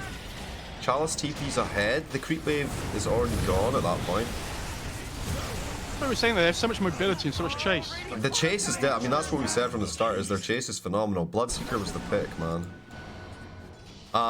Too bad he's garbage. A Bloodseeker's okay. Nah, it's not. Decent hero. Yeah, it's being picked up still. Not in China as much, but other regions. Where have you seen it? Where have you seen it? Tell me more. It's being picked in EU. Where are they playing? What position are they playing in? In CIS. 3 and 1. I still feel the 1 doesn't really work. The 3's okay. I think the 3's like legitimate, but they're just better heroes that do the same thing. You know? It's very game, like they don't first phase it a lot of the time like they used to. It's like very game specific. So like against things like Weaver, for example. Yeah, this is the perfect Bloodseeker game, right? Yeah. But they didn't pick it. They didn't even think about it. That's what I'm talking about. The thing is, they'd already invested in JT's Mars, right? So yeah. then you gotta end up with like freaking Fly or Emo or whatever on the. Oh, look at the shirt. Everyone's made. Yeah, the snacks are down, but they're actually doing incredible damage with this rolling Pangolier. And that Faith Beyond, their right click is insane. Oh, Morphling over-committing. He manages to get out to the backside edge, but Weaver's on top of him. Oh, Ame's toast. Not Ame, freaking Emo. Xinkyu is absolutely owning this game. It's Yeah, like... well, I don't want to say Xinkyu is a god, but he is actually a god on position 4, honestly. It's actually just the Xinkyu show. Like... every single fight, he's getting off insane ults. And like having the ability to roll up to like double stun. He's now getting the Yule so he can triple stun somebody with the ult as well. How come I keep saying Chalice? Because we just watched eHome and they... Never mind. Yeah, I know it's Faith Beyond, but he just played Nature's Prophet on Chalice like a game ago or something. Oh, Radiant's middle tower is under attack. Thanks, Ryoya. Thank you, sir. I appreciate it. It takes a very high-level IQ pro player to point out such mistakes. Like, everyone else didn't even notice, you know? He's like, hey, wait a minute, Chalice isn't even on that team. The shard makes blood carry viable. I don't know if I'm feeling it though, honestly. No, like I feel like the shard isn't the thing that makes it viable. no, that's what they're saying in chat. you wrong, chat. It's good. It's a situational item, the shard, and it can be good. I wanted it to be better than it is. Basically, that's what I'm gonna say about the shard. I've tried it, but it felt too slow. Like the build up for the core build on Bloodseeker feels too slow. Like before, the reason like, why it's so good, like the old Bloodseeker, you get somebody's a little bit low, you've got incredible damage, they're dead, right? Easy peasy. But and then speed, what you have to incredible remember speed. is like it's a core that can fight really early on. So like if you want to play tempo, you get like Treads Maelstrom and you run at them. Yeah. I know. So there's like I have 1,400 games or 300 games on Bloodseeker. But, yeah, but yeah. I mean, you can go that build, but like people are building it Maelstrom doesn't like feel every like game. it extends into the late game, right? No, but that's not what the hero's for. I know, but my team, my 5-stack are garbage, so we always have to play like 50-minute games, man. So if I'm playing Blood, then I have to be able to build them into the late game. You know? And you can't do that with them, so I just don't play them. I'm like a fucking Wraith King main now. Like every carry player. A little bit too Hector for my own good, unfortunately. Alright, but they are smoked up. PSG.LGD, they've got the momentum. They did end up losing that melee racks, but they're going hunting now. They're going fishing. What are they going to find themselves? JT's on the high ground. They've got good ward vision. They're going to send in the Treant. I mean, even if you kill the Treant, you get information. Very cagey. What's the road situation? He's up, Chiefs. It's Aegis. It's Cheese. Smoke. Can you kill this Roshan in 8 seconds? Oh, the tree's in there. Oh, God. Alright, okay. Weaver's Oh, they're going to force it. Well, that's what I'm thinking. If you can do it in like 8 seconds, you just drop the arena and then there's like literally only Pango can get on top of you, right? You can't use your spells like this to take... If you're not using your spells to take the fight, then how do you win the fight? You can use the snakes. You can't contest with snakes like wow. I can't believe LGD you haven't tried to contest that. Okay, the Rolling Thunder, here's the contest, and they'll just clean up afterwards. I don't know, JT, it's not really looking too good for them. He spears that guy to the wall. Okay, time lapse, trying to get the Weaver out of here. The chase, up, down, left, right, fly, using the remnants to his benefit. Good seeing chains on 3, now the Morphler cleaning up! Oh, Emo just annihilated them. That's on PSG.LGD, man. Why did they not initiate earlier? Yeah, you either initiate earlier or you just let them take the Aegis. Yeah. Yo, Ares, what's up, my dude? How are you doing, my friend? Alright, what's up with Kaka? He's got his Blink Dagger, he's got his Aether Lens, feels good, man. Rocking 7k net worth at 30 minutes in the game is position 5. Yeah, look at that bling, man. Shotgun, Cheese, Aegis, BKB, Manta style. He even got himself the Enchanted Quiver on the Morphling, so... Why is there a Quicksilver Amulet on the ground? I'm just baiting it. It's a bait. It's a Quicksilver bait. Yeah. Is that like an X-Men thing or an MCU thing? I'm not sure. Right. I'm so bad at stuff like that. I have no idea. So in WandaVision they had Evan Peters, who was the X-Men Quicksilver, play a character who was Quicksilver but wasn't actually Quicksilver, so it was like a bait because he was just like some random dude that was witchcrafted. They've left it on the ground. Yep. It's an offering, guys. It's an offering. It's a peace offering, guys. Peace offering. What?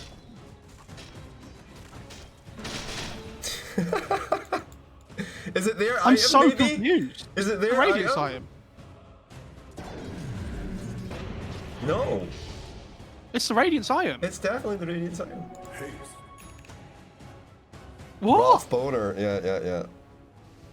I've never seen any... Why? What's happening? Okay, the Yules, they're going in on that back line. Ollie's ult's been popped off. JT with the spear. Ollie's Cremola foam. Now they jump forward. Damn, the bodies are hitting the floor right now. Emo, he's turning things around though. JT, he's got the bulwark up, trying to fall back. They take another kill. What the hell? The fight was won, and all of a sudden PSG.LGD trying to snatch defeat from the jaws of victory. The charge in. Weaver. Oh!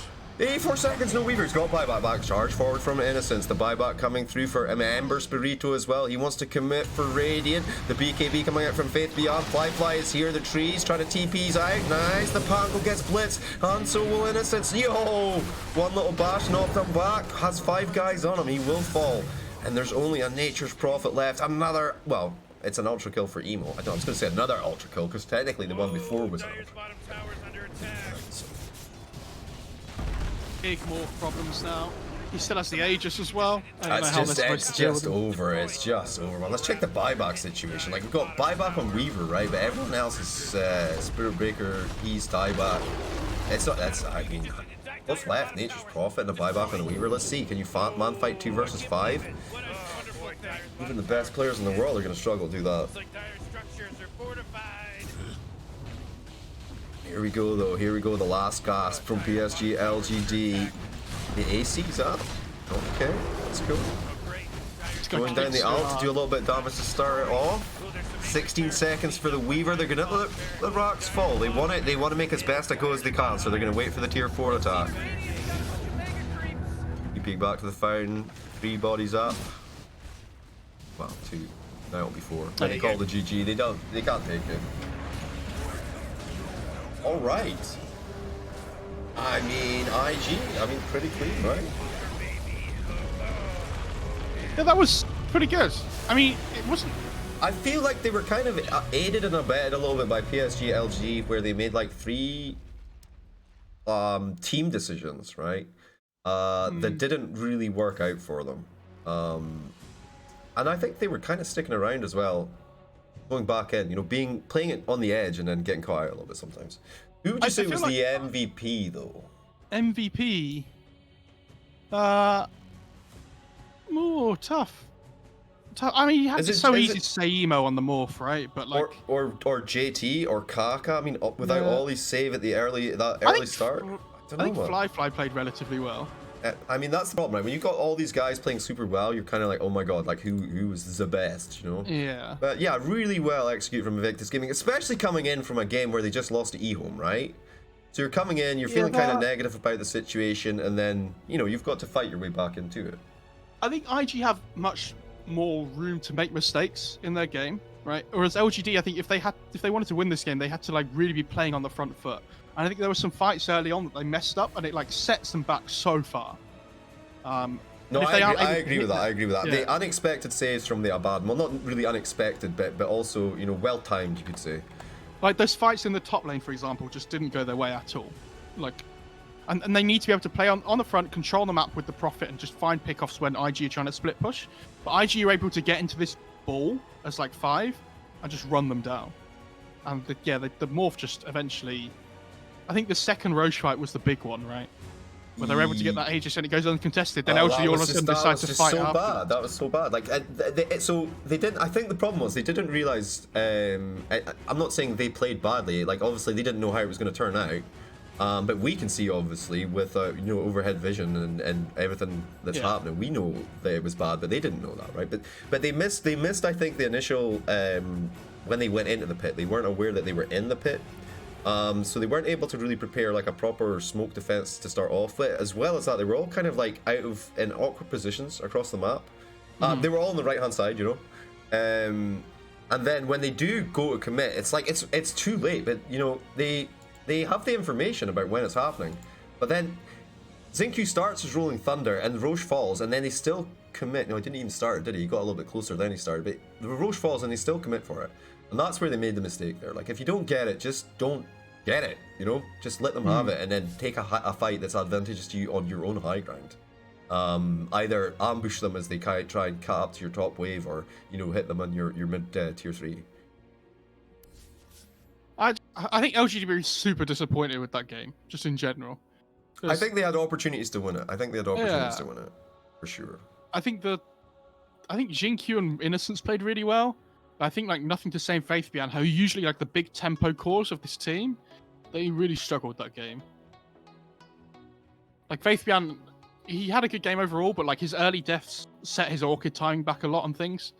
And then like we said, like the Morphling gets Manta, and then you don't really have a window to be able to use this Orchid effectively, and yeah, it just gets out of control. Yeah, that was the absolute nightmare for JT, right? Because he prioritized instead, because you could go for like a Deso Maelstrom build, right? Into Bloodthorn later. But he goes for the Orchid first, and then JT has his Euls, Fly has his Euls, and Morphling has his Manta style. I think he gets maybe 2 kills before that.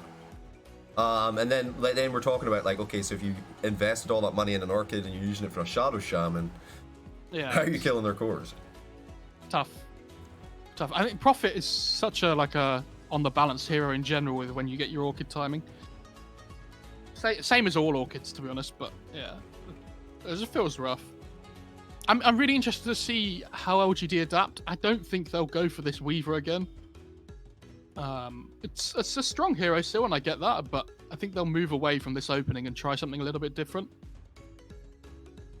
Like some more generalized heroes that have just good lockdown or something. Like this lion or shaman. I think the Weaver was fine, right? I just think that they went all in on that mobility-based run at you assault draft. And they didn't have anything then, because of the way that they had to build their heroes and items and whatever else. They didn't have anything then for the later game. There was no okay, this dude's here now and he's gonna own some face. There was no big core position one that was super fat. And you better make sure when you're playing against IG that you have a way of dealing with a Morphling, because they will pick it whenever they can. Yeah. Pick stuns, guys. Makes your game so much easier. I was convinced when I saw the Spirit Breaker, I was convinced they were going to take the Morphling for themselves, and then when they didn't, it was like, They tried to go all in on the flex value, I think, rather than... Whereas IG were just focusing on what heroes they wanted for themselves. I would have really liked to have seen them put the Weaver as a 3. I haven't seen it in ages, but it does have value.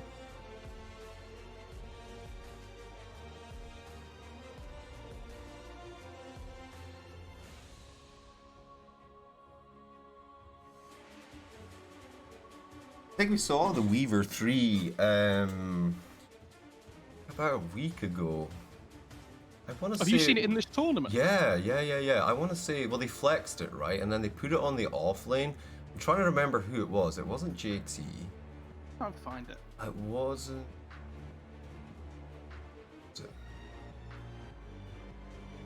Some absolute offlane madman who's just a legend. Was it? It wasn't Ice, so... He's not at this tournament. I'm looking for it. It might have been XXS. That sounds likely. Was it on Magma? This game? Yes, I think it might have been on Magma.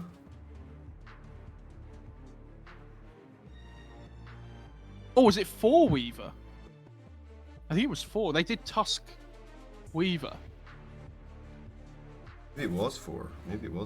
I think it's a 3. Did he get an Ags on a 4 Weaver? What timing? He didn't get there, unfortunately. He went Vessel, Medallion Vessel. Did they win?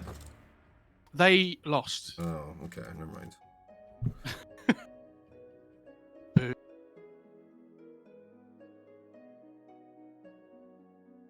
Oh, and then did LGD did it in one of their games as well, by the looks of it, in the other game of that series.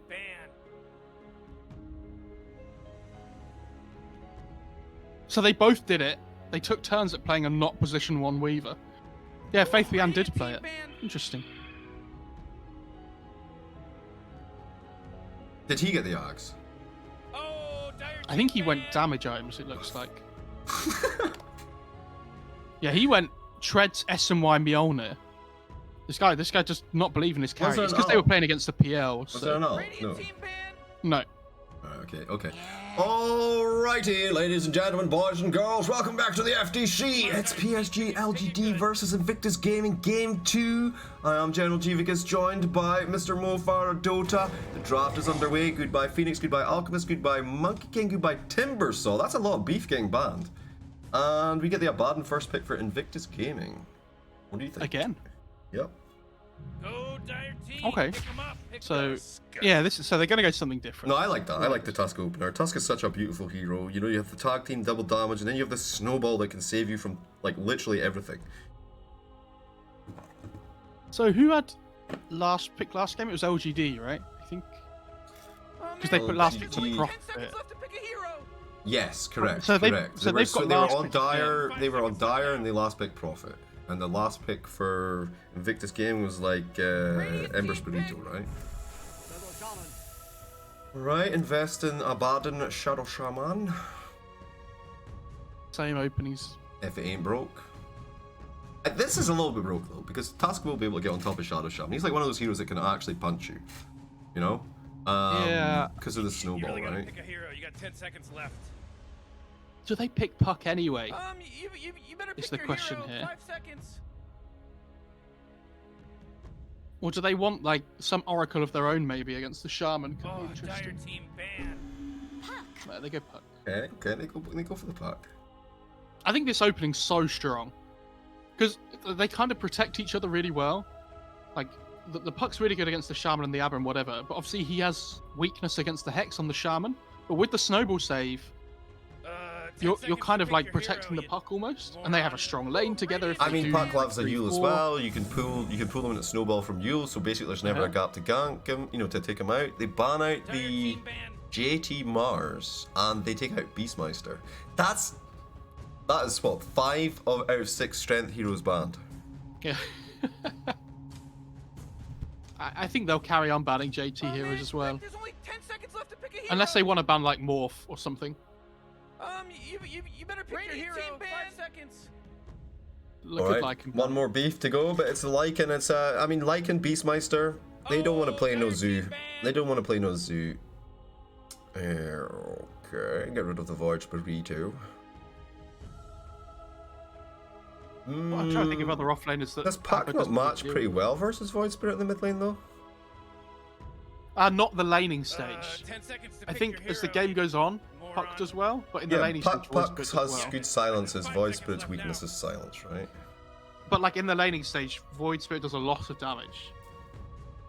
And yeah, he can't really click the Puck, but the Puck can't really And do Puck's anything. physical damage is kind of right click isn't too great until he gets a couple of null talismans, so like the shield protects his balls. They ban out the Terrorblade. Now this is what I was thinking whether or not it was going to be Puck Terrorblade combo. You know, the Coil Fear combo? Yeah. So then I was thinking like, so what other heroes can they, pick up to synergize with that? The Dark Willow, but then she's really gotta like pick a hero. You probably got a 10 4, seconds which left. means your Tusk is a 5, and I don't know how good that feels.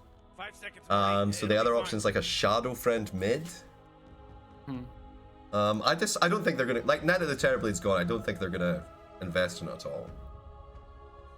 I could see them picking Oracle still on LGD. But the thing is, do you even want to like approach a Terrorblade pick when you've got double Morphling pickers on Invictus Gaming? You know, it feels like that would be Yes. kind of tragic. Yeah. That's what we were saying. Like you have to make sure you're prepared for IG having a Morphling, Radiant team because if you don't, they'll go for it and then they'll beat you with it. Well, they just banned the They're like Enigma, this so I don't know hero. if they're going to pick up Morphling right now on PSG.LGD. Because that's a good solution to the Invictus Gaming Morphling I found. Picking it. True. That does stop them from picking it. Oh man, It's Rick, there's only almost 10 100% seconds left to pick a effective. hero. Who won mean, the the first safe- game? Your hero. The 5 safe seconds. thing to do would IGD be or to pick Paras? your, like, It was general- Para. It was IG. IG won game 1. The Clockwork again. Okay, but this time we're gonna see it for. It'll most likely be Innocent's Clock. It has to be and, right. There's no Jinxie real. Tusk. There's no real kind of. I mean, they could swap that either way round. You really but gotta pick a I think hero. the You Tusk got has 10 No, more I seconds think left. Tusk just is better as the 4 at the Yeah, moment. 5 seconds left now. Like if you're a 5, Tusk, what do you even do? You what you get like a Glimmer Cape Blink? It's the same. Yeah, you still just go like Tranquil's Blink or something. Yeah. Tranquil. You don't get obviously. the farm priority. I think you just want the aggressive potential with the like offlaner. So if it's like Puck 3, for example, Puck would rather lane with the Tusk. This is really good. Ooh, I like the Tide Hunter. I feel like it kind of squares PSG.LGD in a little bit in regards to what kind of cores they're going to be able to bring out now. You know? I could So see the them Anchor going Smash is a troll. pain in I the think. ass, man. The Troll? Oh man, Rick, there's only 10 seconds left to pick a They hero. need some like relatively self-sustaining offlaner, 5 because seconds more what's to going to go, happen it'll is be the clock fine. can't really deal with the Tide, and Tide Shadow Shaman's such a strong combo because you get the gush for the minus armor at level 1, and the Shaman clicks the shit out of you. It's horrible to play against.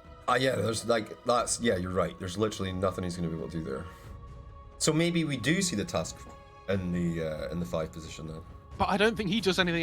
No, but what I'm thinking is, so you take a right-click hero, ranged hero for PSG.LGD, like pick up the Luna, go for the tag team, and then just, you know, right-click them whenever they come near the wave. I don't know. It's really Seems like a big tough. investment. Forget Luna. What else is there? Arc Warden, maybe? Viper. That's the off-lane, though. Okay. Mm. So now it might be interesting because they might look to put the Viper in a 1v1 against the Tide and try to aggro try with the Tusk Clock +1. I mean, in my experience, Viper shits all over Tidehunter. Yeah. Like, he does. this is not going to be 10 seconds to as pick fun your a Tidehunter hero, game as it was before, for moron. sure. But at the same time, LGD's lineup really lack damage. So at the moment, for example, if everybody clicked their spells all at once, IG are going to win. Yes. Easily. They have a Ravage. Exactly, and at least they have some kind of defensive capability to keep the Tide alive, so he doesn't die from like 100 to 0. Okay.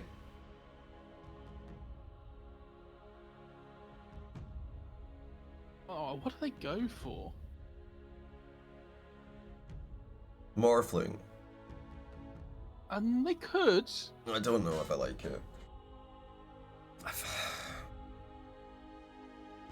feel like about- between Viper Strike and Task Punch and Puck just doing shit to you, like, I don't know if you've got time to do the Mighty Morphing Strength. You know? Yeah, I could see them picking some like illusion hard to catch hero.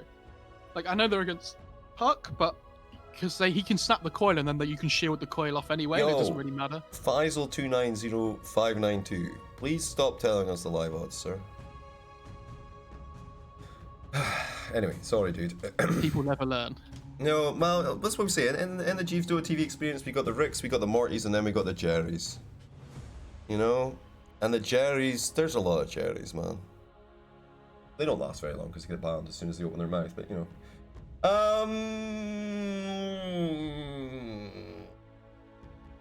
I could see them going for Troll as well. I think is good. Yeah, It's a well, tough pick, PSG.LGD or Invictus Gaming? Well, Oh, I they mean, do just IG picked the Morphling, kind of expected. But I think PSG.LGD will get the Troll then, right? If they don't ban it. It's pretty good versus Morph, it's pretty good versus Tide.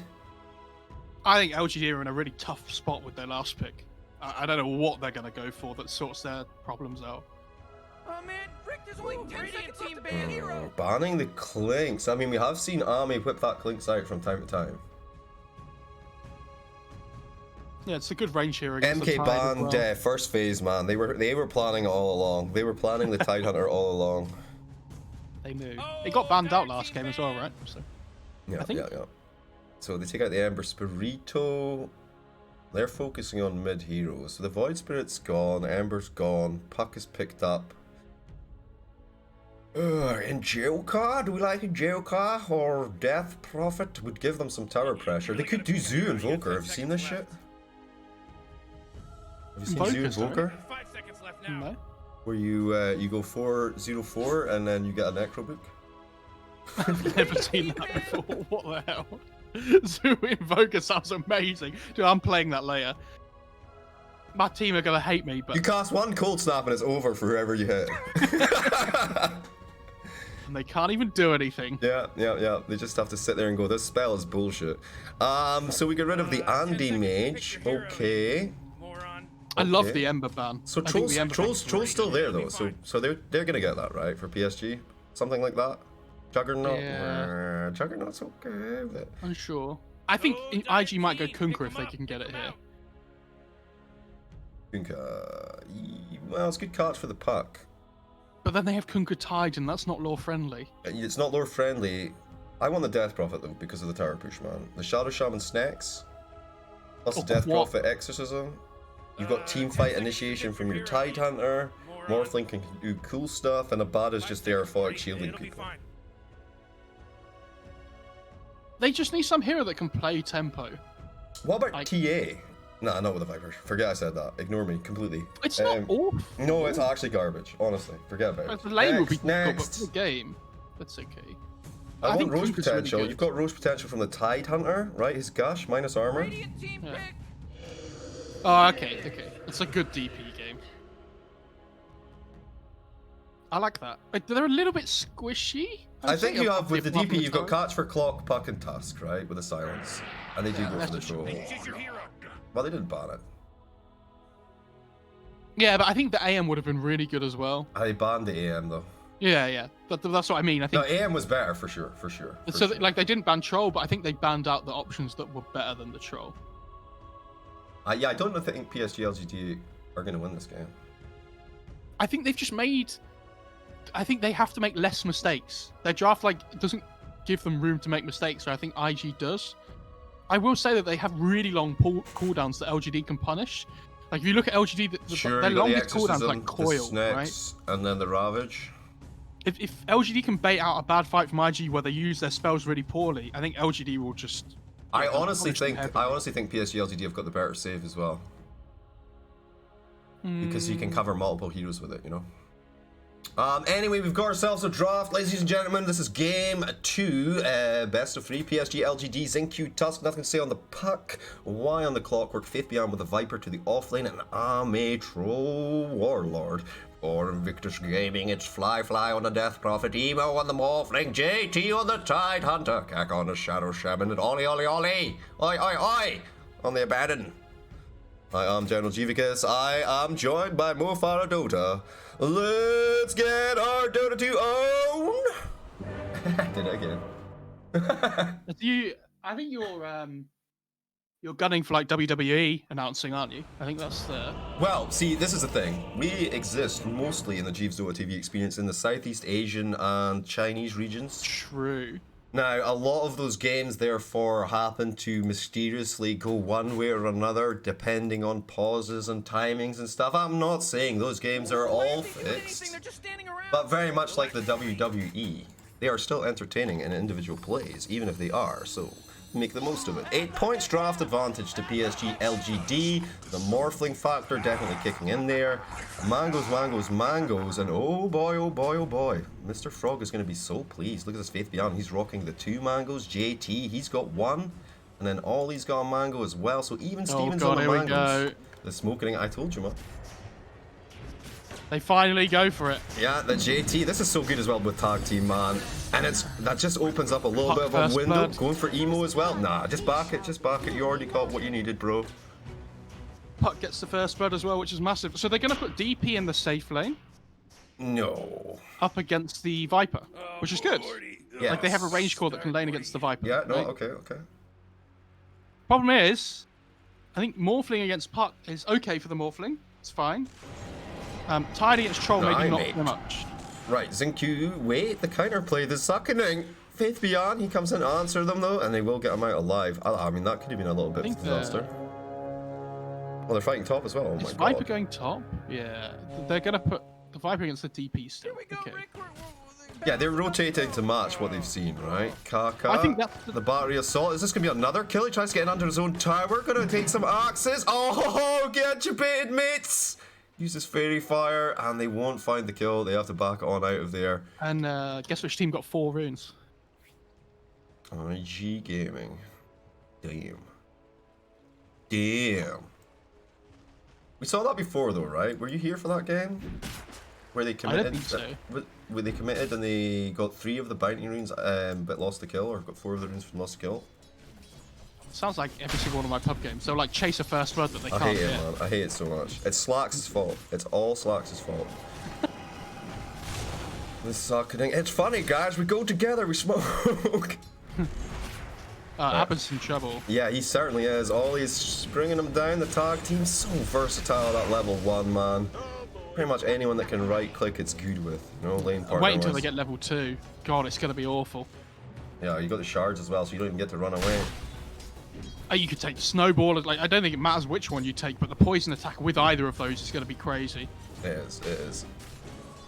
So PSG.LGD, they do have the early bloods. And the early net worth lead as well, despite the 4 bindings. That's quite a story, actually, you know, if you think about it. Like, how good have their lanes been? Like, it looks pretty even, right? Just early kills mean nothing. Well, first blood, but other than that.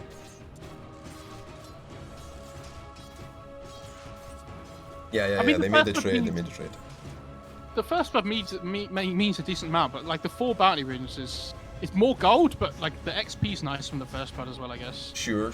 You'd always rather have a full bounty range. Yeah, it's 800 gold versus like 274 Yeah. plus like 130 assist gold. So what's that like 500? Yeah, 800 versus 500. But you do get the XP, right? But it's XP on a level 1 hero who has no net worth. So nothing to say. Getting chunked a little bit here. Emo getting aggressive with it. Goes for the mighty morphing strength as he backs on out of there. A little bit too under the tower for him. 11 and 3 versus 6 and 1. That feels a little bit better than the last game, right? Yeah, as far as the laning pace, not much better, but a little bit better. You got 4 bindings IG. Morphle just needs his levels, and then it'll be fine.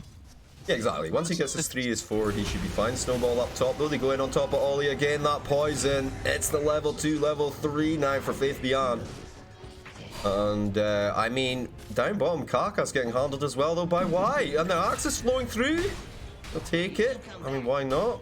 Y should be fine, though, right? He's even got a salve. Oh, my God. This lane is really good for the Radiant side. I'm surprised that the troll hasn't gone for Javelin Rush, which is something we see against like Timbers and Tides and things, just for the raw magic damage. Okay. You don't like the troll versus the Tide Hunter matchup, yeah? No, I think the troll does well, but I'm surprised he hasn't gone Javelin, because I think, like, it's where a lot of trolls go like Maelstrom and BKB anyway. Yeah. Like it's a good really area. good I can understand the logic, right? It's going to pierce through his freaking Kraken shell. The trouble. whirling axis, though. The root. Oh, you always get the root when it's at the worst possible time. That's a really sad death for the Tide. That's 2 deaths in a row. Our troll's almost like, well, he's level 3.5. He's loving life. Yeah, I mean, Y's getting the XP as well, though, right? So he's got a good level advantage as well. And what that means is we're coming up for the 4-minute rotation, right, for the mid runes. And Y's going to be able, he's going to be a chunky boy when he goes, yo, emo under the tower, morphing strength though. Okay, got a little bit excited there, forgot his morphling. You know. The thing is though, right, the only reason they get the Tide kill is because they killed the Shaman, so Clock got level 3, like you were saying. So everything just snowballs out of control. That is a good point, actually. Well, he gets the Tide Hunter XP as well. But here we go, the rotation, just as I said, Clockwork is here, it will be top, the rune, it's Puck, he loves it because he's got a bottle, Morphling not too invested in it, Xingqiu takes down Ollie top. A little help from Faith Beyond, but, so, I mean, let's talk about this. We go, Morphling, you okay, bro? Yeah, he's fine. Let's talk about this. So you're losing your Abaddon, you're losing your 0 and 3 on this Abaddon now. But your Death Prophet's pretty much uncontested, right? I mean, she's getting some CS. Wow. She's doing okay, but like the Viper's also free farming in that lane, right? Like he's getting kills and things. So yeah, I mean, he's definitely getting a better lane. He's getting a better lane for sure. But Death Prophet, I think, is a little bit more mobile when it comes to killing people. I don't know if mobile's the right word, but she has good kill potential at level 6, right? Yeah. Well, even before then, I think with the Silence and the Death Swarm and the Suckenings, yeah, he got wrecked. Got put in the cogs. He got given a timeout. So this lane is completely collapsed. The timing was pretty perfect for that as well. Y immediately goes over and scoops up their bounty rune that they should kind of get. Emo manages to rescue 1 at least, but this time around it'll be PSG.LGD getting the 3 bounties. Good timing on that. Now they've got JT again inside the cogs. The battery assault doing nice damage, magical damage. Not a friend of Tide Hunter, unfortunately, and he gets another root. And he's just dead. Haka arrives to Hex, but it's a little bit too late for the party, unfortunately. Up top, and they're making another move in on top of Ollie. The Aphotic Shield is going to burst off. The Snowball save, those Xingqiu will be just fine. Thank you very much. Now Fly has the Suckening, his Faith Bound, trying to chase him in under his tower. He's actually... it's fine. Yeah. Oh, close. No, they're still going. They're still going. Oh, They're waiting for Xingqiu to get close enough. The urn. He waits for the urn. He gets the charges on it as well. Viper, such a great item on this hero, man. Wow, IG did really well in first 10 kills, didn't they? Oh, Jesus Christ. Yeah, 6 minutes, 10 kills. PSG.LGD. Were they asleep in game 1, maybe? Is that what the problem was? I mean, this support duo, I don't know how they've got away with having like such like strong side lanes when they've opened like the first 2. These support picks were both picked in the first 3, right? Yep. So like, so they knew what they knew what they were buying into. That's what you're trying to say, yeah? Yeah. I'm not saying it should have definitely gone like this. I think IG have played their lanes a little bit rough. Fly is ready for some revenge, by the way. He is cruising in here. Yeah. He is level 6. He's got the exorcism. He's like, come at me, Faith. Come on, bro. Yeah, it's a lot harder for the Viper to commit now that Exorcism's up. And Ollie's waiting as well. Look at this, look at this. Oh, wait. Emo's going bottom to defend. They've committed hard. Wide's a little bit low. The Tyra actually brings him down. JT, I think, got the anchor smash out of it. Thank you. He gets snowballed on by Emo. Feels bad, man. Now the shards as well for Ami. Emo playing the Morphling very well indeed. Now a little shotgun blast as well. Well, that's not really a shotgun, but you know, he's fine. He's fine. Spooked him a little bit, and Ollie eventually goes down top. At the end of that fight, that was what was going on at the same time. But they did get a kill. Yes, they did actually get a kill on IG. This is true. But why? Took down the clockwork. We should probably have a look at the network. Oh shit, the whirling axis. Ami fighting back into this. Emo on Ami action. There's the Ravage from JT. Morphling blitzing down one. Looking for another. Kaka trying to get his ass out of here. Zincu chasing the battery assault. Doing some work on top of Emo here. He's morphing strength. Viper's TP did. Got the cogs in on top of him. Now the exorcism, the counterplay from IG. They throw down the Crypt Swarm. They got the sucking happening. Why? Are you gonna die, bro? No, he seems a little bit fine just now. Kaka somehow he came back into the fight. The poison. Fithian will find him. Oh no, maybe he actually extends too far for this. The Exorcism should be running a little bit low. Snowball and the Viper Strike back on there. Fly gets a Foic shielded. He's still alive. We'll get super healed by those ghosties when they come back in. Ollie not so much. Whirling Axes collect him. And I have no idea what actually happened in that fight, but there you go. So, they've used Ravage, they've used Exorcism. I think they traded pretty evenly. Like, they haven't been able to turn it into like any objectives. I mean, it's a 500 gold swing for IG and 600 XP. But I think with the way that the game's going, they needed more than that. Yeah. Because now what's going to happen is LGD are going to run at them for like the next 2 minutes while their spells are down, or like a minute and a half, whatever it is. And you can see top instantly. They're like picking it out. They're like, yeah, let's go get Tide. Like, Tide literally has no defense either now, you know? Like, he feels so squishy without Ravage. Like, not squishy, but so vulnerable, you know? Like, he's a tanky boy, he's a tanky boy, but, like, so in order to kill him, you've got to commit, like, 3 or 4 heroes, right? But if you've got Ravage, you don't want to commit 3 or 4 heroes on top of Tidehunter. That's like, you know, I don't want to do that. I'm going to get Ravaged. So, yeah. We get the Chipped Vest coming in for Dire. Why? Versus Emo. The clock locking. He's trying to run away, but Morphling's ready with a chase down. This zips on top of him, and they got the Royal Jelly as well. Both teams, right? No, not yet. So do you remember last game, or was it the series before? I think we talked about the Maelstrom versus Battle Fury on Jug. Yeah. So it's this game again. Like, he has Puck Viper cores, right? So they're lacking physical damage as the game goes on. Go for Battle. No, I think Battle Fury's absolutely great here. He should go Sergeant Yash as well, right? I imagine. He might go BKB second, I am. Because he's against like Morph, Ties, Shaman, DP Silence. I mean, yeah, SMY I mean, if he gets good, BKB, it lets him actually commit to the fight. Whereas without it, he needs to play super cagely because he can get shotgun blasted. You know? And there's a coil. Easy peasy. Yeah. I mean, it costs a coil. Oh. You getting a bad? Oh. Taking the ancient stack. Oh yeah, stealing their farm. Tidehunter's gonna be sad, man. He's listening to Mad World on repeat right now. Yeah. Did he ping it? He didn't even ping it. Yeah, I mean that's self-control. You know what I mean? He didn't start crying over the mic and screaming and pinging. Mid lane. Yeah, the snowball goes in. Zincu. The snacks are down. Those Zincu trying to disengage. Puck throws a little illusionary orb, but not going to commit for it. They need to bring these snacks down. That's a decent amount of farm, but Emo's chunking. Now the Exorcism, though. This tower's gone. There's no way they can hold it now. The chase forward from Emo. He looks for Faith Beyond. I mean, Clockwork's Courier's in there as well. I mean, that could be a juicy kill. You see Clock now as well on the high ground. Clock blocking to save Faith Beyond, but he'll just munch right through it. Fly. He's got the ghosties. Chase Mr. Innocent. I've never heard anybody call them ghosties before. You never heard the ghosties? It's a new experience for me. Oh, nice hook shot. What else are they? The spirits in here. All the spirits are coming for me. Yeah. No, the ghosties. Nobody's scared of spirits, but ghosties. You drink spirits, mate. You drink spirits. I like to think they're the souls of all the people I reported in my games that are now in low priority. Those are the souls of all the people that you have judged guilty in Overwatch. Yeah, exactly. Honestly, I love Overwatch. It's so good. Like, you know when you've got like a 30-minute break between games because tournaments and, you know, people have got to get set up and whatever? Yeah. Open up Overwatch, you know, it's instant content. It's instant content. And I get Yeah, I really don't good like ones. about it I is get when really you like do that- I get actual feeders and shit. It's great. People like what? Yeah, Like, yeah, I get same. 4 or 5 actual griefers in a row. You know, brilliant. The thing I don't like about it is when you do it, it puts you in player perspective, and then if you're in a lobby afterwards, it keeps you in Oh. player perspective. Oh, really? There's a little bug? Did not know. Did not know. Alright, the shards come through. They did use the coil for this. Fly still alive. They assassinated Ollie at the start of the fight. Fly will die. Goodbye, bye. And JT's going to walk on out of there. Morphling's just going to hit up some jungle just now. Trolls pushing top. Good use of space there. Good use of space. I think he tried to look for the +1 with the hook shot.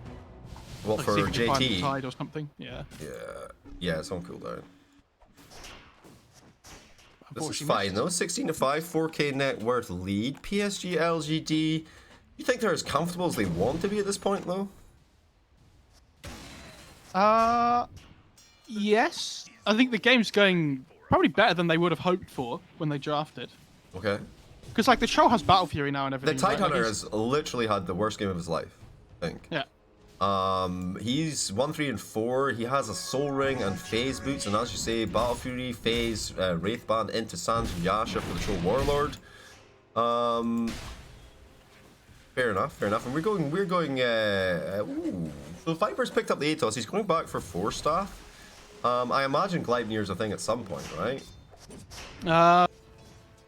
He needs like, I think he goes 4 staff BKB, and then he can think about what he wants. He might want like a Hex or something afterwards. The thing with Gleipnir is like it's an okay item, but I don't see the reason to pick it up. This Yeah, year. there's nothing, there's no, like, that's what I'm saying, he's got the Atos, right? But there's no reason to have the Gleipnir as far as... Yeah, Well, he's there's picked up no, the like, Atos, so I PL. guess, I mean, it's the Viper, I guess, you hold them in, it's for Tide, right? It's for Tide to hold them in the Nether Toxin. But the Atos does that, but not necessarily the Gleipnir, you know? Can I tell you one of my pet hates in Dota at the moment? Okay. If you put Hoodwink in a pub, don't auto-build Gleipnir first every game, please. It's the most triggering thing. Because there's so many different items you can build on that hero. Yeah, Yes, it's another Gleipnir's one of those sometimes utility good. heroes right now, right? Where you Just can... don't build it every game, please. Like, It's the equivalent of building Atos on Pudge, is all I'm saying. yeah. Right? Yes, no, because it can be The okay. Atos Like, is you actually can- good on Pudge now, but before, it was the whole, I'm going to hold them here so I can hook them. You know, But, point like- blank range. Hoodwink has so much potential with the like these solar crests and like 4 staffs, and there's so many utility items in the game. I just wish people would use their brains rather than default all the time. Yeah, I mean, that's kind of it, though. A lot of people just click the guide and then just follow the guide, you know? But yeah, the Gleipnir, I don't think I've never played Hoodwink, if I'm honest. I've demoed it, obviously, to see how it works. Fun hero. Well, I don't know. my 5-stack have like a guy that already plays it, so it's like whatever. Oh, okay. And honestly, I play 1 and 5, so I don't want to play like if I'm going to play a 1 that's ranged, it's like Hoodwink, I'm just going to take Sniper. Dyer's middle tower's under attack. And then hate my life. Hook shot downtown, they get in on top. Oh, Fly just gets annihilated, no problemo. Holy! Don't get him with the shards, but it doesn't matter. There are other rocks in the way, the L gets popped Yeah, I was off. gonna say. Any support for your boy? Nah, they're gonna use Yeah, Abbott's not getting out of that. I don't know Can't about shield the the coil coil there. set off, unfortunately. That was questionable at best, as they say. They had a really good ward down though on the radiant side that they put down on the hill before they went up. So they just see the DP blower up straight away. And now they should be able to take the mid tier 1, I assume. Well, I don't know where the troll is, but I mean, Kaka, Emo, and JT are ready. Death Prophet's TPing in for this. Tower's under attack. Man, they're just gonna take out the catapult wave. They don't want to give up mid just yet. I'm really shocked the troll hasn't come over there to try and take the mid tier 1. I think if he does, he'll do it when the fight's happening somewhere else, right? So he Yeah, can just get the potentially, attack but, like, speed up and just wreck the tower while they're not going to engage, maybe? Yeah, with 2 heroes being dead though, like. I feel like it was Yeah. Triple prime mortality on the puck, building into Dagon. Blink Dagon on puck, that's going to be his play. Okay. So the 4 staff not finished yet on Viper, so I imagine when he sees that Dagon, the BKB is for sure coming out. Like, what's the situation with Morphling? So he's going shotgun, it's almost complete, he's about 1,000 gold shy. gets a creep from the shovel. Nice, nice. They need the DP to get level 12 on IG. I think that's a big moment because the exorcism damage increases massively. Because like the amount of spirits double, right? It goes from 8 to 16. Yeah. And always feels really good getting that second point in exorcism. The Die are gonna fortify just to annoy Troll Warlord.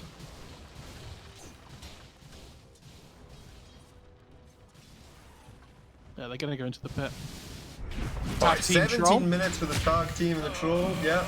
They got a Blightstone on the medallion. Yeah, they got Orbit Corrosion, right? That's probably enough. The Ravage is up though, dude, so if there's any smell, if they smell anything even remotely dangerous, they need to. Oh, look at this from Y though. He breaks the smoke on 3 of the heroes. Emo and JT are still smoked though. Faith beyond the high ground. The Atos used the hook shot down. Tiny finds Kaka. Oh, Puck goes in and completely explodes him. Drops down the coil. What a beautiful engagement from PSG.LGD. They fall back onto the high ground. Now they just catch 1, 2 with the Ravage. They will lose the task, but Faith beyond now able to pour damage down on top of Emo from the high ground.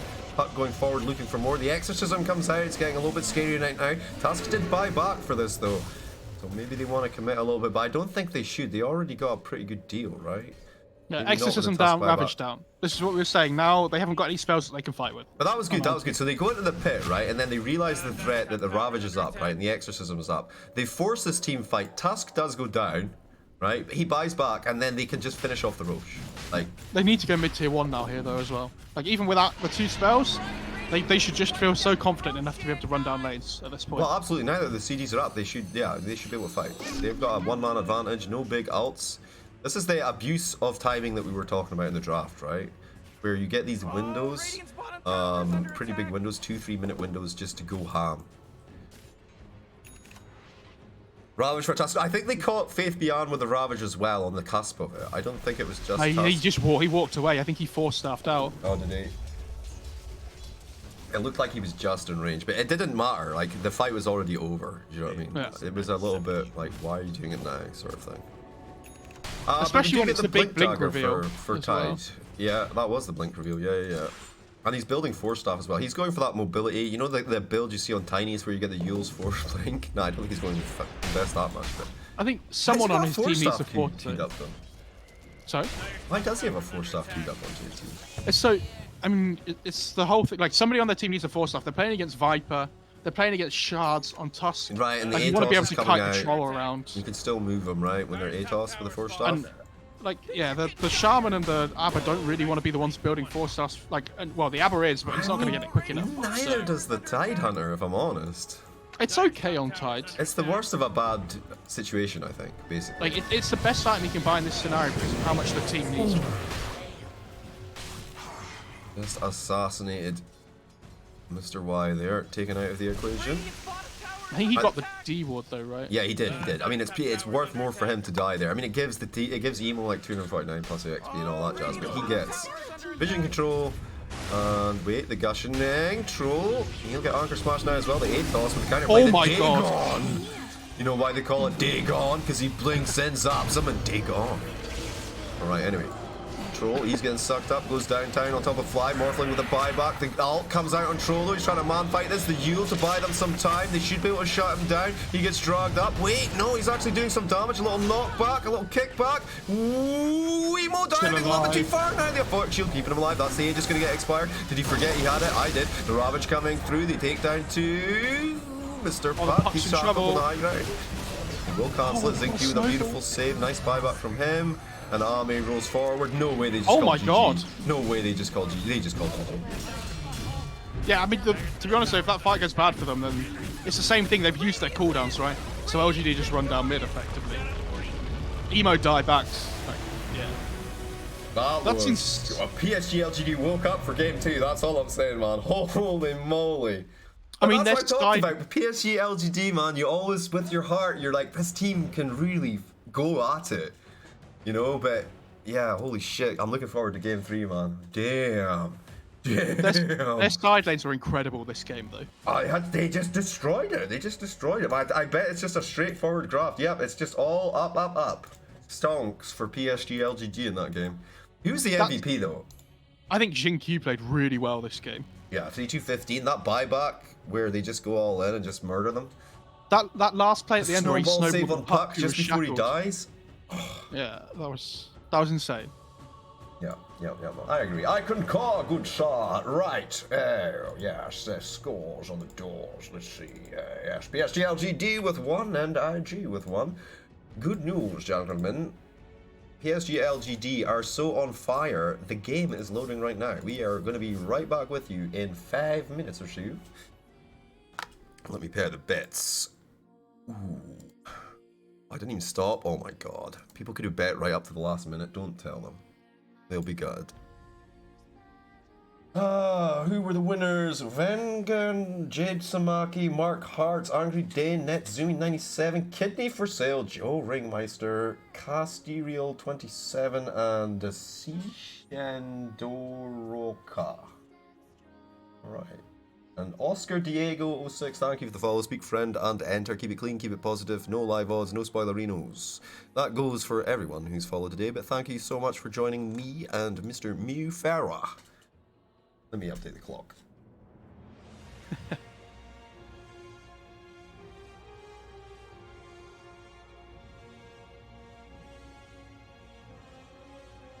Sorry, dude, force a habit, you know? I never stop talking.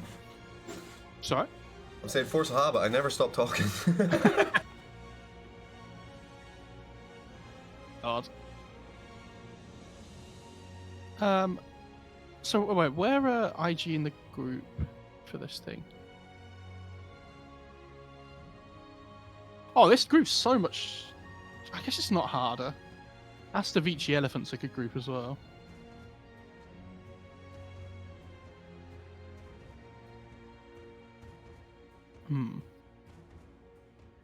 I'm gonna go grab a drink. I'll be back in a sec.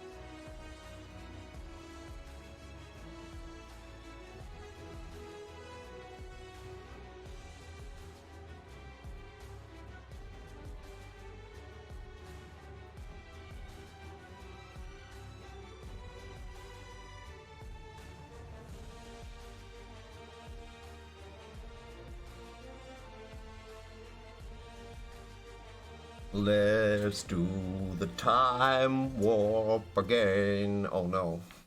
Are they not loading in? Oh no. Has the lobby failed? Oh no. Just kidding. Ooh, Radiant team ban. Alright. Ladies and gentlemen, boys and girls, welcome back to the FDC Day 8 round robin. It's PSG.LGD versus Invictus Gaming. Game 3. I am General Jivicus, joined by Mo Farah Dota. The draft is underway. Goodbye Mars, goodbye Timbersaw, goodbye Alchemist. Dire team ban.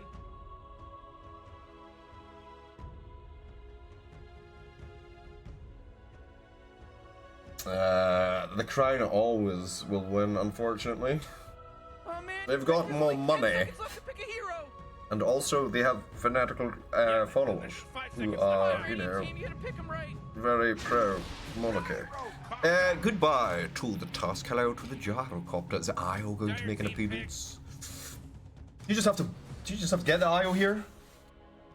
Immediately for Invictus Gaming, I wonder? You really gotta pick a hero. You got 10 seconds left. You better pick your hero. 5 seconds. Radiant team pick.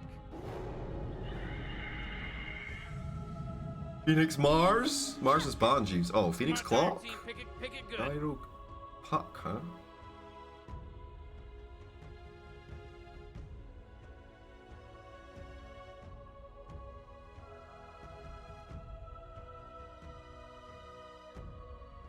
Ten seconds. You're gonna get like the to pick your Shadow hero. Shaman again for Kaka? Maybe get the Rubik instead? Cold down? You better Coil? pick Could your be hero. fun. 5 seconds.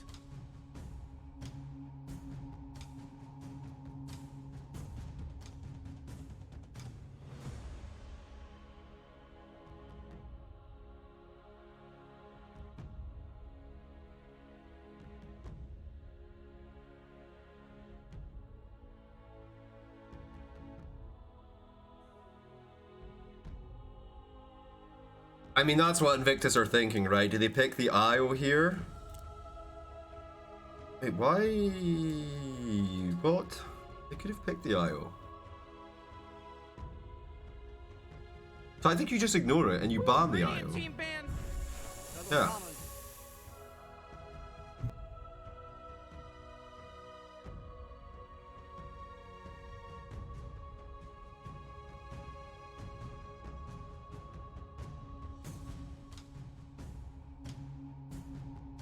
You really gotta pick a hero. You got 10 seconds left. Dire team ban. We won't be getting techies, I don't think, sadly. Is Mofara muted? He went to get a drink, so I assume he is muted. Not mute. I assume he's just AFK, not mute. But you know, you never know. You never know. I had to go and shake hands with his best friend as well, you know. Okay, we got rid of the Tide Hunter. Goodbye, Enigma. Yes, they banned the Iron. No big surprises there. Wait, why do they ban the Enigma every game? Oh man, Rick, there's only 10 seconds left to pick a hero. For God's sake, come on, man. 5 seconds left now. Yeah, how's it going, dude?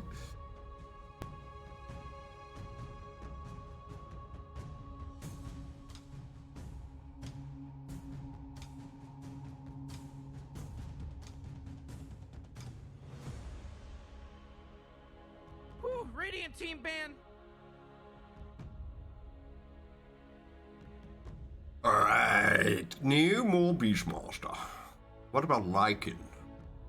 Are we liking a Lycan pick, maybe? Would be. You really gotta pick a hero. You got 10 seconds left. 5 seconds, Morty. It'll be fine.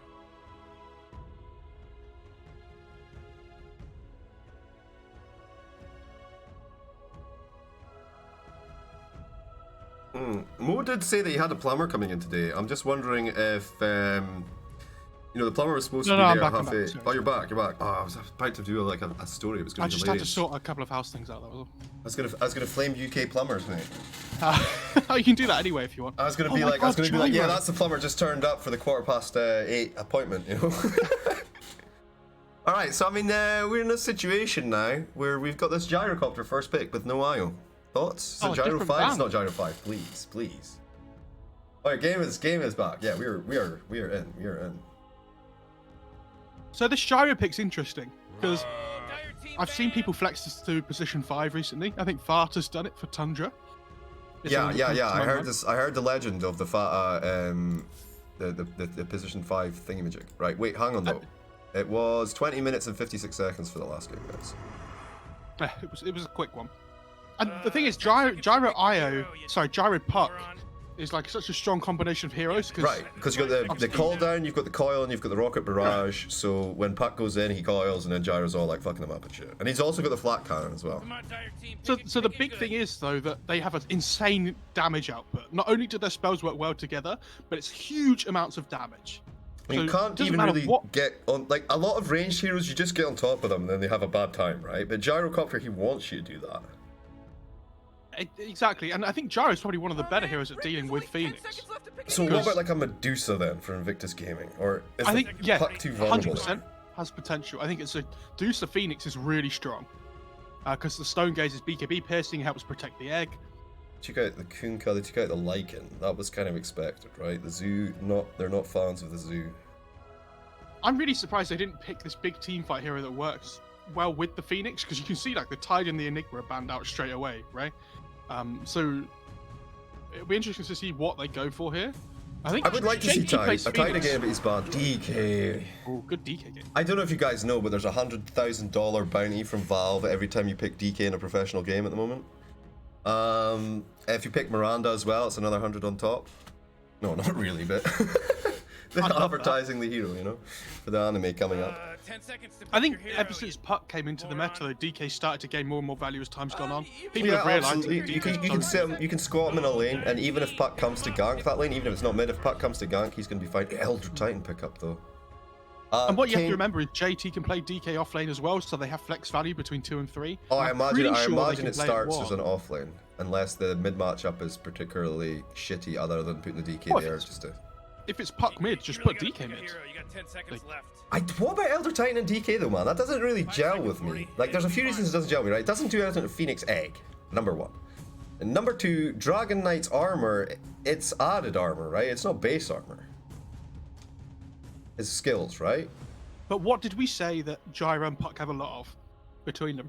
Right, well, they've got loads of magic damage. Magic damage, and what does the ET amp? You're with the right, you're aura? right. I always forget about the fact that amps magic. Well, basic takes away your magic resistance. But Okay. the other thing is, and it covers the IG morph pick as well, which I think is really important. Like no, we said, it's if you super don't, good. But yeah, no, it's like a you ain't playing morph today hero. That's Yeah. what Elder Titan is. I think ET Gyro as a laning combo is ridiculous. What if PSG.LGD Absolutely went back for the ridiculous. morphling? No, they go for the troll. Yeah, I don't think you want to play morph against DK Shaman. No, it's That's tough. garbage. It's garbage. It's pretty good versus the Phoenix though. Yeah. Okay, we ban out the Razor because Troll makes perfect sense. Sorry, I will say, Kane Lust, our co-caster is Mo Farah Dota. You should check him out on Twitter. I think that's what you're advertising. Your Twitter's your I don't promotion. even know what my Twitter is. Well, I didn't know what your Twitter was until this morning, and I was like, I should get a picture of Mo Farah to put on the thing so people know that Mo Yeah. Farah's here. So I went and I found your. I was like, he has a Twitter, okay, because he's got no Twitch or anything like that. You know, like, he has The a thing is, Twitter. like, I don't stream, and I don't. If you want to follow a Twitter account that doesn't post anything, then I'm the man for you. That's pretty good. That's exactly the like of Twitter accounts I like to follow, if I'm honest. I don't post anything. I retweet stuff sometimes, but Yeah, I always retweet if there's like jobs in the industry for esports or game development. I always retweet that stuff. We get rid of the OD. The Viper gets kicked to the curb, which is understandable, right? Because of the DK. Did he go for maybe like a PA then? No. What is it? Monkey King still there? it is. But I don't think they can go Monkey King on IG. I think Troll does really well against that hero. Oh. It's a tough pick for IG, actually. Tough pick. Because they need a I want a core crit hero. I want a crit hero. So I want PA. I don't think I want Juggernaut because he's still going to get rooted, right? Maybe like it's not even a good Weaver game. Sir? Weber? Not a what good Weaver game about against- what about AC carriers, right? Dragonite's probably going to buy the AC, right? But you could put like if you go offlane Dragonite, you could build it on like a Sheevers instead, and you could get like a Wraith King and build AC on him. 5 seconds, Morty. It'll be fine. Like, I feel like because Dragonite needs to build the magic resist because of the Elder Titan, right? He's gonna need to hook the team up. I think he's probably just gonna go Blink BKB, honestly. But he's the offlaner. I don't think it has. I think it could be Void Spirit 3 as well. Void Spirit 3, put the DK mid versus the puck. Yeah, I mean he's gonna have an okay lane. Like you can't have a shit lane. Because the thing is with LGD, they could pick any position here apart from one. Because the Troll's gonna be the one, right? Like Gyro could be 3, Gyro could be 5. Like Jinkyu's probably played Gyro before as a 4. I could see them picking a 3 Gyro here. 4. I've never seen a Gyro 4 before. I could see them picking a 3 here and putting Gyro 4, ET5 puck mid. Dire team Okay, pick. let's see what we get. Yeah. Nature's Prophet again. It's a good Nature's Prophet game though. Well, yeah, sure. You can deal with the snakes. You've got the attack speed from the Orchid, right? So you can fuck up Phoenix's egg. They now need for Void Spirit with the silence as well. They now need a carry hero that scales well against Troll and can lane against Nature's Prophet.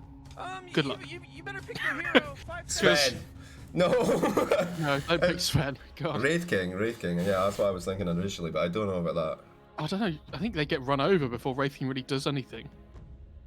I could see Ember being again like another. Oh God. I don't know if I like it.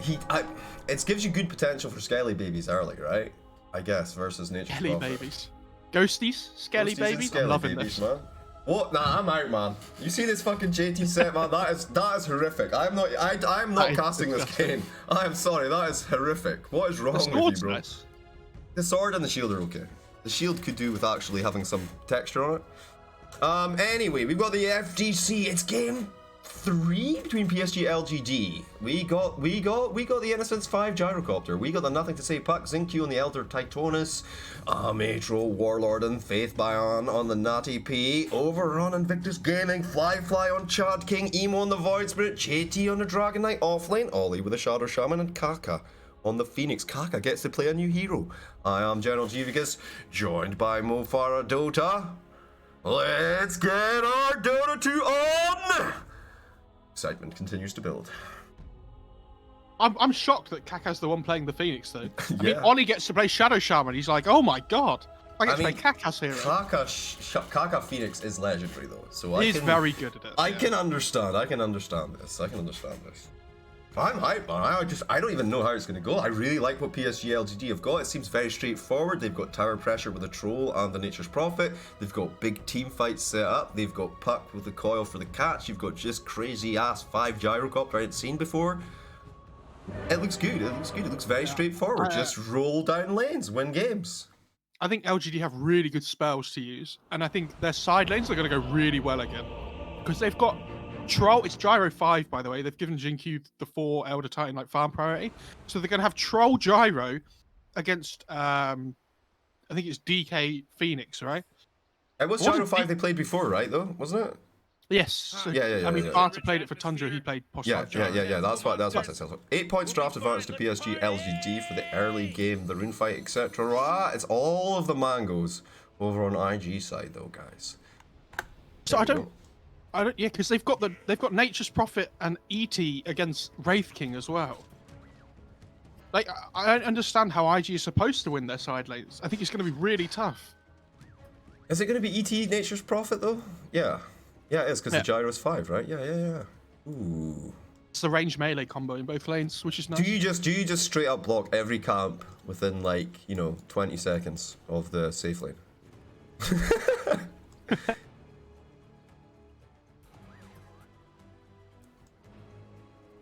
Oh God, wait. Morty, So don't look now, but battle's about to start. what does the No, hey, Gyro I didn't do this. build I didn't do this. as the 5 Chiefs? Go. What is the Gyro build as a 5? I don't know, like a fucking one of them things. Like you got a medallion build maybe? Get like a stick. Could, yeah. Get stick, get like medallion. What's that thing? Headdress. Get a headdress. Yeah. And then I guess the game's over, right? You've lost. So... You've won by then. Yeah. Oh, you've lost. Oh, okay. So that's pretty much it, right? Game's No, I think I you mean, could what go boots Veil. do you go Tranquilus? Veil? I think Veil sounds interesting. on a With 5? the heroes they have. Feels expensive. It's expensive, but it's a nice build-up because you get the Bassi early on. Is it For, like, the Trunks or mana regen Arcane and boots things. though? That's the big question. True. His spells take very low mana. It's 90 for Rocket Barrage, 120 for Homing Missile. It's just always 90 for... Oh my god. 50 for Flat Guy. Like, it's literally nothing, right? If Puck does well in this mid lane, by the way, I think the game's going to end really quickly. Yeah, I mean, we talked about how that, like, the laning phase isn't too bad, right? The Void Spirit versus the Puck, you said this. Yeah. And then, but the Puck, obviously, he's got silence, right? And Void Spirito, he hates the silence. You silence him and he's having a sad time.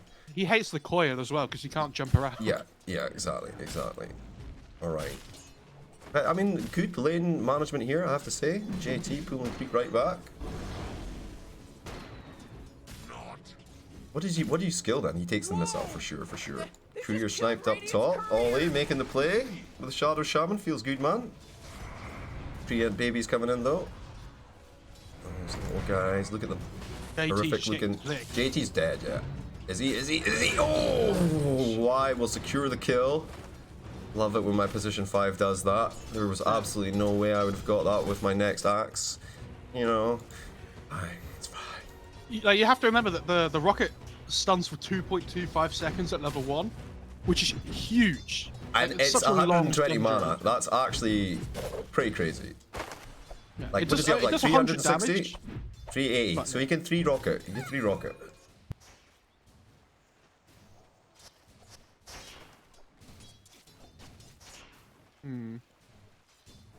Top lane is going better than I thought, though, for Wraith King. What did he build? Well, yeah, skill-wise, yeah. This is what I expected. So he goes for Wraithfire Blast at level 1, you know, because you have to. Because if you don't take it, the enemy can just pretty much walk up to you, right, and slap you to death.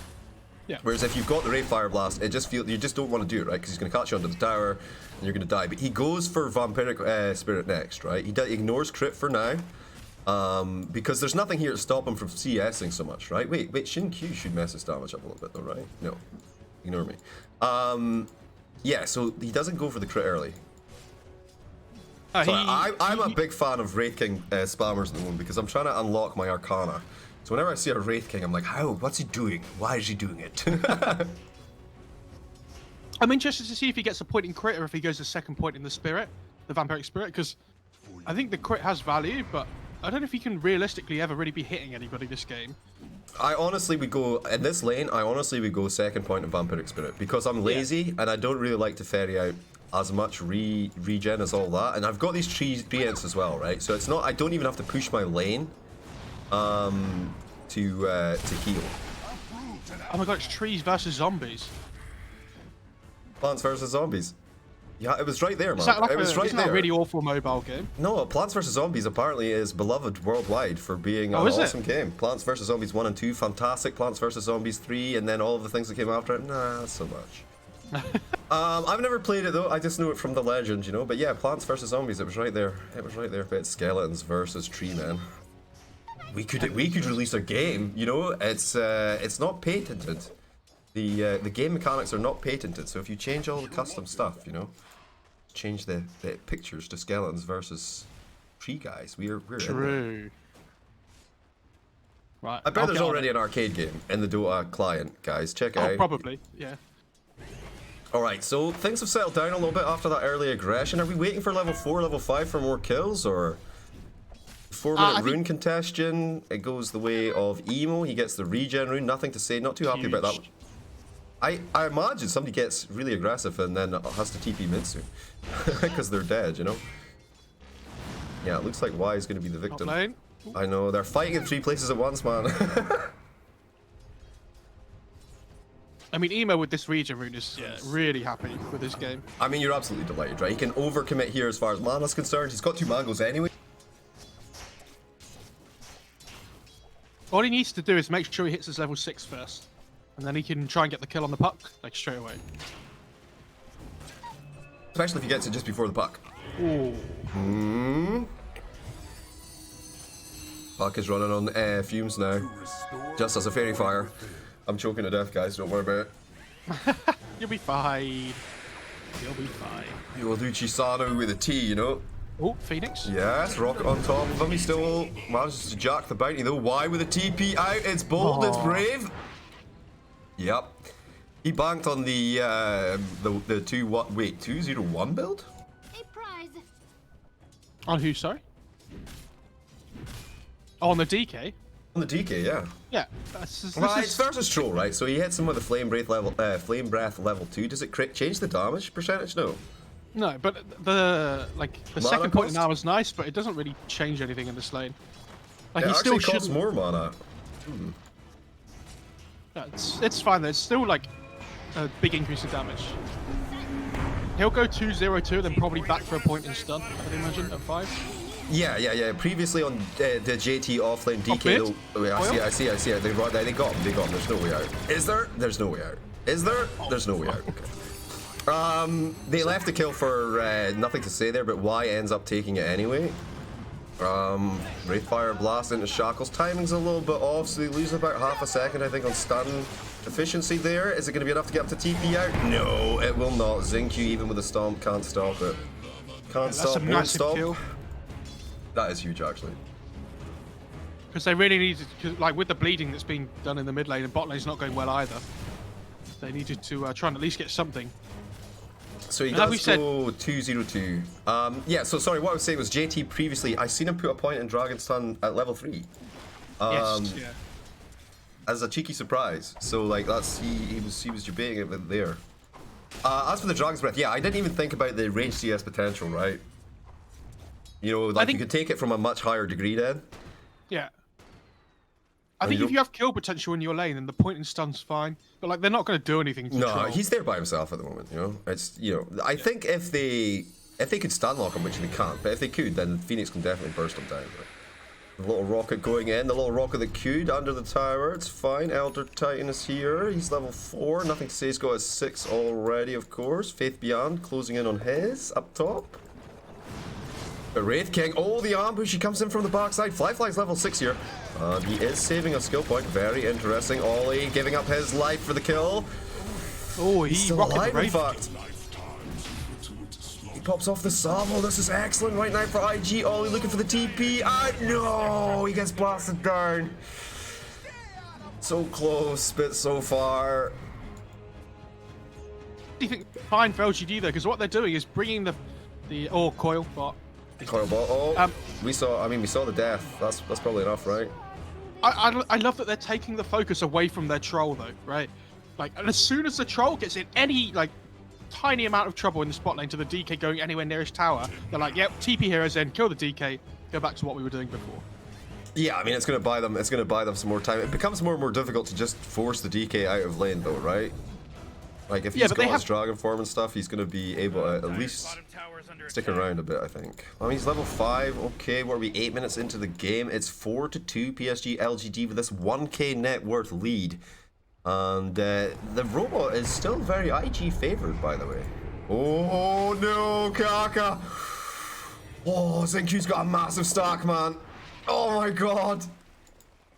170 bonus damage just from that one. Has he got ancients as well? He's thinking about it. He's thinking I think about the it. puck has to come and take the stack now though. Well, they because, know it's there. Yeah. The die have seen it, so they need to be like, oh yeah. Yeah, he's clearing it out now. I mean, he's gonna get another stack out. No, he's not. His timing's off. Never mind. JT pops off the dragon form, starts to tickle the tower bottom. Why? He's closing in on level 6 as well. So Call Down gonna be giving them a decent amount of D push and denial. What's the cooldown on that? It's like 120, you know?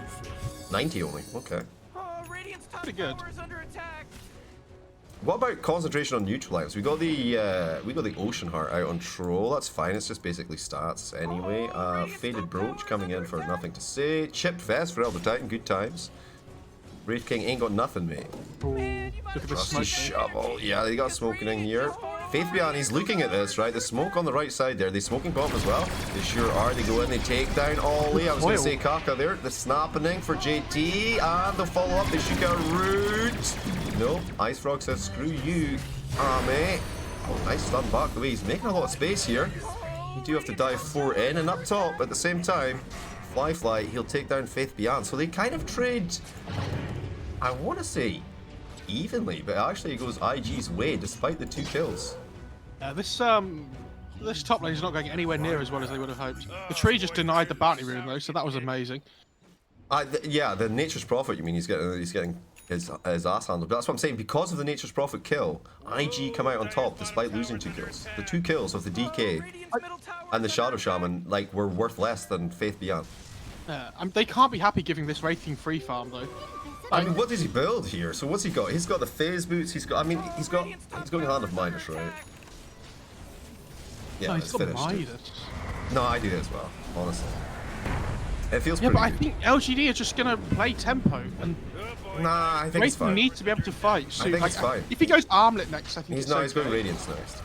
Radiant's top tower is falling. I think. He's going Radiance next. I guarantee it. I don't guarantee actually, because he does actually build Armlet. I think Armlet Halberd sounds really good. I think this game. Armlet's better. I think Armlet's better. But you've got the trees as well, right? It's pretty good for the team fight. You're going to mess with Zinq as well on the side of things. It's good if you actually manage to kite the Troll Warlord as well. Mid lane. Yeah, they've got the coil, the initiation, and the big Aaron split doesn't connect or anything, but they'll still blitz down the Void Sprito. Kaka comes in, dive forward, no egg committed. He's level 5G, so it's difficult to do that. Fly's here though, and he's looking for Y. Never mind. He will just die to the flames anyway. And they just have the egg now. Easy. Yeah, he got his level there. He got his level there. All about being in the right place at the right time as a sport, guys. Yeah, it's pretty 50-50 on the exchange for that one. Which is pretty troubling, actually, if you're the Void Spirit. For sure. I'm a Gyro 5 and I've got the Saber Shoe shot. Oh. He's gonna TP on Troll. He's got Urn on Gyro. He's got Ring with Basilius. Supposed to be building that Lats or... He could be going Vessel as well for the DK. Oh, it will be Vessel, yeah, ignore me. Ignore me, that makes perfect sense. Falcon Blade on the DK to solve some more of his mana issues. He already has a Soul Ring though. And the stick, so... Stomping. Man, Elder Titan's so beardy. What? Elder Titan stomped Fly, and JT. Look where he is. Oh no. He had the, I think he TP'd away to mid after he used the spirit. Yeah, he did. Came like all the way back through all the creeps on the way back. Yeah. Alright, I mean, that's fairly straightforward, right? Troll takes tier 1 top, we get the tier 1 bottom. Even Stevens, now the big fight in the mid lane. The dive forward is look for the gyro, slowing him up. Puck with a double damage, trying to bring this tower down, but the deny. Can't quite find a damn, that sucks. Also, Puck has the veil. Right, Puck went for the veil, yeah. So gyro goes for the urn, I guess, kind of, and then whatever the spirit vessel, right? The Battle Fury coming for Troll Warlord, which we like because we've got, again, decent magic damage with the Puck, the gyro, and the veil. I think the Wraithing's still trying to weigh up whether he can get away with Radiance or not. Yeah, because he pretty much, what's the cost of armor? Like 2, 4, 5? Yeah, something like that. I don't know 2, 4, 7, 5. Because the Radiance would be really good this game. I just don't know if he goes for it, will he get punished? Yeah, I absolutely would build it, but I'm not playing against pro players who will punish every, which thing. The thing is, he needs to get an AC as well. I actually think Armlet and AC, and then maybe Halberd if you're still having troll problems, it might be the way to go. Just for the extra armor versus the Elder Titan, right? Like the AC I want anyway, but for the team fighting, but DK can pick that up, I guess. It depends. They're fighting top. Void Spirito. They'll use the coil for it. Why gonna finish him out? He gets a bounty rune as well. He's pinging him. He says, "Come and get this bounty rune with your bottle, dude." Yep, nice. Efficiency. Support players are very good at that. They'll wait to see what it is before they do anything to it. Like normally you just right click whatever comes up, right? But look, if your mid's nearby, there's a chance you dig up this bounty, you can just refill That's amazing. It's such a beautiful item. Honestly, I love it. Yep, down bottom, Elder Titan, he gets hexed up with the TPs, the rotation, Faith Beyond. We've got 3 heroes trying to chase down. Oh, Ollie looking for the TP out the axis. Goodbye, sir. And Fly 5, he's going to bid them adieu as well as he jukes off through the trees. Phoenix, though, why are you here? Did he not stomp? It's fine. It's fine. Did he stomp? I don't know if he had it up or not, because I feel like he could have stopped the TP. He didn't know where he was. They Sprout saw him, didn't they? Yes. but then he would have to move. Yeah, you're right. You could probably I think it's what is it, 3 seconds or something by the time he pops the spell and then drops it on top of them and then does the stomp. I'm just assuming he didn't have it up because he was too far away to do it manually, right? He needed the spirit to do it. Yeah, yeah. Alright, this is a bit risky though, I have to say. Ollie, fly. They're trying to massage this creep wave down bottom. The Skelly boys doing the work. Oh, it feels so horrible as Wraithing playing against this battlefield. Your skeletons just die straight away. Nah, that's how. I mean, that's the crack with the skeletons anyway, right? Yeah, I literally just use them up, use supports, honestly, and take towers. Okay, they get the snacks, decent. Why? Remember, he's just a position 5, guys. That is a manly position 5. Is Ollie dead? Ollie's fine. Ollie's just fine, and that's a little bit unfortunate. Okay. Never in doubt. Yeah. The arcane rune. Nice. I mean, 63 seconds cooldown on your ult, bro. I love that Faithian hasn't gone for Orchid this game. Absolutely love it. I think that he should just look to try and transition towards the late game with like right-clicking items and things. So he's got Witchblade, queued up Maelstrom, and then I think he just goes BKB. I'm surprised he didn't go phase, actually. Phase is okay, yeah. Maybe I think if he wants just the for raw better right-click it's just for better mana maintenance, right? Just. Well, if he wants raw right-click damage, I think the treads are better. Yeah, actually, you're right with the intelligence heroes. They're Right, the Roshan. the troll, he's going for the solo Roshan here. Doesn't have a possessed mask or anything like that. If he does have his ult, things get a little bit sticky. And the timing, it's only 17 minutes into the game, so they're not entirely aware that this is happening, you know? This is really good. He's getting the Ocean Heart regen while he's in the Roche pit. What a time to be alive. Yeah. They're backing it off, so... They can't fight this without the egg on the Phoenix. So.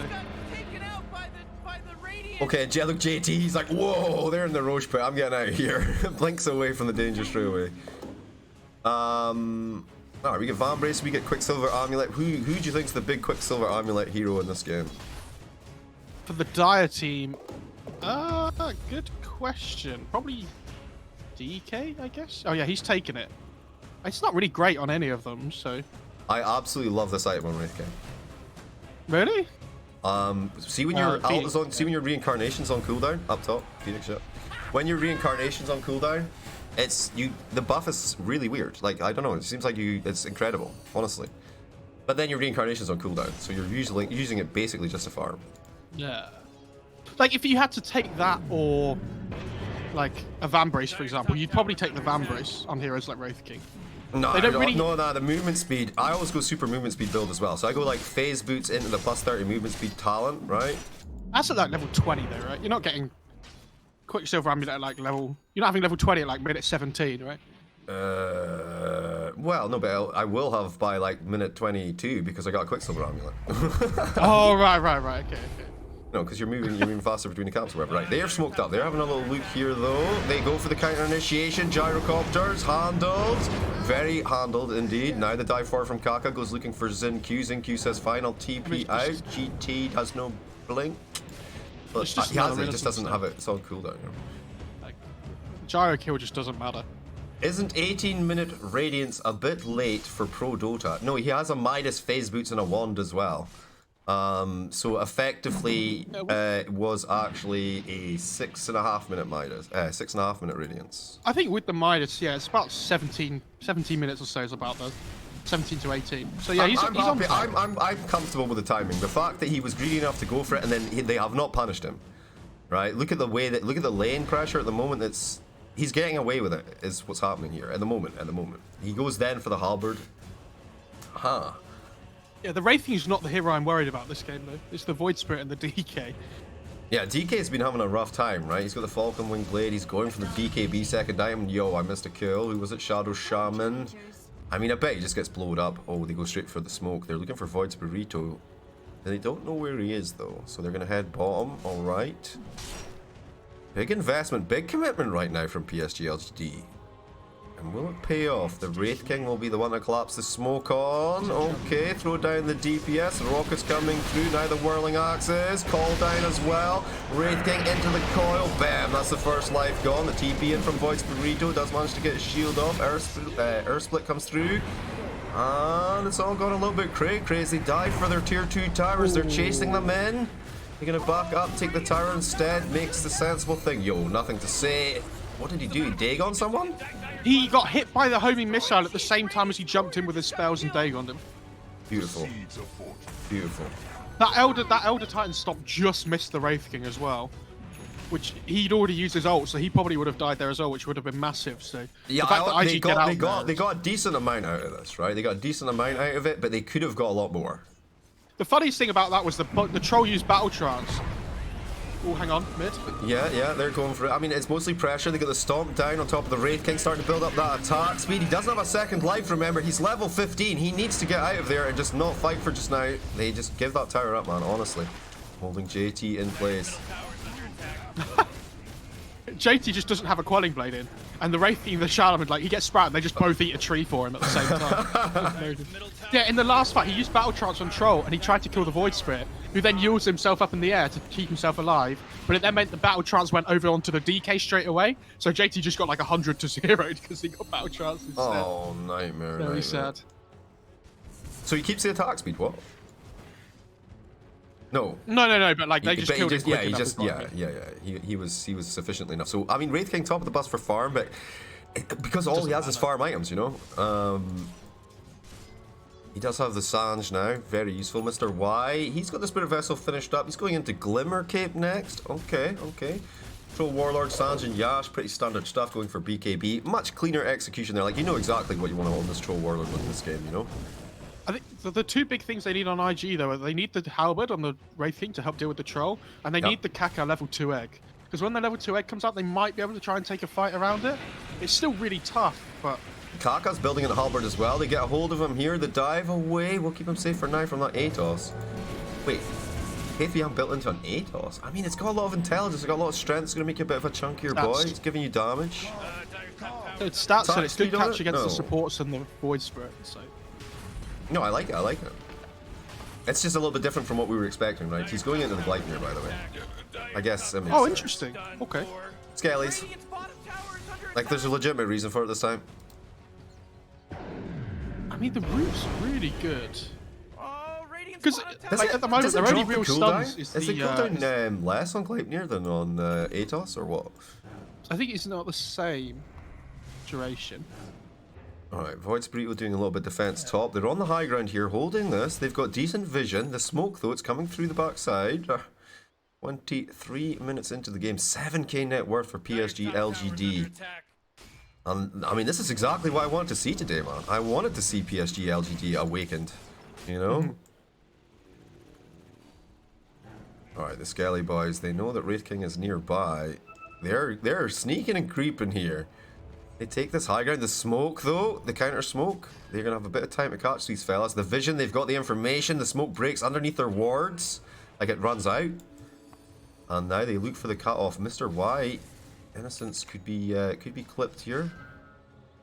Other Titan TPs. Nature's Prophet going to the lane. How safe does he feel, though? He doesn't know. Oh, they know now, though. The Treants, that's going to give away the game. Now the TP. Oh, he's out. Bye. Good space, man. That was good space from both teams. Like, neither of them finding anything with their smokes. And who were the big winners of that? Who were not at the smokening that actually were able to farm up and do stuff during that time, you know? Double damage on the river. Roshan, 1 minute before he can potentially spawn. Elder Titans got phase boots. LGD are just going to look to control up the area of the pit now. They have no interest in like taking unnecessary fights. I don't think. If they can get a pick off, they'll do it. But they don't want him to run into the 5 heroes of IG. Not until they've got the Aegis. Yeah, they really needed to catch something with that smoke in order to get themselves a little bit of initiative back in the game, you know. But this is good. This is good. It's patience, you know. It takes a lot of discipline to hold odds 5-5. Void's Burrito, he's doing a little bit of work cleaning out, making sure that Nature's Prophet can't push top too much. He's got BKB now on Troll as well. He's feeling really good about his game. Yeah, Gleipnir's up on Nature's Prophet. Oh, Still rocking the vessel. this shard and Prophet, it might be the most broken thing in Dota at the moment. I hate it with all my heart. It's so ridiculous. Oh wait, talking of ridiculous, Elder Titan blowing the hell up. Phoenix just sun raying through him. That was ridiculous damage, I'll tell you what. Yeah, so it's the one that makes the big sprouts, right? And they do 100 damage each. So you Why? get 2 baby level 1 treant protectors. Yeah. No, every time you cast Sprout, you get 2 trees that have 100 damage each. Wait. They're greater trends. Because every time the trees break on Sprout, it summons them. Okay, okay. Which is insane. Why is that a thing? Look.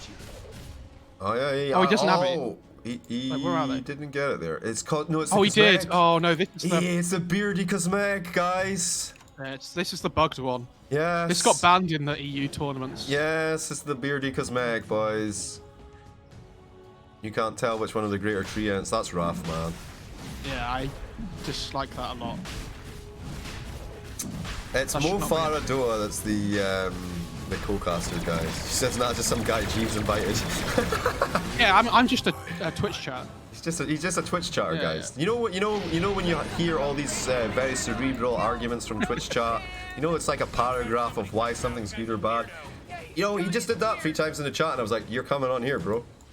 Keep up, guys." Yeah, you could be next, chat. Indeed, indeed. All right, it's 12-7, 8k net worth lead. PSG.LGD comfortable. IG, they've got the halberd, the BKB queued up for Wraith King. Does Phoenix have his halberd? No, but he has a decent amount of gold. They're smoked up though. PSG.LGD looking to make a move. Who's down bottom? It's Faith Beyond, right? Pushing with the Nature's Prophet. Oh, Phoenix, can they grab him here? Little dive up to the high ground. DK's sitting behind him, so I wouldn't want to go there if I were them. And again, man, it's just maneuvers, right? It's just maneuvers. No real connection. Both teams, they want to take a huge advantage team fight, right? They don't want to hard commit one way or another. Just want to nibble at them. I mean, IG just trying to sit under their own vision in their jungle at the moment. That's like the best chance they have of winning a fight. Oh, there's a gem on the gyro. Oh dear. Oh no. IG just literally sitting under their high ground where their wards are. If they take a fight anywhere else on the map, they'll lose it. I mean, that's damn rough, man. What's the happening with the Wraith King, though? Okay, Paladin Sword, Mindbreaker for the Radiant. Oh, well. Well, so it was a pretty good run. Jeeves. The ward on the high ground died, so now... they're like, oh god, where do we stand now? Who gets the Paladin Sword? Is it Nature's? Apparently. Ooh, Map Trolls start. rocking the Quicksilver Amulet, bro. Okay, I mean, he maybe have to use this up, but he wants to save it for after the Aegis, I guess. Now, Big Egg, hold him in place, the shackles, Faith Bound eats that cheese, though, turns back into Fly. They're going to take his life as well. Are they? No, he'll stand firm, stand tall. I will go down now, second life coming through now. A pops off the ult, the BKB tries to go ham bones, Fly. He's got his BKB, he's running in the opposite direction, though. Looking for the puck, looking for the slap down, and does surprise, mofos. Puck will be just fine, no crits for him. And Fly gonna walk himself out of there, but JT will be collected. Yo, nothing to say. Bullying them. Look at this. See, considering how far behind IG were, that fight went much better for them than I thought it would. I mean, they lost their 2 cores. Yeah, I don't know. but Yeah, okay. They It was broke the basically Aegis. due to LGD just running up into the high ground without vision, right? But Yeah, but they broke the Aegis, they got the cheese as well. So it's pretty decent. That's nice if Ollie survives. Oh no, he gets clipped by the Elder Titan Spirit. That is unfortunate. oh, this troll's really low. He hasn't got ult, right? Yeah, he's out No, there. Aegis. He's out there. I mean, this is fine because Faith Beyond with the massive treants, the massive treant bros, will be able to just smash this tower down. Look, there's 2 seconds. Tower's gone. And look, and then when it spawns new ones, the old ones die. But it just means that every 8 seconds he has new greater trend. Infinite treants. 100% uptime. Someone nerf this item, please. For the love of God. Alright. So Ame, he's taking advantage. She's doing that thing that we talked about you could do at tier 1 earlier. You know, there's a big fight. He's low HP. He's just going to chill. Go and dig into the tower a little bit, you know? BKB's up on Wraith King. He is level 19. What did he go talent-wise? Okay, he went full Chad King with a plus 15 attack speed and a plus 12 strength. I feel like, since the nerf to the Skelly Boys, like the base damage is nerfed by 3. I feel like it sometimes feels a bit more effective these days to go for the plus 24 attack skeleton damage. But in this case, he's not really the one it's reliant on doing the pushing, right? Like he can actually fight. But it's more the fact that they're playing against heroes with such good wave clear. Yeah, they don't do much. They don't do much. Yeah, the skeletons just die anyway. I know why. I know why he's building into. I know why he's building into Chad King. I'm just saying, like, because of the nerf. Chad King. Well, Chad King is all boosting to the hero, right? Instead of anything else. But I mean, so you go skeleton spawn though. You go skeleton spawn. The skeleton spawns are fine because you don't have to get CS for that to be effective, right? Like, but you see the problems? They all just die But straight he has a away. radiance, so I wouldn't care. I don't know, man. I don't know. I would definitely take the movement speed anyway. Always. Oh, Try for the halberd, he pumped the BKB just in time. Here comes the coil, the counter attack. JT gets melted. Ollie's slain now as well. And Fly, you're gonna die as well. No. Here we go. Emo's in on top of this Troll Warlord. They kite him a good bit. They throw down a little bit of stunning. The Ghostie's chasing Mr. Fly, the stomping. He's already used it, but not. Aka's dead. they're gonna call it. That's it. You think they're gonna call it? I mean, they have to. They've got no buybacks. The only person I left don't is Voice see Burrito. them. I don't see them wanting to play this game anymore either. It's over, man. It's over, man. Well, you think that it's too brutal of a psychological damage that they lose the team fight It's so more the badly? thing, like, they've used all their spells, right? So, like, even when they respawn here, they're not gonna have egg. PK's Like, got they're- dragon form. Nah, they're gonna GG. Middle barracks are who? Wow, guys. As a man that Wow. loses a lot, I know when a game's over. No, right? No, I know. But the thing about when you're casting though, even when you know from minute 15 that the game is over, if you just cast it like the game is over, it's going to be a shit experience for everyone. It's going to be a real Debbie Downer. You can pretend that they're going to come back. It's WWE, man. Okay, we got PSG.LGD 20-8, 31 minutes 48 seconds. Who do you think was the MVP? I think Innocence played really well.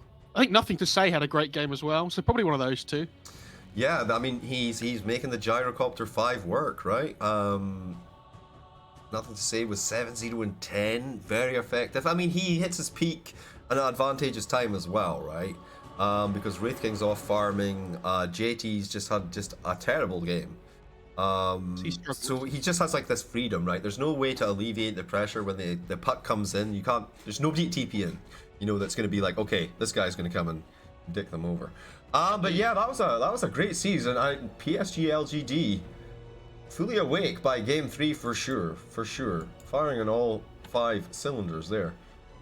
I mean, they have such a massive series next week in the DPC that's like do or die, right? But this has got to be good for them, man. This has got to make them feel real good. Like, you get this positivity, beat Invictus Gaming, who are like bosses in the DPC, by the way. Yeah. I think coming into the major, by the way, I'd be really surprised if this Gyro didn't get more game time. Oh, I absolutely think we're going to see more Gyro 5 for sure. And I think it's like a debate, right? You can kind of maybe force your enemy into picking an IO early that they might not necessarily want to pick. It's just, it has such high flex value, like between 1, 2, like, you know, Topson playing at mid for OG, for example. Like, you can play at 5, you can play at 4. Yeah, it's got that flex. It's got that flexibility, and nobody wants to face Gyro IO. You know what I mean? Like, you don't want to, like, so on the off chance that is what you're getting, you're like, oh no, you know. But so even if they try and break that by banning out the heroes that are going to be good with it, yeah, you can still play it as a 5. Yeah, that was a good series though. Yeah, that was great. I really enjoyed the tempo. It was so fast. Like, compared to like the earlier series we had today, it just felt like the tempo for game 2 and game 3 was just off the charts. Like PSG.LGD, they just went in at 6th gear and it was just like boom, boom, boom. You know? Yeah, the void spirit felt really bad today in most of the games we cast, I think. Void Spirit, yes, I agree actually. It did not really perform that well. And I think as time goes on, that hero, it's still really good and it will get high priority, but I think it's going to lessen as time goes on. Because I think people have realized that like it can be really good and it plays tempo, has good spells innately and whatever, but I think it doesn't feel as good as it did before. Just Yes, it's definitely lost some of its luster. But I think as well, people are super prepped to play against it. I don't know if you know, right? I don't know if you noticed, but like, you know when a hero's like super in meta, like whenever my heroes that I'm really good at are super in meta, I just don't play them, right? Because everybody on the opposing team, they see it every second game. Like, they know how to counter, they know what to build to stop themselves from getting wrecked by you. You know, the good times are when you find the hero that people don't know is super good yet, and play it in that way. And you know, I think Innocence, you know, he comes with this gyrocopter. Right, okay, so that's the end of our series for today. Thank you so much for joining me, Mo Farah. It's been an absolute pleasure. Is there anything you want to shout out? Do you want to like spam like your Twitter or whatever? Oh, in no, chat, not at all. or, you know, Not at all. Everyone knows who Mo Farah is. Okay. I know. It's not even that. I just, you know, I enjoy doing what I'm doing. It's, you know, it's fun to cast. It's fun to cast games. We get to watch some China Dota. Good stuff. Well, I mean, I really like the fact that we're getting like it's like a sideshow, right? You've got the DPC and they're all trying like their hardest, and then you've got like this slightly more experimental What are you trying to kind say of about thing. this tournament? Eh? What are you trying to say about this tournament then? Well, that's what I'm saying. It's not like a sideshow. It's like a slice. It's like a because in this tournament we've got tier 1 teams, tier 2 teams, and tier 3 teams. Right, so we're getting like a slice through the Chinese region that we're not going to see other than that, because the DPC, it's all kind of stilted at the moment because of people who are in each division, yeah? Good times. Right, what we need to do though is we want to see if snare casting, because I don't know, have you been watching much of this Epic League Dota? No, not Have you at all. seen any of it? It's sort of, what is it, Division 2 or something? I'll be honest, they don't really have any official English coverage, right? I don't Correct, think. they do not have So, any official English coverage. If they had official English coverage, I'd probably bother watching. But if, you know, that's just the way I feel about it. Oh, Snare's not online, man. Okay. I know Snare's been covering some of it. He's done Snare well. has been. No, he has. I was looking to try and host him here just now, but he is not around. So I guess it will be. Let's host Odie. That'll be hilarious. Where is the thing? Here. Okay. Well, like I say, thank you guys very much for joining us. I'm back tomorrow. Same time. If you want to join me, Mo Farah, you're more than welcome. And I'll catch you guys then.